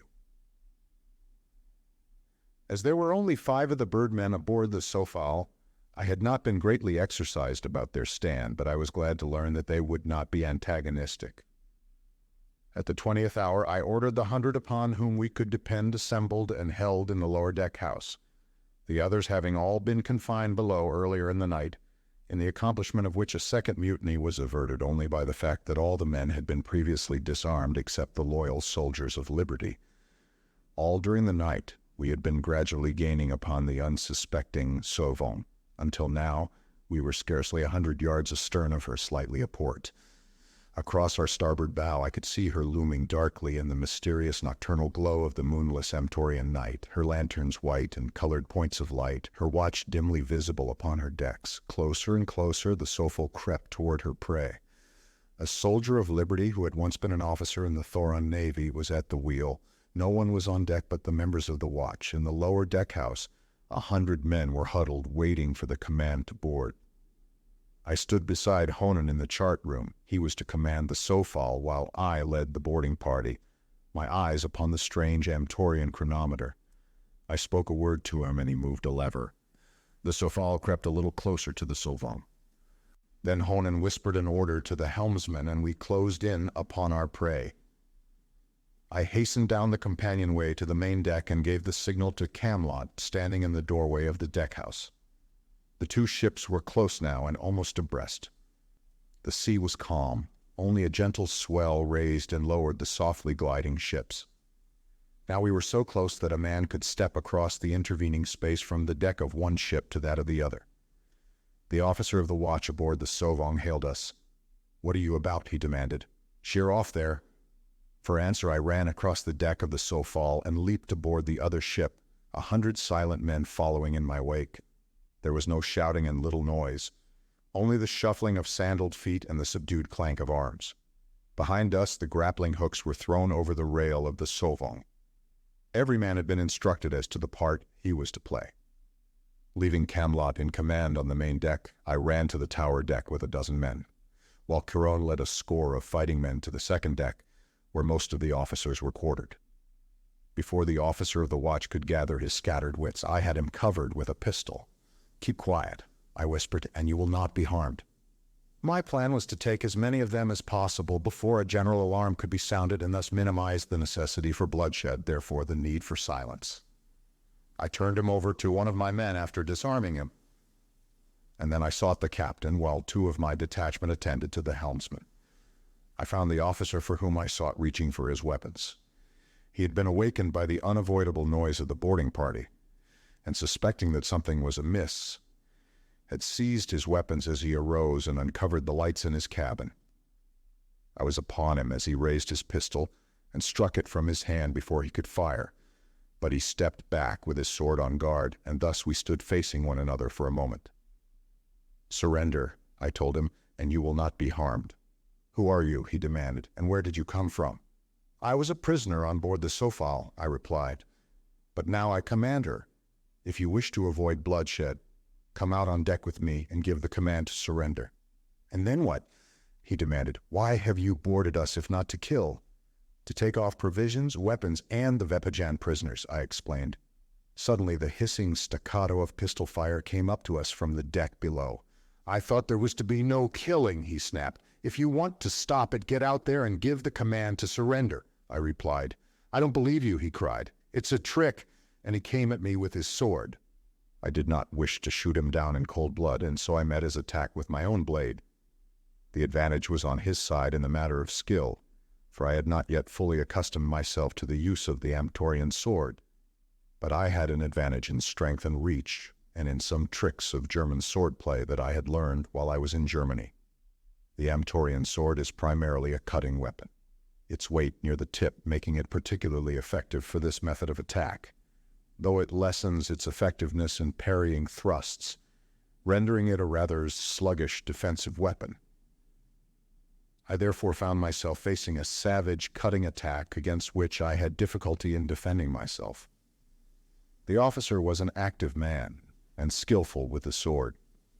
Being experienced, it did not take him long to discover I was a novice, with the result that he pressed his advantage viciously, so that I soon regretted my magnanimity in not resorting to my pistol before the encounter began. But it was too late now. The fellow kept me so busy that I had no opportunity to draw the weapon. He forced me back and around the room until he stood between me and the doorway, and then, having me where no chance for escape remained, he set to work to finish me with dispatch. The duel, as far as I was concerned, was fought wholly on the defensive. So swift and persistent was his attack that I could only defend myself, and not once in the first 2 minutes of the encounter did I aim a single blow at him. I wondered what had become of the men who had accompanied me, but pride would not permit me to call upon them for help. Nor did I learn until later that it would have availed me nothing, since they were having all that they could attend to in repelling the attack of several officers who had run up from below immediately behind them. The teeth of my antagonist were bared in a grim and ferocious smile, as he battered relentlessly at my guard as though he already sensed victory and was gloating in anticipation. The clanging of steel on steel now drowned all sounds from beyond the 4 walls of the cabin where we fought.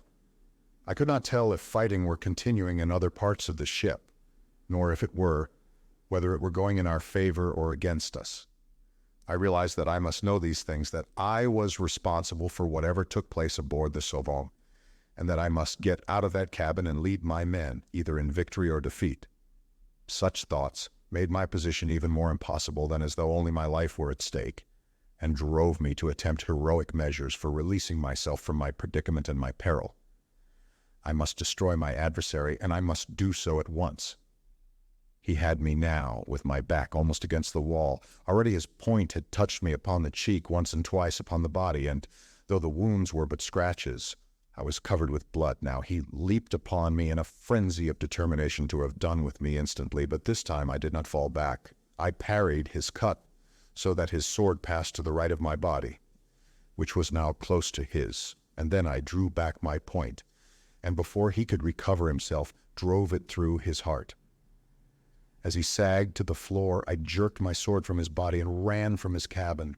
The entire episode had required but a few minutes, though it had seemed much longer to me. Yet in that brief time much had occurred on the decks and in the cabins of the Sauvage. The upper decks were cleared of living enemies. One of my own men was at the wheel, another at the controls. There was still fighting on the main deck, where some of the Sauvage's officers were making a desperate last stand with a handful of their men. But by the time I reached the scene of the battle, it was over. The officers, assured by Camelot that their lives would be spared, had surrendered. The Sauvage was ours. The Sophal had taken her first prize. As I sprang into the midst of the excited warriors on the main deck, I must have presented a sorry spectacle, bleeding as I was, from my 3 wounds. But my men greeted me with loud cheers. I learned later that my absence from the fighting on the main deck had been noticed and had made a poor impression on my men. But when they saw me return bearing the scars of combat, my place in their esteem was secured.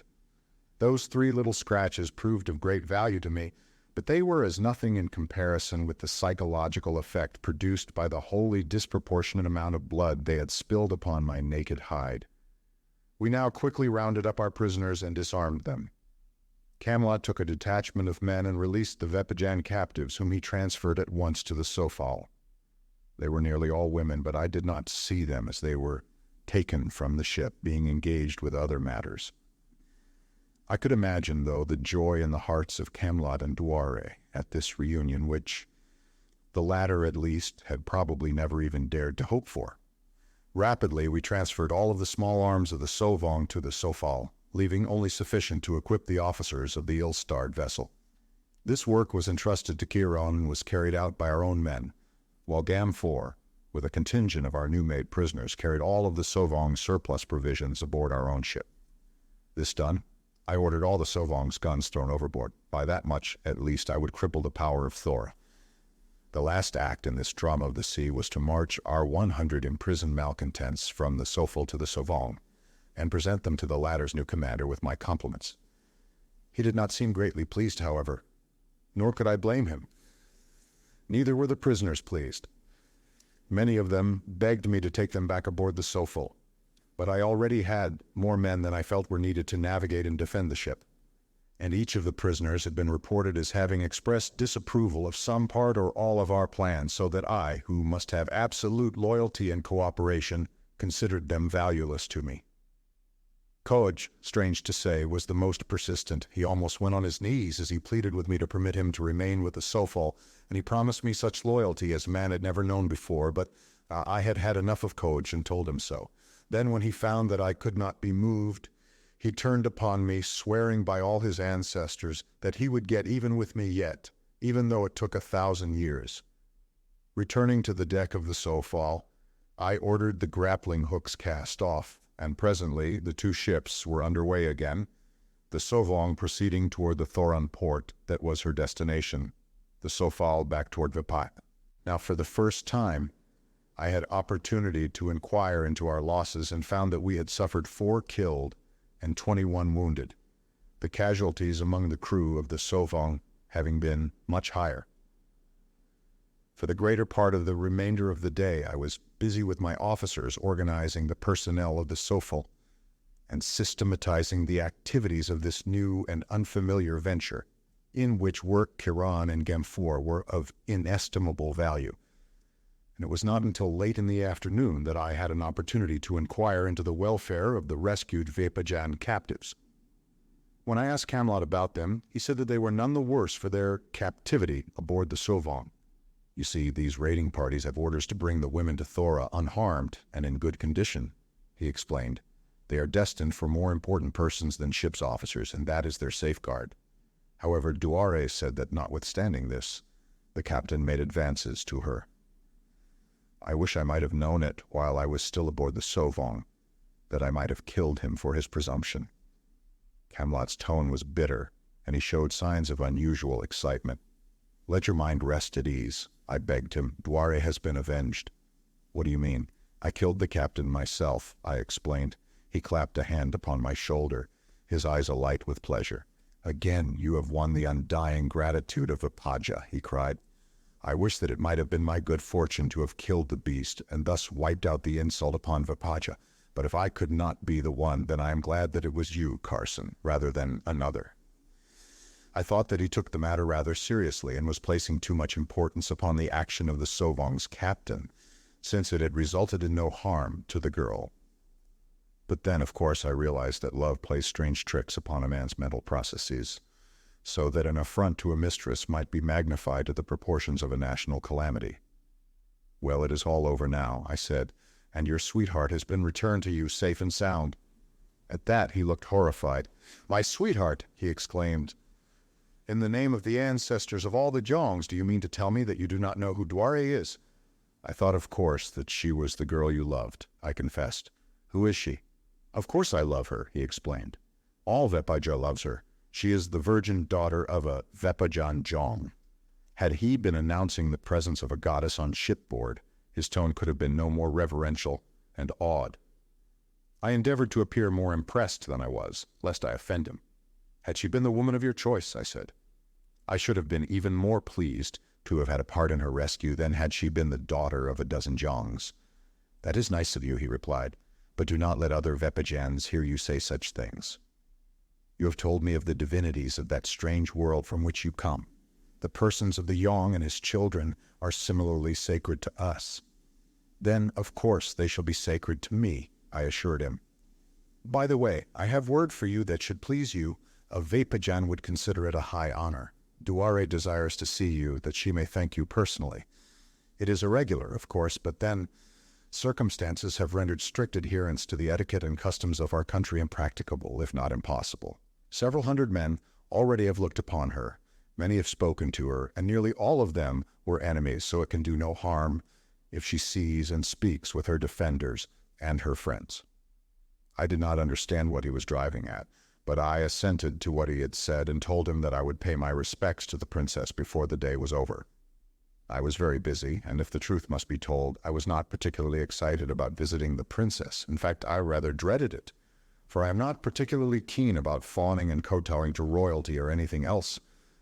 But I decided that out of respect for Camelot's feelings, I must get the thing over as soon as possible, and after he had left to attend to some duty, I made my way to the quarters allotted to Douaire on the second deck.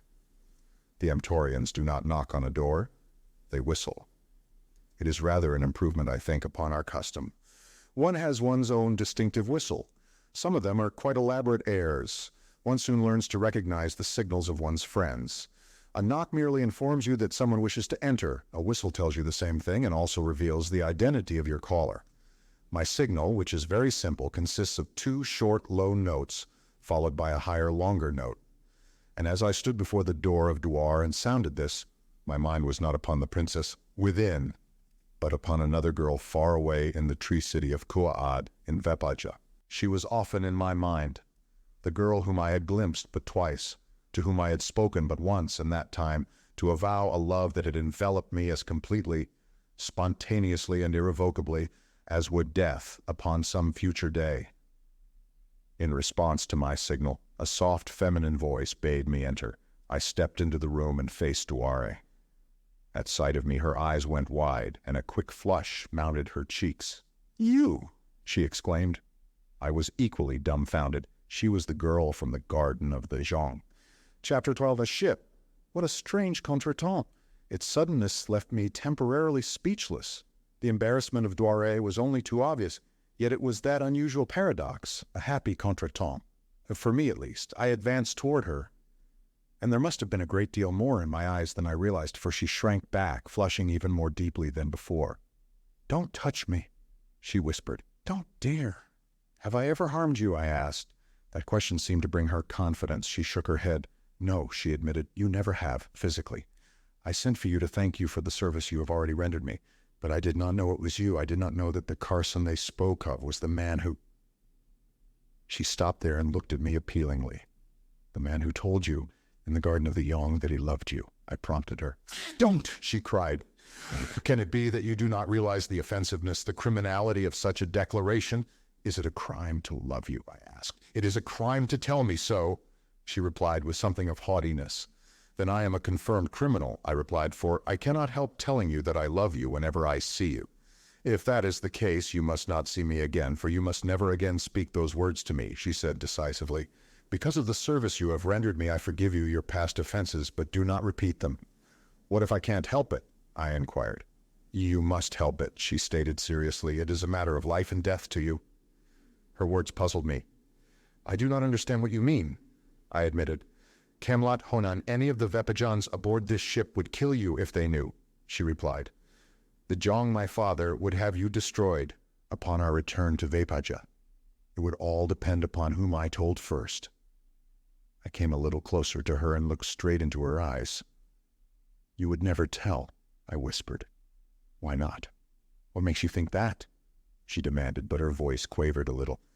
"Because you want me to love you," I challenged her. She stamped her foot angrily. "You are beyond reason or forbearance or decency," she exclaimed. "Leave my cabin at once. I do not wish ever to see you again." Her bosom was heaving. Her beautiful eyes were flashing. She was very close to me, and an impulse seized me to take her in my arms. I wanted to crush her body to mine. I wanted to cover her lips with kisses. But more than all else, I wanted her love, and so I restrained myself, for fear that I might go too far and lose the chance to win the love that I felt was hovering just below the threshold of her consciousness. I do not know why I was so sure of that, but I was. I could not have brought myself to force my attentions upon a woman to whom they were repugnant, but from the first moment that I had seen this girl, watching me from the garden in Vepaja, I had been impressed by an inner consciousness of her interest in me, her more than simple interest. It was just one of those things that are the children of old Chan Kabi's training, a training that has made me infinitely more intuitive than a woman. "I'm sorry that you are sending me away into virtual exile," I said. "I do not feel that I deserve that, but of course the standards of your world are not the standards of mine. There a woman is not dishonored by the love of a man or by its avowal unless she is already married to another. And then of a sudden a thought occurred to me that should have occurred before. "Do you already belong to some man?" I demanded, chilled by the thought. "Of course not," she snapped. "I am not yet 19. I wondered that it had never before occurred to me that the girl in the garden of the Yong might be already married. I did not know what that had to do with it, but I was glad to learn that she was not 700 years old. I had often wondered about her age, though, after all, it could have made no difference, since on Venus, if anywhere in the universe, people are really no older than they look. I mean, as far as their attractiveness is concerned. "Are you going?" she demanded. "Or shall I have to call one of the Vipajans and tell them that you have affronted me?" "And have me killed?" I asked. "No, you cannot make me believe that you would ever do that." "Then I shall leave," she stated, "and remember that you are never to see me or speak to me again." With that parting and far from cheering ultimatum, she quit the room, going into another of her suite. That appeared to end the interview. I could not very well follow her, and so I turned and made my way disconsolately to the captain's cabin in the tower. As I thought the matter over, it became obvious to me that I not only had not made much progress in my suit, but that there was little likelihood that I ever should. There seemed to be some insuperable barrier between us, though what it was I could not imagine. I could not believe that she was entirely indifferent to me. But perhaps that was just a reflection of my egotism, for I had to admit that she had certainly made it plain enough both by words and acts that she wished to have nothing to do with me. I was unquestionably persona non grata.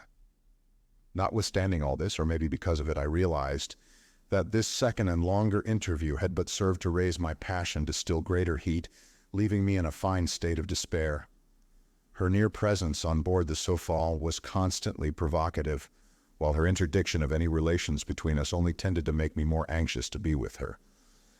I was most unhappy, and the monotony of the now uneventful voyage back toward Vepaja offered no means of distraction. I wished that we might sight another vessel, for any ship that we sighted would be an enemy ship. We were outlaws, we of the Sofal, pirates, buccaneers, privateers. I rather leaned toward the last and most polite definition of our status. Of course, we had not as yet been commissioned by Mintep to raid shipping for Vepaja, but we were striking at Vepaja's enemies, and so I felt that we had some claim upon the dubious respectability of privateerism. However, either of the other two titles would not have greatly depressed me. Buccaneer has a devil-may-care ring to it that appeals to my fancy. It has a trifle more haut ton than pirate. There is much in a name. I had liked the name of the Sofal from the first. Perhaps it was the psychology of that name that suggested the career upon which I was now launched. It means killer. The verb meaning kill is fal. The prefix so has the same value as the suffix ior in English. So Sofal means killer. Vong is the Amtorian word for defend. Therefore Sovong, the name of our first prize, means defender. But the Sovong had not lived up to her name. I was still meditating on names in an effort to forget Duare when Camelot joined me, and I decided to take the opportunity to ask him some questions concerning certain Amtorian customs that regulated the social intercourse between men and maids. He opened a way to the subject by asking me if I had seen Duar since she sent for me. "I saw her," I replied, "but I do not understand her attitude," which suggested that it was almost a crime for me to look at her. It would be under ordinary circumstances, he told me. But, of course, as I explained to you before, what she and we have passed through has temporarily at least minimized the importance of certain time-honored Vepajan laws and customs. Vepajan girls attain their majority at the age of 20. Prior to that, they may not form a union with a man. The custom, which has almost the force of a law, places even greater restrictions upon the daughters of a Jong. They may not even see or speak to any man other than their blood relatives, and a few well-chosen retainers until after they have reached their 20th birthday. Should they transgress, it would mean disgrace for them and death for the man. What a fool law, I ejaculated, but I realized at last how heinous my transgression must have appeared in the eyes of Duare. Camelot shrugged. "It may be a fool law," he said, "but it is still the law. And in the case of Duare, its enforcement means much to Vepaja, for she is the hope of Vepaja. I had heard that title conferred upon her before, but it was meaningless to me." "Just what do you mean by saying that she is the hope of Vepaja?" I asked. She is Mintep's only child. He has never had a son, though 100 women have sought to bear him one.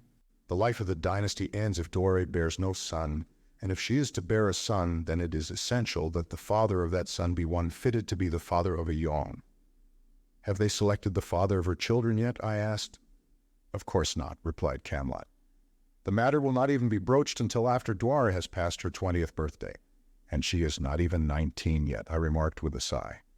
No, agreed Camelot, eyeing me closely, but you act as though that fact were of importance to you. It is, I admitted. What do you mean?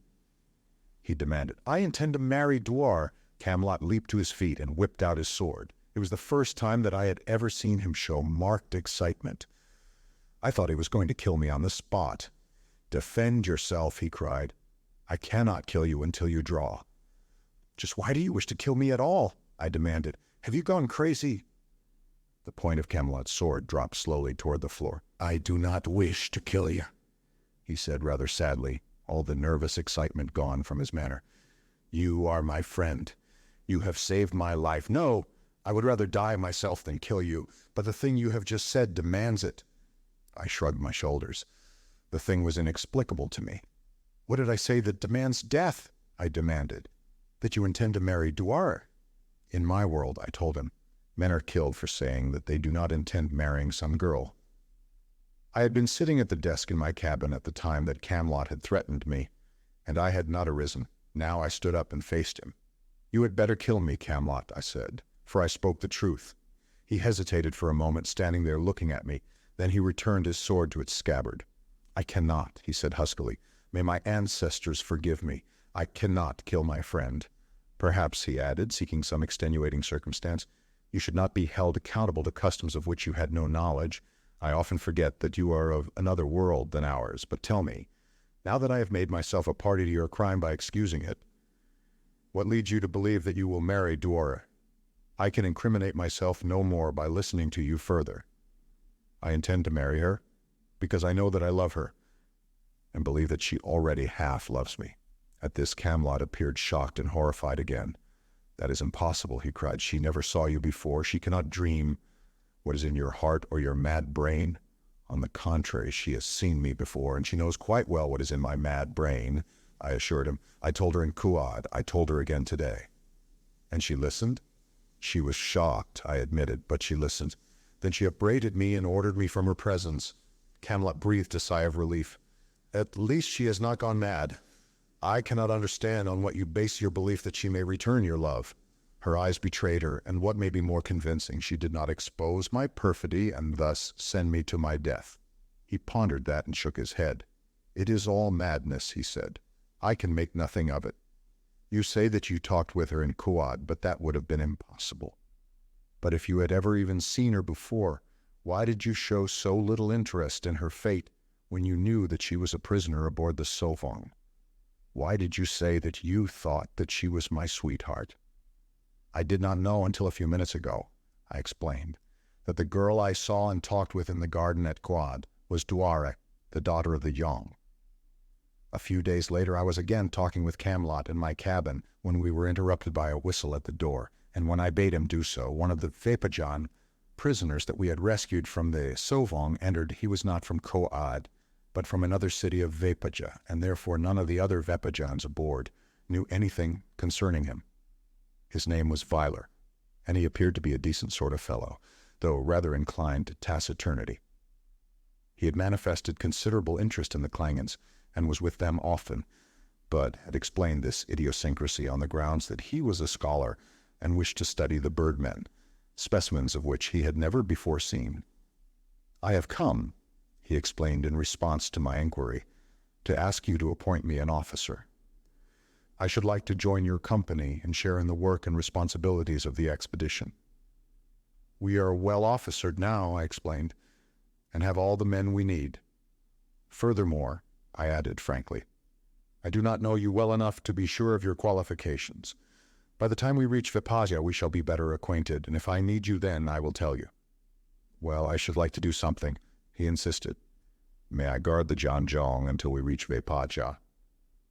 He referred to Dware, whose title, compounded of the two words daughter and king, is synonymous to princess. I thought that I noticed just a trace of excitement in his voice as he made the request. "She is well guarded now," I explained.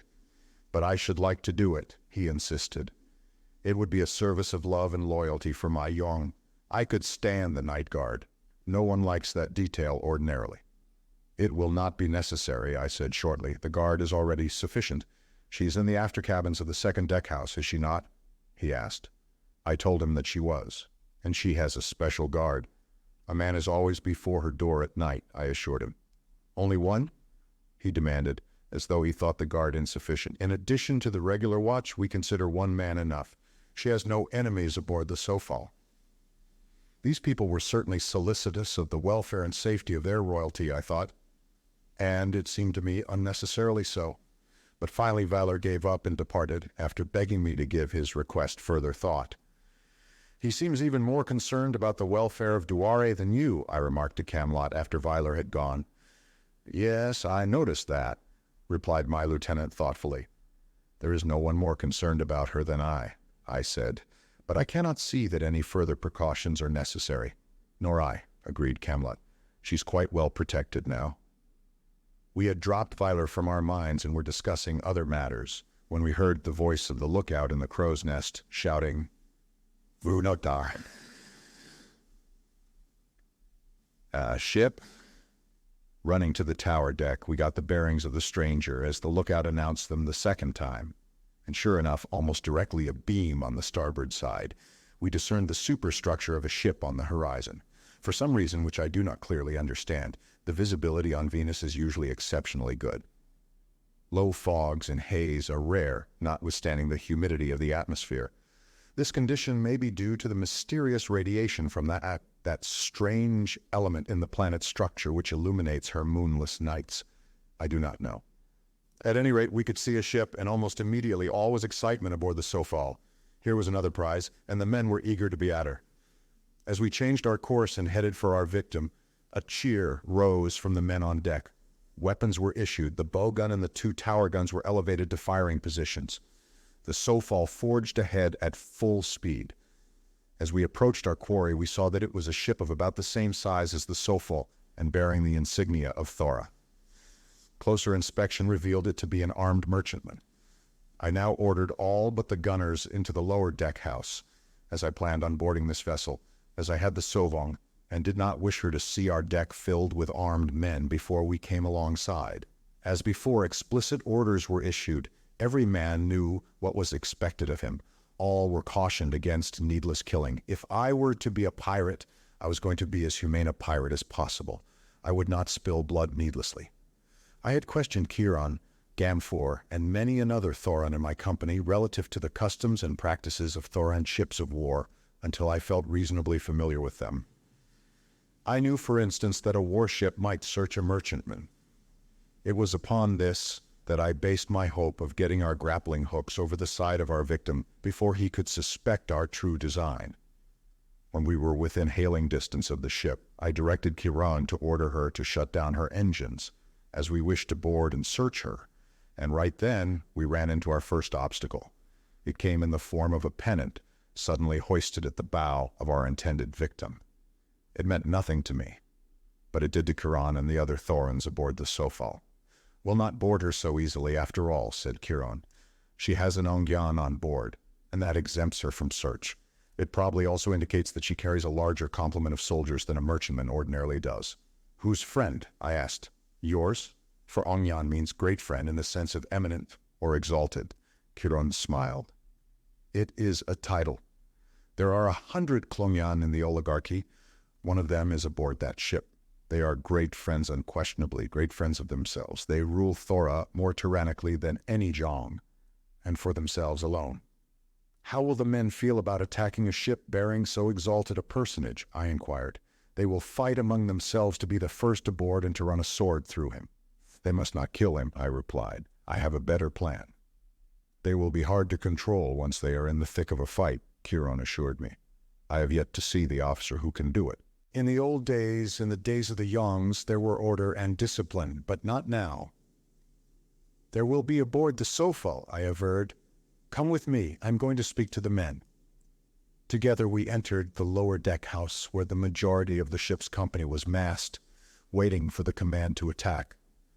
There were nearly 100 rough and burly fighting men, nearly all of whom were ignorant and brutal. We had been together as commander and crew for too short a time for me to gauge their sentiments toward me, but I realized that there must be no question in any mind as to who was captain of the ship, no matter what they thought of me. Kieran had called them to attention as we entered, and now every eye was on me as I started to speak. "We're about to take another ship," I began, "on board, which is one whom Kieran tells me you will want to kill. He is an Ongyan. I have come here to tell you that he must not be killed." Growls of disapproval greeted this statement, but ignoring them, I continued. "I have come here to tell you something else, because I have been informed that no officer can control you after you enter battle. There are reasons why it will be better for us to hold this man prisoner than to kill him. But these have nothing to do with the question. What you must understand is that my orders and the orders of your other officers must be obeyed. We are embarked upon an enterprise that can succeed only if discipline be enforced. I expect the enterprise to succeed. I will enforce discipline. Insubordination or disobedience will be punishable by death. That is all." As I left the room, I left behind me nearly 100 silent men. There was nothing to indicate what their reaction had been. Purposely, I took Kieran out with me. I wanted the men to have an opportunity to discuss the matter among themselves without interference by an officer. I knew that I had no real authority over them, and that eventually they must decide for themselves whether they would obey me. The sooner that decision was reached, the better for all of us. Amtorian ships employ only the most primitive means of intercommunication. There is a crude and cumbersome hand signaling system in which flags are employed. Then there is a standardized system of trumpet calls, which covers a fairly wide range of conventional messages. But the most satisfactory medium, and the one most used, is the human voice. Since our quarry had displayed the pennant of the Ongyan, we had held a course parallel to hers, and a little distance astern. On her main deck, a company of armed men was congregated. She mounted 4 guns, which had been elevated into firing position. She was ready, but I think that as yet she suspected nothing wrong in our intentions. Now I gave orders that caused the Sofal to close in upon the other ship, and as the distance between them lessened, I saw indications of increasing excitement on the decks of our intended victim. "What are you about?" shouted an officer from her towered deck. "Stand off there. There's an Ongyan aboard us." As no reply was made him, and as the Sofal continued to draw nearer, his excitement waxed. He gesticulated rapidly as he conversed with a fat man standing at his side. Then he screamed, "Stand off, or someone will suffer for this." But the Sofal only moved steadily closer. "Stand off, or I'll fire," shouted the captain. For answer, I caused all our starboard guns to be elevated into firing position. I knew he would not dare fire now, for a single broadside from the Sofal would have sunk him in less than a minute, a contingency which I wished to avoid as much as he. "What do you want of us?" he demanded. "We want to board you," I replied, "without bloodshed if possible." "This is revolution. This is treason," shouted the fat man at the captain's side. "I order you to stand off and leave us alone. I am the Ongyan Musko." And then to the soldiers on the main deck he screamed, "Repel them! Kill any man who sets foot upon that deck!" Chapter 13, Catastrophe. At the same moment that the Ongyan Musko ordered his soldiers to repel any attempt to board his ship, her captain ordered full speed ahead and threw her helm to starboard. She veered away from us and leaped ahead in an effort to escape. Of course I could have sunk her, but her loot would have been of no value to me at the bottom of the sea. Instead, I directed the trumpeter at my side to sound full speed ahead to the officer in the tower, and the chase was on.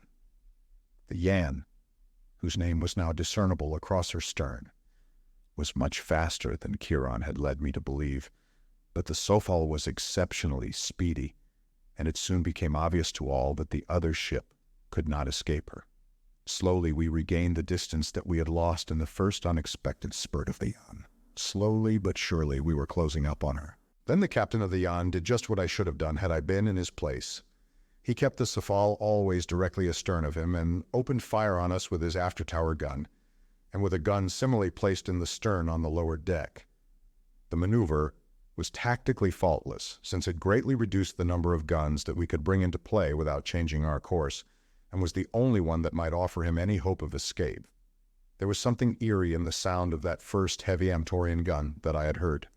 I saw nothing, neither smoke nor flame.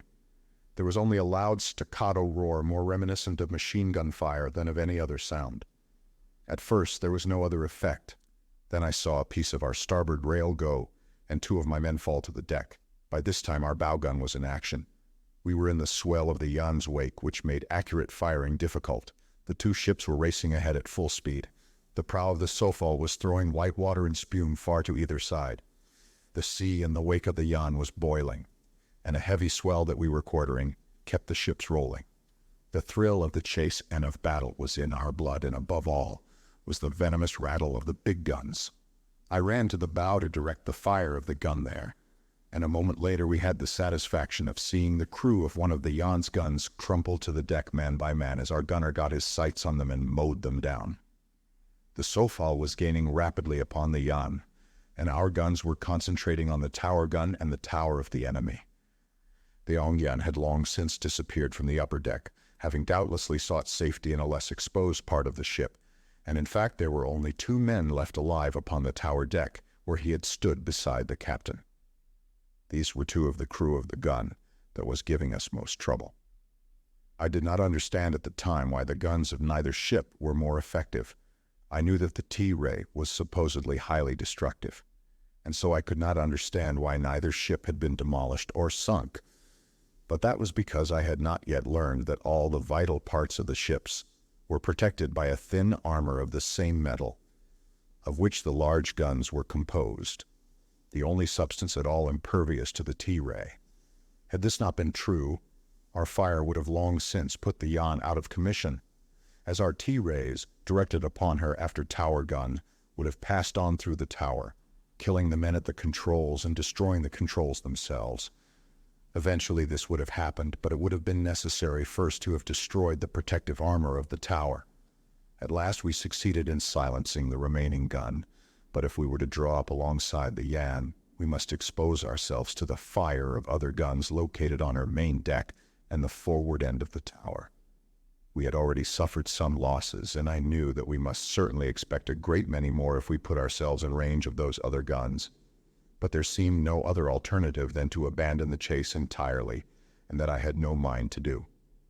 Giving orders to draw up along her port side, I directed the fire of the bow gun along her rail, where it would rake her port guns one by one as we moved up on her, and gave orders that each of our starboard guns in succession should open fire similarly as they came within range of the Jan's guns.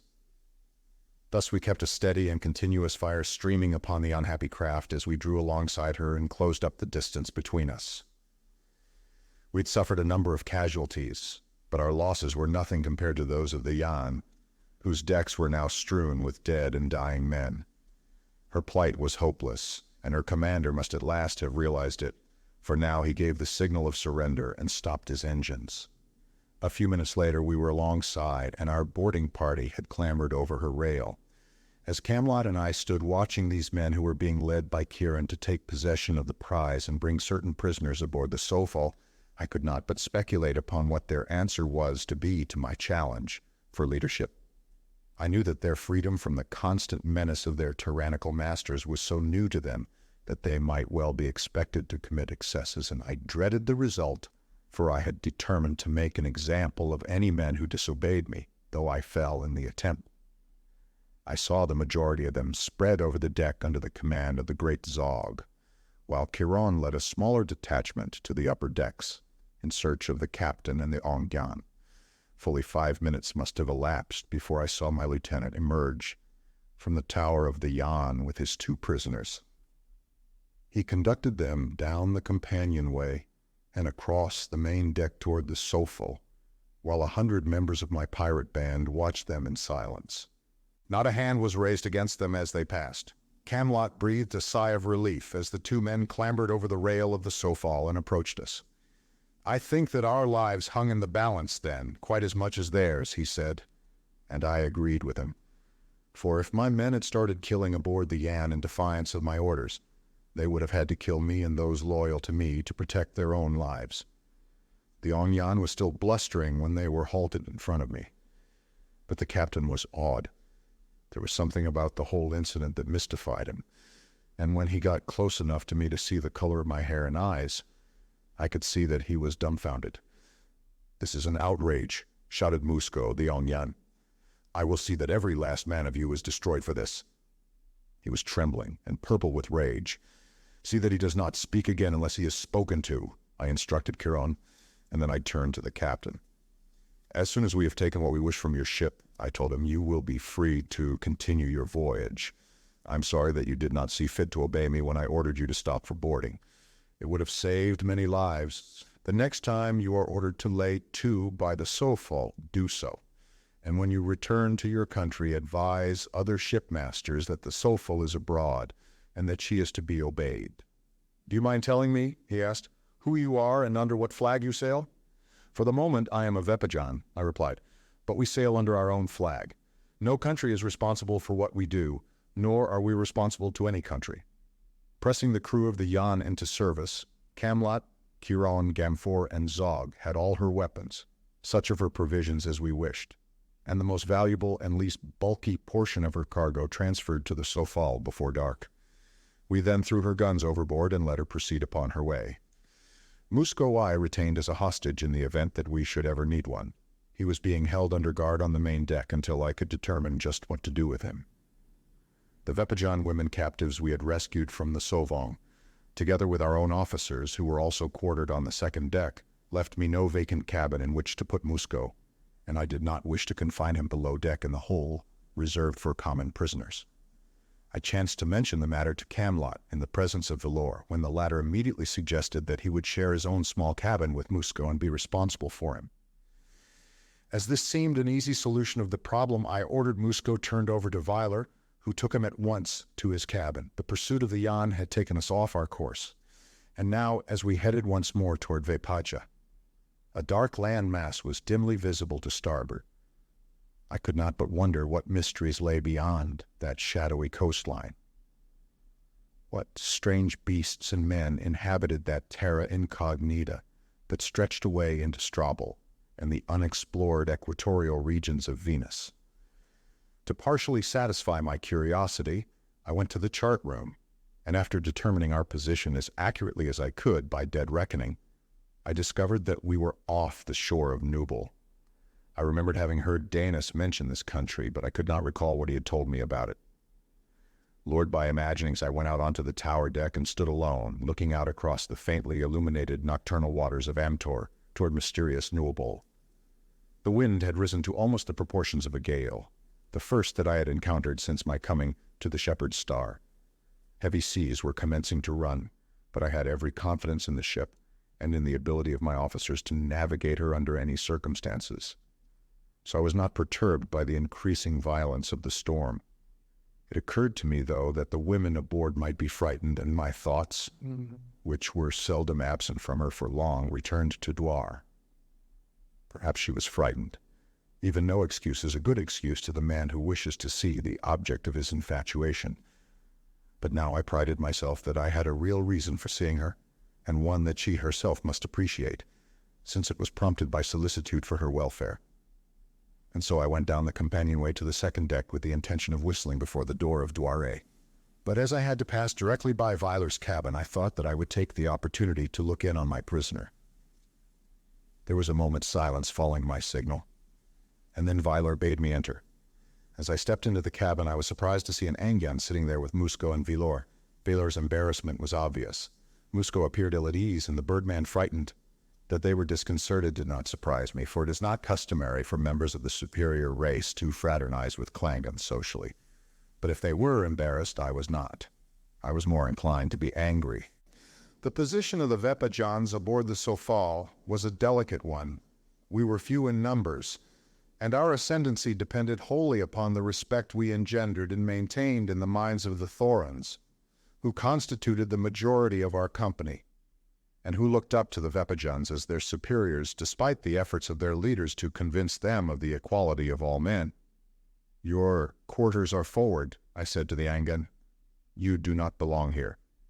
"It is not his fault," said Viller, as the birdman rose to leave the cabin. "Musco, strange as it may seem, had never seen an Angan, and I fetched this fellow here merely to satisfy his curiosity. I am sorry if I did wrong." "Of course," I said. "That puts a slightly different aspect on the matter, but I think it will be better if the prisoner inspects the Klangon on deck where they belong. He has my permission to do so tomorrow." The Angan departed. I exchanged a few more words with Viller, and then I left him with his prisoner and turned toward the after cabin where Dware was quartered. The episode that had just occurred fading from my mind almost immediately, to be replaced by far more pleasant thoughts. There was a light in Dware's cabin as I whistled before her door, wondering if she would invite me in or ignore my presence. For a time there was no response to my signal, and I had about determined that she would not see me when I heard her soft, low voice inviting me to enter. "You are persistent," she said, but there was less anger in her voice than when last she had spoken to me. "I came to ask if the storm has frightened you and to assure you that there is no danger." "I am not afraid," she replied. "Was that all that you wished to say?" It sounded very much like a dismissal. "No," I assured her, "nor did I come solely for the purpose of saying it." She raised her eyebrows. "What else could you have to say to me that you have not already said?" "Perhaps I wish to repeat," I suggested. "You must not," she cried. I came closer to her. "Look at me, Dware. Look me in the eyes and tell me that you do not like to hear me tell you that I love you." Her eyes fell. "I must not listen," she whispered, and rose as though to leave the room. I was mad with love for her. Her near presence sent the hot blood boiling through my veins. I seized her in my arms and drew her to me. Before she could prevent it, I covered her lips with mine. Then she partially tore away from me, and I saw a dagger gleaming in her hand. "You are right," I said. "Strike. I have done an unforgivable thing. My only excuse is my great love for you. It swept away reason and honor." Her dagger hand dropped to her side. "I cannot," she sobbed, and turning fled from the room. I went back to my own cabin, cursing myself for a beast and a cad. I could not understand how it had been possible for me to have committed such an unpardonable act. I reviled myself, and at the same time the memory of that soft body crushed against mine, and those perfect lips against my lips suffused me with a warm glow of contentment that seemed far removed from repentance. I lay awake for a long time after I went to bed, thinking of Dware, recalling all that had ever passed between us. I found a hidden meaning in her cry, "I must not listen." I rejoiced in the facts that once she'd refused to consign me to death at the hands of others, and that again she had refused to kill me herself. Her "I cannot" rang in my ears almost like an avowal of love. My better judgment told that I was quite mad, but I found joy in hugging my madness to me. The storm increased to such terrific fury during the night that the screeching of the wind and the wild plunging of the Sofal awakened me just before dawn. Arising immediately, I went on deck, where the wind almost carried me away. Great waves lifted the Sofal on high, only to plunge her the next moment into watery abysses. The ship was pitching violently. Occasionally a huge wave broke across her bow and flooded the main deck. Across her starboard quarter loomed a great land mass that seemed perilously close. The situation appeared fraught with danger. I entered the control room and found both Honan and Gamfor with the helmsman. They were worried because of our proximity to land. Should either the engines or the steering device fail, we must inevitably be driven ashore. I told them to remain where they were, and then I went down to the second deck house to arouse Chiron, Camlot, and Zog. As I turned aft from the foot of the companionway, on the second deck, I noticed that the door of Villor's cabin was swinging open and closing again with each roll of the vessel.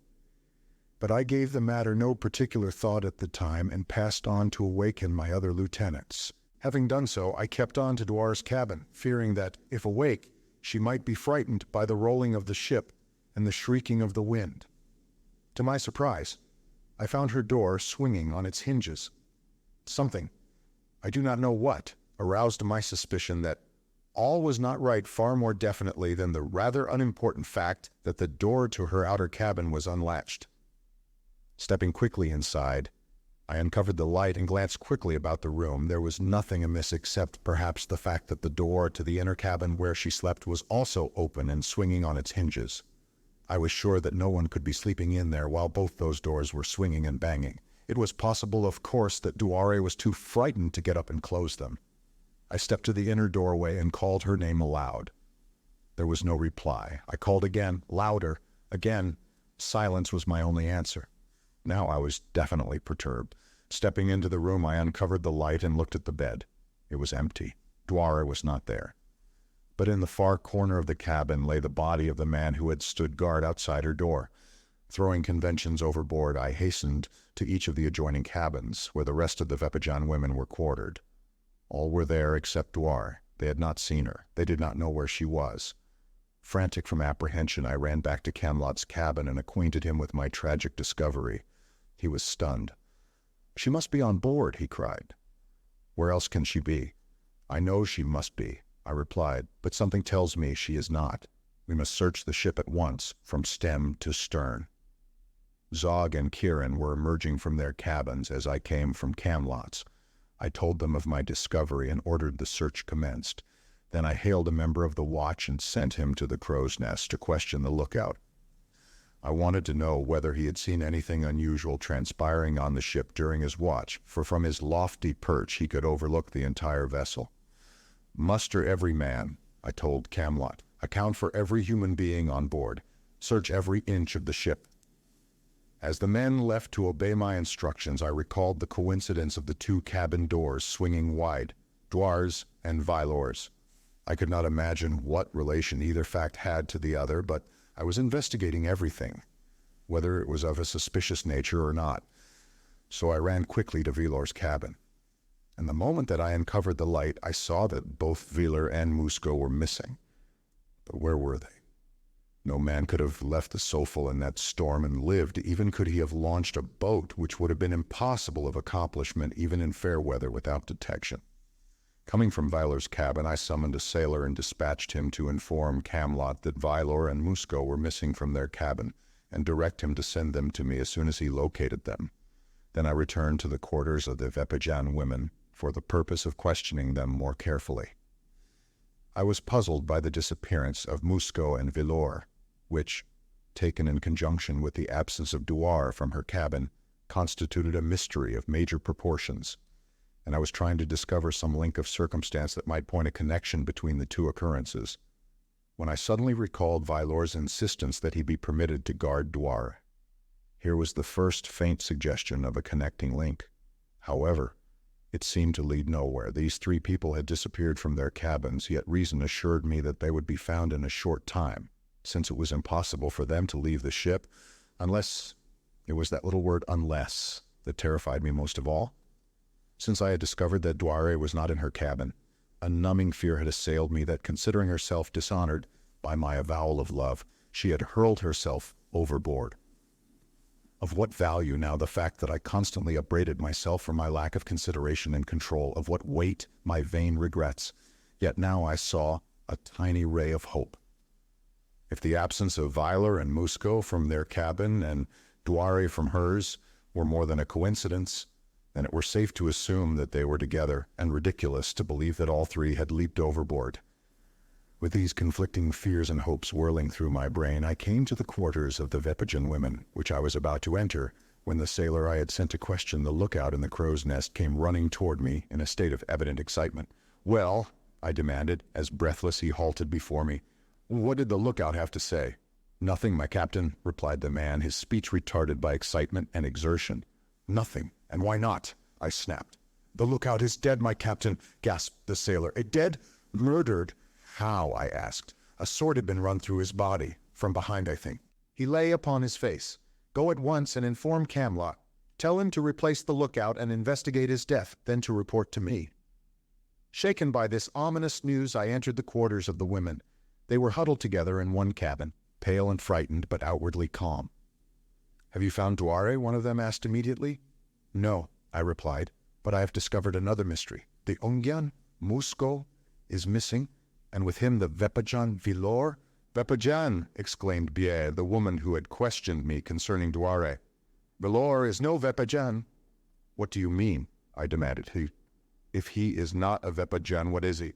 "He is a Thoran spy," she replied. He was sent to Voyage long ago to steal the secret of the longevity serum, and when we were captured, the Klangen took him also by mistake.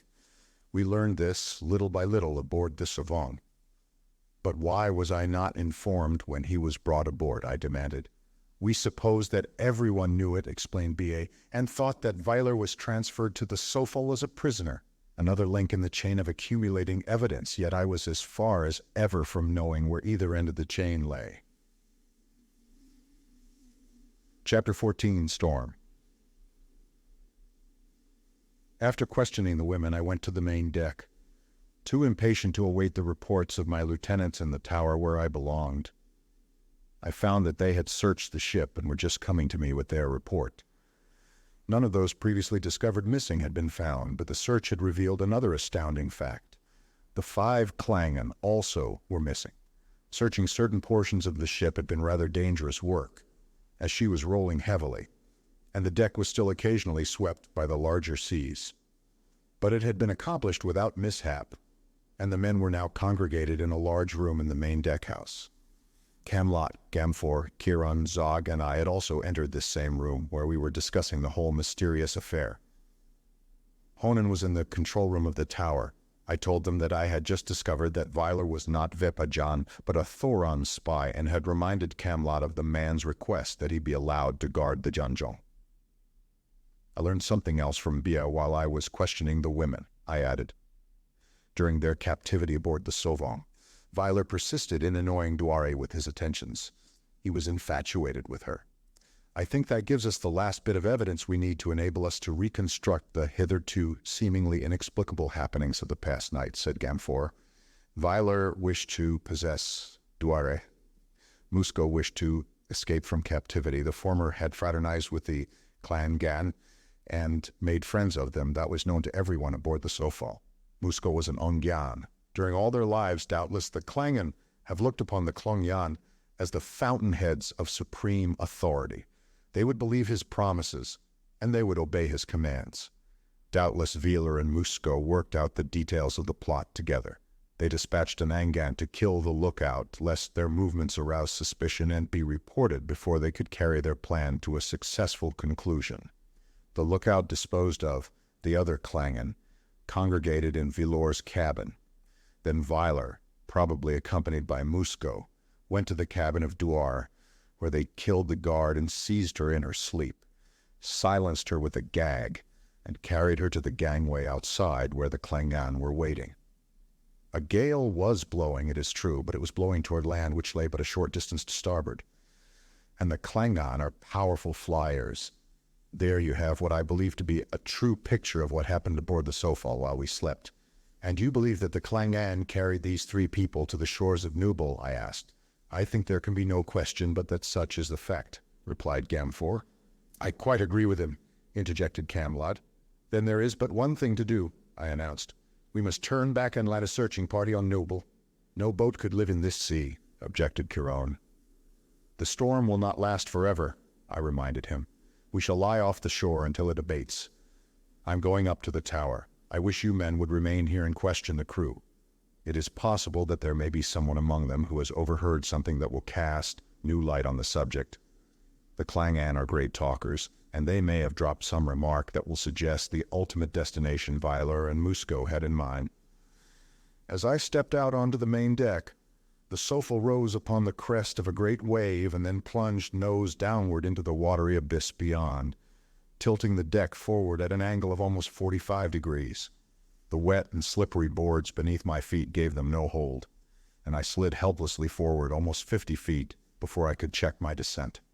Then the ship buried her nose in a mountainous wave, and a great wall of water swept the deck from stem to stern, picking me up and whirling me helplessly upon its crest.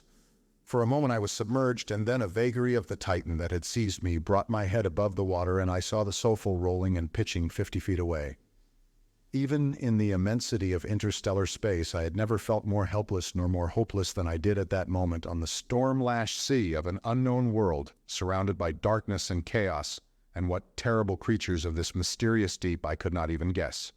I was lost. Even if my comrades knew of the disaster that had overwhelmed me, they were helpless to give me aid.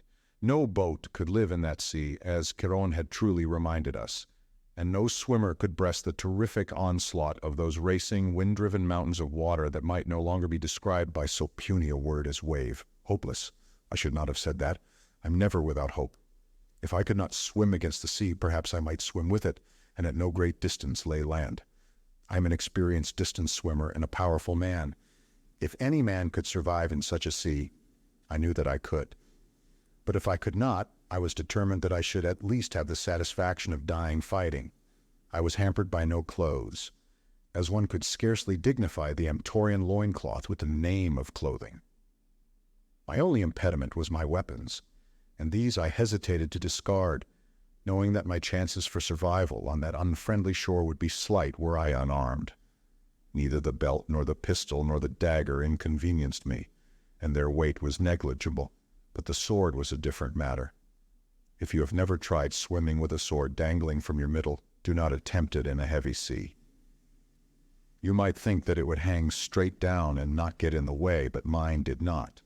The great waves hurled me about mercilessly, twisting and turning me, and now my sword was buffeting me in some tender spot, and now it was getting between my legs. And once, when a wave turned me completely over, it came down on top of me and struck me on the head, yet I would not discard it. After the first few minutes of battling with the sea, I concluded that I was in no immediate danger of being drowned. I could keep my head above the waves often enough and long enough to ensure sufficient air for my lungs, and the water being warm, I was in no danger of being chilled to exhaustion, as so often occurs when men are thrown into cold seas.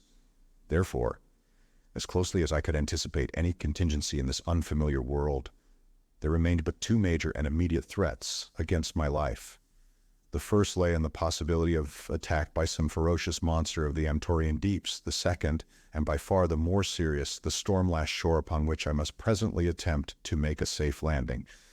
This, in itself, should have been sufficient to dishearten me, for I had seen seas breaking upon too many shores to lightly ignore the menace of those incalculable tons of hurtling waters, pounding, crashing, crushing, tearing their way even into the rocky heart of the eternal hills.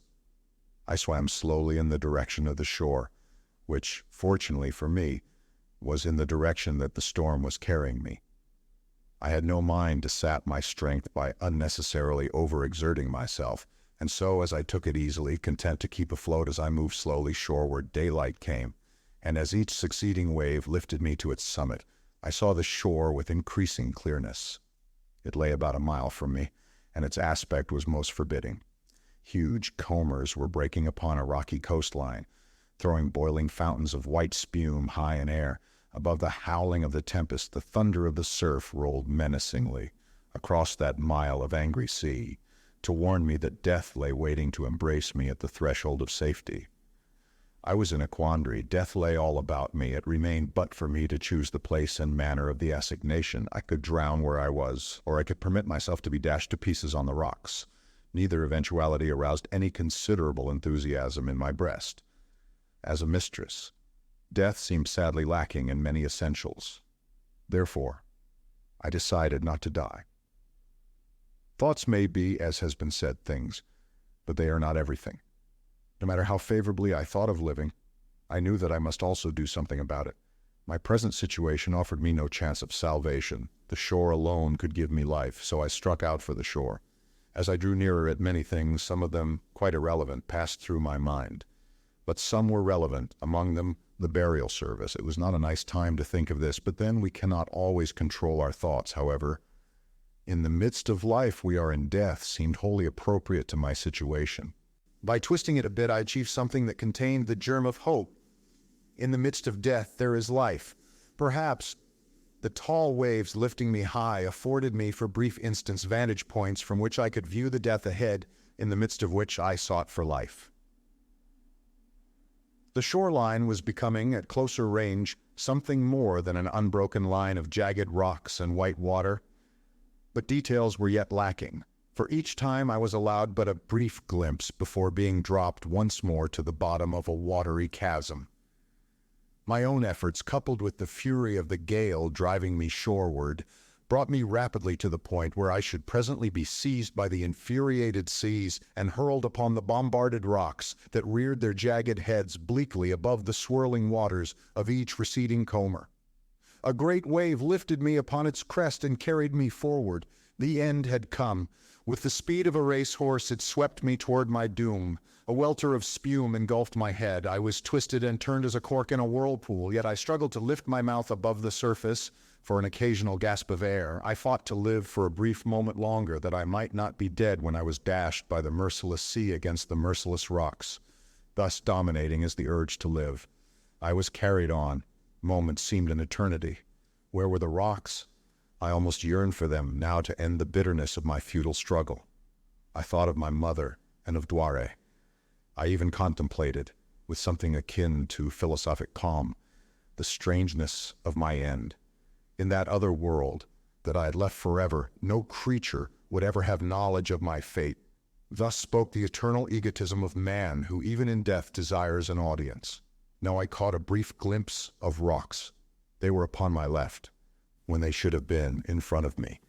It was incomprehensible. The wave tore on, carrying me with it, and still I lived, and there was only water against my naked flesh. Now the fury of the sea abated. I rose to the crest of a diminishing comber to look with astonishment upon the comparatively still waters of an inlet. I had been carried through the rocky gateway of a landlocked cove, and before me I saw a sandy crescent beach. I had escaped the black fingers of death. I had been the beneficiary of a miracle. The sea gave me a final fillip that rolled me high upon the sands to mingle with the wrack and flotsam she had discarded. I stood up and looked about me. A more devout man would have given thanks, but I felt that as yet I had been spared temporarily. But Dware was still in peril. The cove into which I had been swept was formed by the mouth of a canyon that ran inland between low hills, the sides and summits of which were dotted with small trees. Nowhere did I see any such giants as grow in Vepeja, but perhaps, I mused, what I see here are not trees on Venus, but only underbrush. However, I shall call them trees, since many of them were from 50 to 80 feet in height. A little river tumbled down the canyon's bottom to empty into the cove. Pale violet grass, starred with blue and purple flowers, bordered it and clothed the hills. There were trees with red boles, smooth and glossy as lacquer. There were trees with azure boles. Whipping in the gale was the same weird foliage of heliotrope and lavender and violet that had rendered the forests of Vepeja so unearthly to my eyes. But beautiful and unusual as was the scene, it could not claim my undivided attention. A strange freak of fate had thrown me upon this shore to which I had reason to believe Dware must undoubtedly have been carried, and now my only thought was to take advantage of this fortunate circumstance and attempt to find and succor her. I could only assume that in the event her abductors had brought her to this shore, their landing must have been made farther along the coast to my right, which was the direction from which the Sofal had been moving. With only this slight and unsatisfactory clue, I started immediately to scale the side of the canyon and commence my search. At the summit, I paused a moment to survey the surrounding country and get my bearings. Before me stretched a rolling tableland, tree-dotted and lush with grass, and beyond that inland rose a range of mountains vague and mysterious along the distant horizon. My course lay to the east along the coast. I shall use the earthly references to points of compass. The mountains were northward, toward the equator. I'm assuming, of course, that I am in the southern hemisphere of the planet. The sea was south of me. I glanced in that direction, looking for the Sofal. There she was, far out and moving toward the east. Evidently my orders were being carried out, and the Sofal was lying offshore waiting for calm weather that would permit a landing. Now I turned my steps toward the east. At each elevation I stopped and scanned the tableland in all directions, searching for some sign of those I sought. I saw signs of life, but not of human life. Herbivorous animals grazed in large numbers upon the flower-starred violet plain. Many that were close enough to be seen plainly appeared similar in form to earthly animals, but there was none exactly like anything I had ever seen on Earth. Their extreme wariness and the suggestion of speed and agility in their conformations suggested that they had enemies. The wariness that among these enemies was man. The the speed and agility that swift and ferocious carnivores preyed upon them. These observations served to warn me that I must be constantly on the alert for similar dangers that might threaten me, and I was glad that the tableland was well supplied with trees growing at convenient intervals. I had not forgotten the ferocious basto that Camlott and I had encountered in Vapaja, and though I had seen nothing quite so formidable as yet among the nearer beasts, there were some creatures grazing at a considerable distance from me, whose lines suggested a too great similarity to those bison-like omnivores to ensure ease of mind. I moved rather rapidly, as I was beset by fears for Dware's safety, and felt that if I did not come upon some clue this first day, my search might prove fruitless. The Klangen, I believed, must have alighted near the coast, or they would have remained at least until daylight, and my hope was that they might have tarried longer. If they had winged away immediately, my chances of locating them were slight, and now my only hope lay in the slender possibility that I might come across them before they took up their flight for the day. The tableland was cut by gullies and ravines running down to the sea. Nearly all of these carried streams varying in size from tiny rivulets to those which might be dignified by the appellation of river, but none that I encountered offered any serious obstacle to my advance, though upon one or two occasions I was forced to swim the deeper channels. If these rivers were inhabited by dangerous reptiles, I saw nothing of them, though I admit that they were constantly on my mind as I made my way from bank to bank. Once upon the tableland, I saw a large cat-like creature at a distance, apparently stalking a herd of what appeared to be a species of antelope, but either it did not see me or was more interested in its natural prey, for although I was in plain sight, it paid no attention to me. Shortly thereafter I dropped into a small gully, and when I had regained the higher ground upon the opposite side, the beast was no longer in sight. But even had it been, it would have been driven from my thoughts by faint sounds that came to me out of the distance far ahead. There were what sounded like the shouts of men and the unmistakable hum of Amtorian pistol fire. Though I searched diligently with my eyes to the far horizon, I could see no sign of the authors of these noises. But it was enough for me to know that there were human beings ahead and that there was fighting there. Being only human, I naturally pictured the woman I loved in the center of overwhelming dangers, even though my better judgment told me that the encounter reverberating in the distance might have no connection with her or her abductors. Reason aside, however, I broke into a run, and as I advanced, the sounds waxed louder.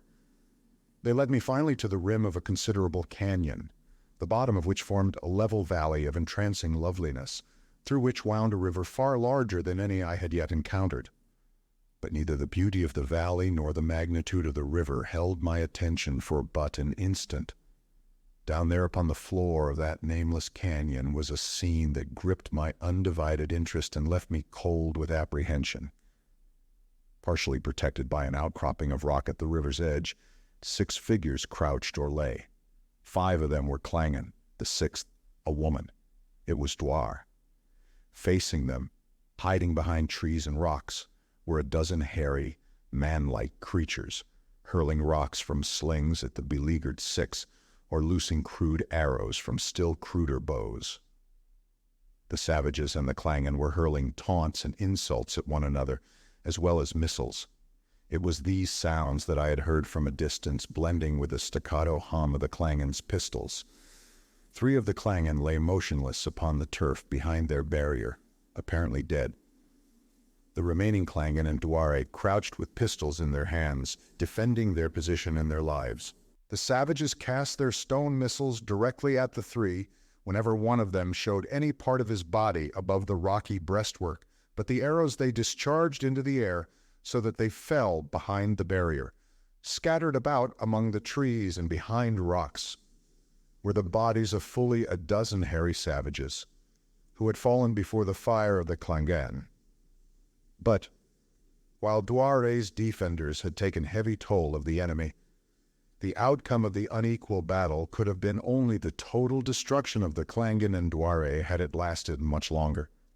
The details, which have taken long in the telling, I took in at a single glance, nor did I waste precious time in pondering the best course of action.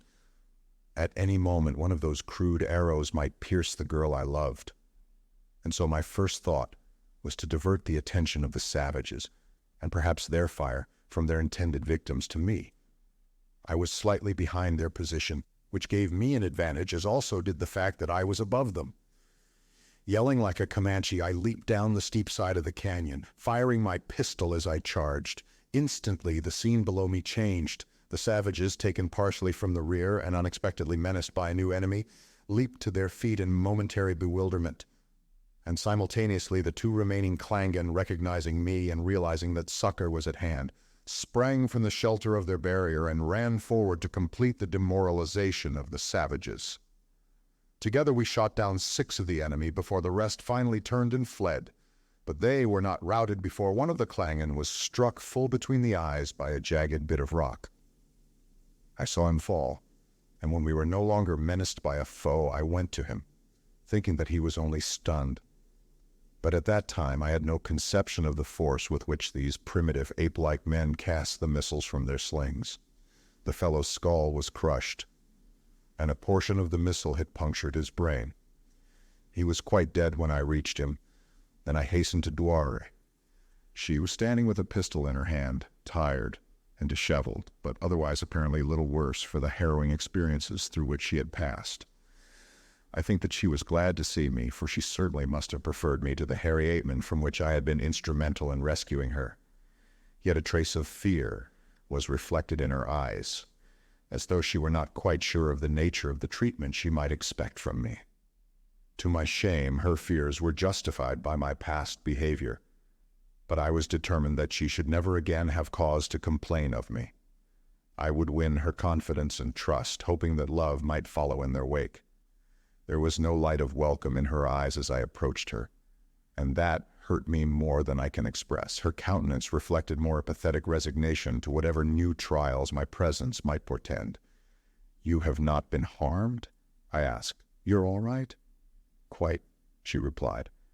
Her eyes passed beyond me, searching the summit of the canyon wall down which I had charged upon the savages. "Where are the others?" she asked in puzzled and slightly troubled tones. "What others?" I inquired. "Those who came with you from the Sofal to search for me." "There were no others. I am quite alone." Her countenance assumed an even deeper gloom at this announcement. "Why did you come alone?" she asked, fearfully. "To be honest with you, it was through no fault of my own that I came at all at this time," I explained. "After we missed you from the Sofal, I gave orders to stand by off the coast until the storm abated and we could land a searching party. Immediately thereafter I was swept overboard, a most fortunate circumstance as it turned out, and naturally, when I found myself safely ashore, my first thought was of you. I was searching for you when I heard the shouts of the savages and the sound of pistol fire. You came in time to save me from them," she said. "But for what? What are you going to do with me now?" "I am going to take you to the coast as quickly as possible," I replied, "and there we will signal the Sofal. She will send a boat to take us off." Dware appeared slightly relieved at this recital of my plans. "You will win the undying gratitude of the Jong, my father, if you return me to Paja unharmed," she said. "To have served his daughter shall be reward enough for me," I replied, "even though I succeed in winning not even her gratitude." "That you already have for what you have just done at the risk of your life," she assured me, and there was more graciousness in her voice than before. "What became of Velor and Musco?" I asked. Her lip curled in scorn. "When the Clunabargan attacked us, they fled." "Where did they go?" I asked. "They swam the river and ran away in that direction." She pointed toward the east. "Why did the Klangen not desert you also?" "They were told to protect me." "They know little else than to obey their superiors, and too they like to fight. Having little intelligence and no imagination, they are splendid fighters. I cannot understand why they did not fly away from danger and take you with them when they saw that defeat was certain. That would have ensured the safety of all. By the time they were assured of that, it was too late," she explained. "They could not have risen from behind our protection without being destroyed by the missiles of the Clunabargan." This word, by way of parenthesis, is an interesting example of the derivation of an Amtorian substantive. Broadly, it means savages. Literally, it means hairy men. In the singular, it is no bargain. Gone is man, bar is hair, no is a contraction of not, with, and is used as a prefix with the same value that the suffix y has in English. Therefore, no bar means hairy, no bargain, hairy man. The prefix clu forms the plural, and we have clu no bargain, hairy men, savages. After determining that the 4 clan were dead, Duare, the remaining Angan, and I started down the river toward the ocean. On the way, Duare told me what had occurred on board the Sofal the preceding night, and I discovered that it had been almost precisely as Gamfor had pictured it. "What was their object in taking you with them?" I asked. "Vyler wanted me," she replied, "and Musco merely wished to escape. Yes, he thought that he would be killed when the ship reached Vepaya." "How did they expect to survive in a wild country like this?" I asked. "Did they know where they were?" "They said that they thought that the country was Nubal," she replied. "But they were not positive. The Thorans have agents in Nubal who are fomenting discord in an attempt to overthrow the government. There are several of these in a city on the coast, and it was Musco's intention to search for this city, where he was certain that he would find friends who would be able to arrange transportation for himself, Vyler, and me, to Thora." We walked on in silence for some time. I was just ahead of Duare, and the Angan brought up the rear. He was crestfallen and dejected. His head and tail feathers drooped. The Klangen are ordinarily so vociferous that this preternatural silence attracted my attention, and, thinking that he might have been injured in the fight, I questioned him. "I was not wounded, my captain," he replied. "Then what is the matter with you? Are you sad because of the deaths of your comrades?" "It is not that," he replied. "There are plenty more where they came from. It is because of my own death that I am sad." "But you are not dead." "I shall be soon," he averred. "What makes you think so?" I demanded. "When I return to the ship, they will kill me for what I did last night. If I do not return, I shall be killed here. No one could live alone for long in such a country as this. If you serve me well and obey me, you will not be killed if we succeed in reaching the Sofal again," I assured him. At that, he brightened perceptibly. "I shall serve you well and obey you, my captain," he promised. And presently he was smiling and singing again as though he had not a single care in the world and there was no such thing as death. On several occasions when I had glanced back at my companions, I had discovered Duare's eyes upon me, and in each instance she had turned them away quickly, as though I had surprised and embarrassed her in some questionable act. I had spoken to her only when necessary, for I had determined to atone for my previous conduct by maintaining a purely official attitude toward her that would reassure her and give her no cause for apprehension as to my intentions. This was a difficult role for me to play while I yearned to take her into my arms and tell her again of the great love that was consuming me. But I had succeeded so far in controlling myself and saw no reason to believe that I should not be able to continue to do so, at least as long as Duare continued to give me no encouragement. The very idea that she might give me encouragement caused me to smile in spite of myself. Presently, much to my surprise, she said, "You are very quiet. What is the matter?" It was the first time that Duare had ever opened a conversation with me or given me any reason to believe that I existed for her as a personality. I might have been a clod of earth or a piece of furniture, for all the interest she had seemed to take in me since those 2 occasions upon which I had surprised her as she watched me from the concealing foliage of her garden. "There's nothing the matter with me," I assured her. "I'm only concerned with your welfare and the necessity for getting you back to the Sofal as quickly as possible." "You do not talk any more," she complained. "Formerly, when I saw you, you used to talk a great deal." "Probably altogether too much," I admitted. "But you see, now I am trying not to annoy you." Her eyes fell to the ground. "It would not annoy me," she said almost inaudibly.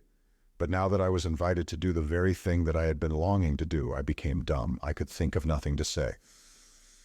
"You see," she continued in her normal voice, "conditions are very different now from any that I have ever before encountered.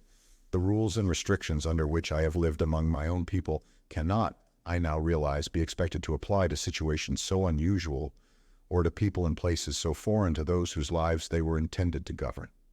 I have been thinking a great deal about many things and you. I commenced to think these strange thoughts after I saw you the first time in the garden at Ko'ad. I've thought that perhaps it might be nice to talk to other men than those I am permitted to see in the house of my father, the Zhong. I became tired of talking to these same men, and to my women, but custom had made a slave and a coward of me. I did not dare do the things I most wished to do. I always wanted to talk to you. And now, for the brief time before we shall be again aboard the Sofal, where I must again be governed by the laws of Vepaja, I'm going to be free. I'm going to do what I wish. I am going to talk to you. This naive declaration revealed a new Dware, one in the presence of whom it was going to be most difficult to maintain an austere platonicism. Yet I continued to steel myself to the carrying out of my resolve. "Why do you not talk to me?" she demanded when I made no immediate comment on her confession. "I do not know what to talk about," I admitted, "unless I talk about the one thing that is uppermost in my mind." She was silent for a moment, her brows knit in thought, and then she asked with seeming innocence, "What is that?" "Love," I said, looking into her eyes. Her lids dropped and her lips trembled. "No," she exclaimed, "we must not talk of that. It is wrong. It is wicked." "Is love wicked on Amtor?" I asked. No, I do not mean that," she hastened to deny. "But it is wrong to speak to me of love until after I am 20.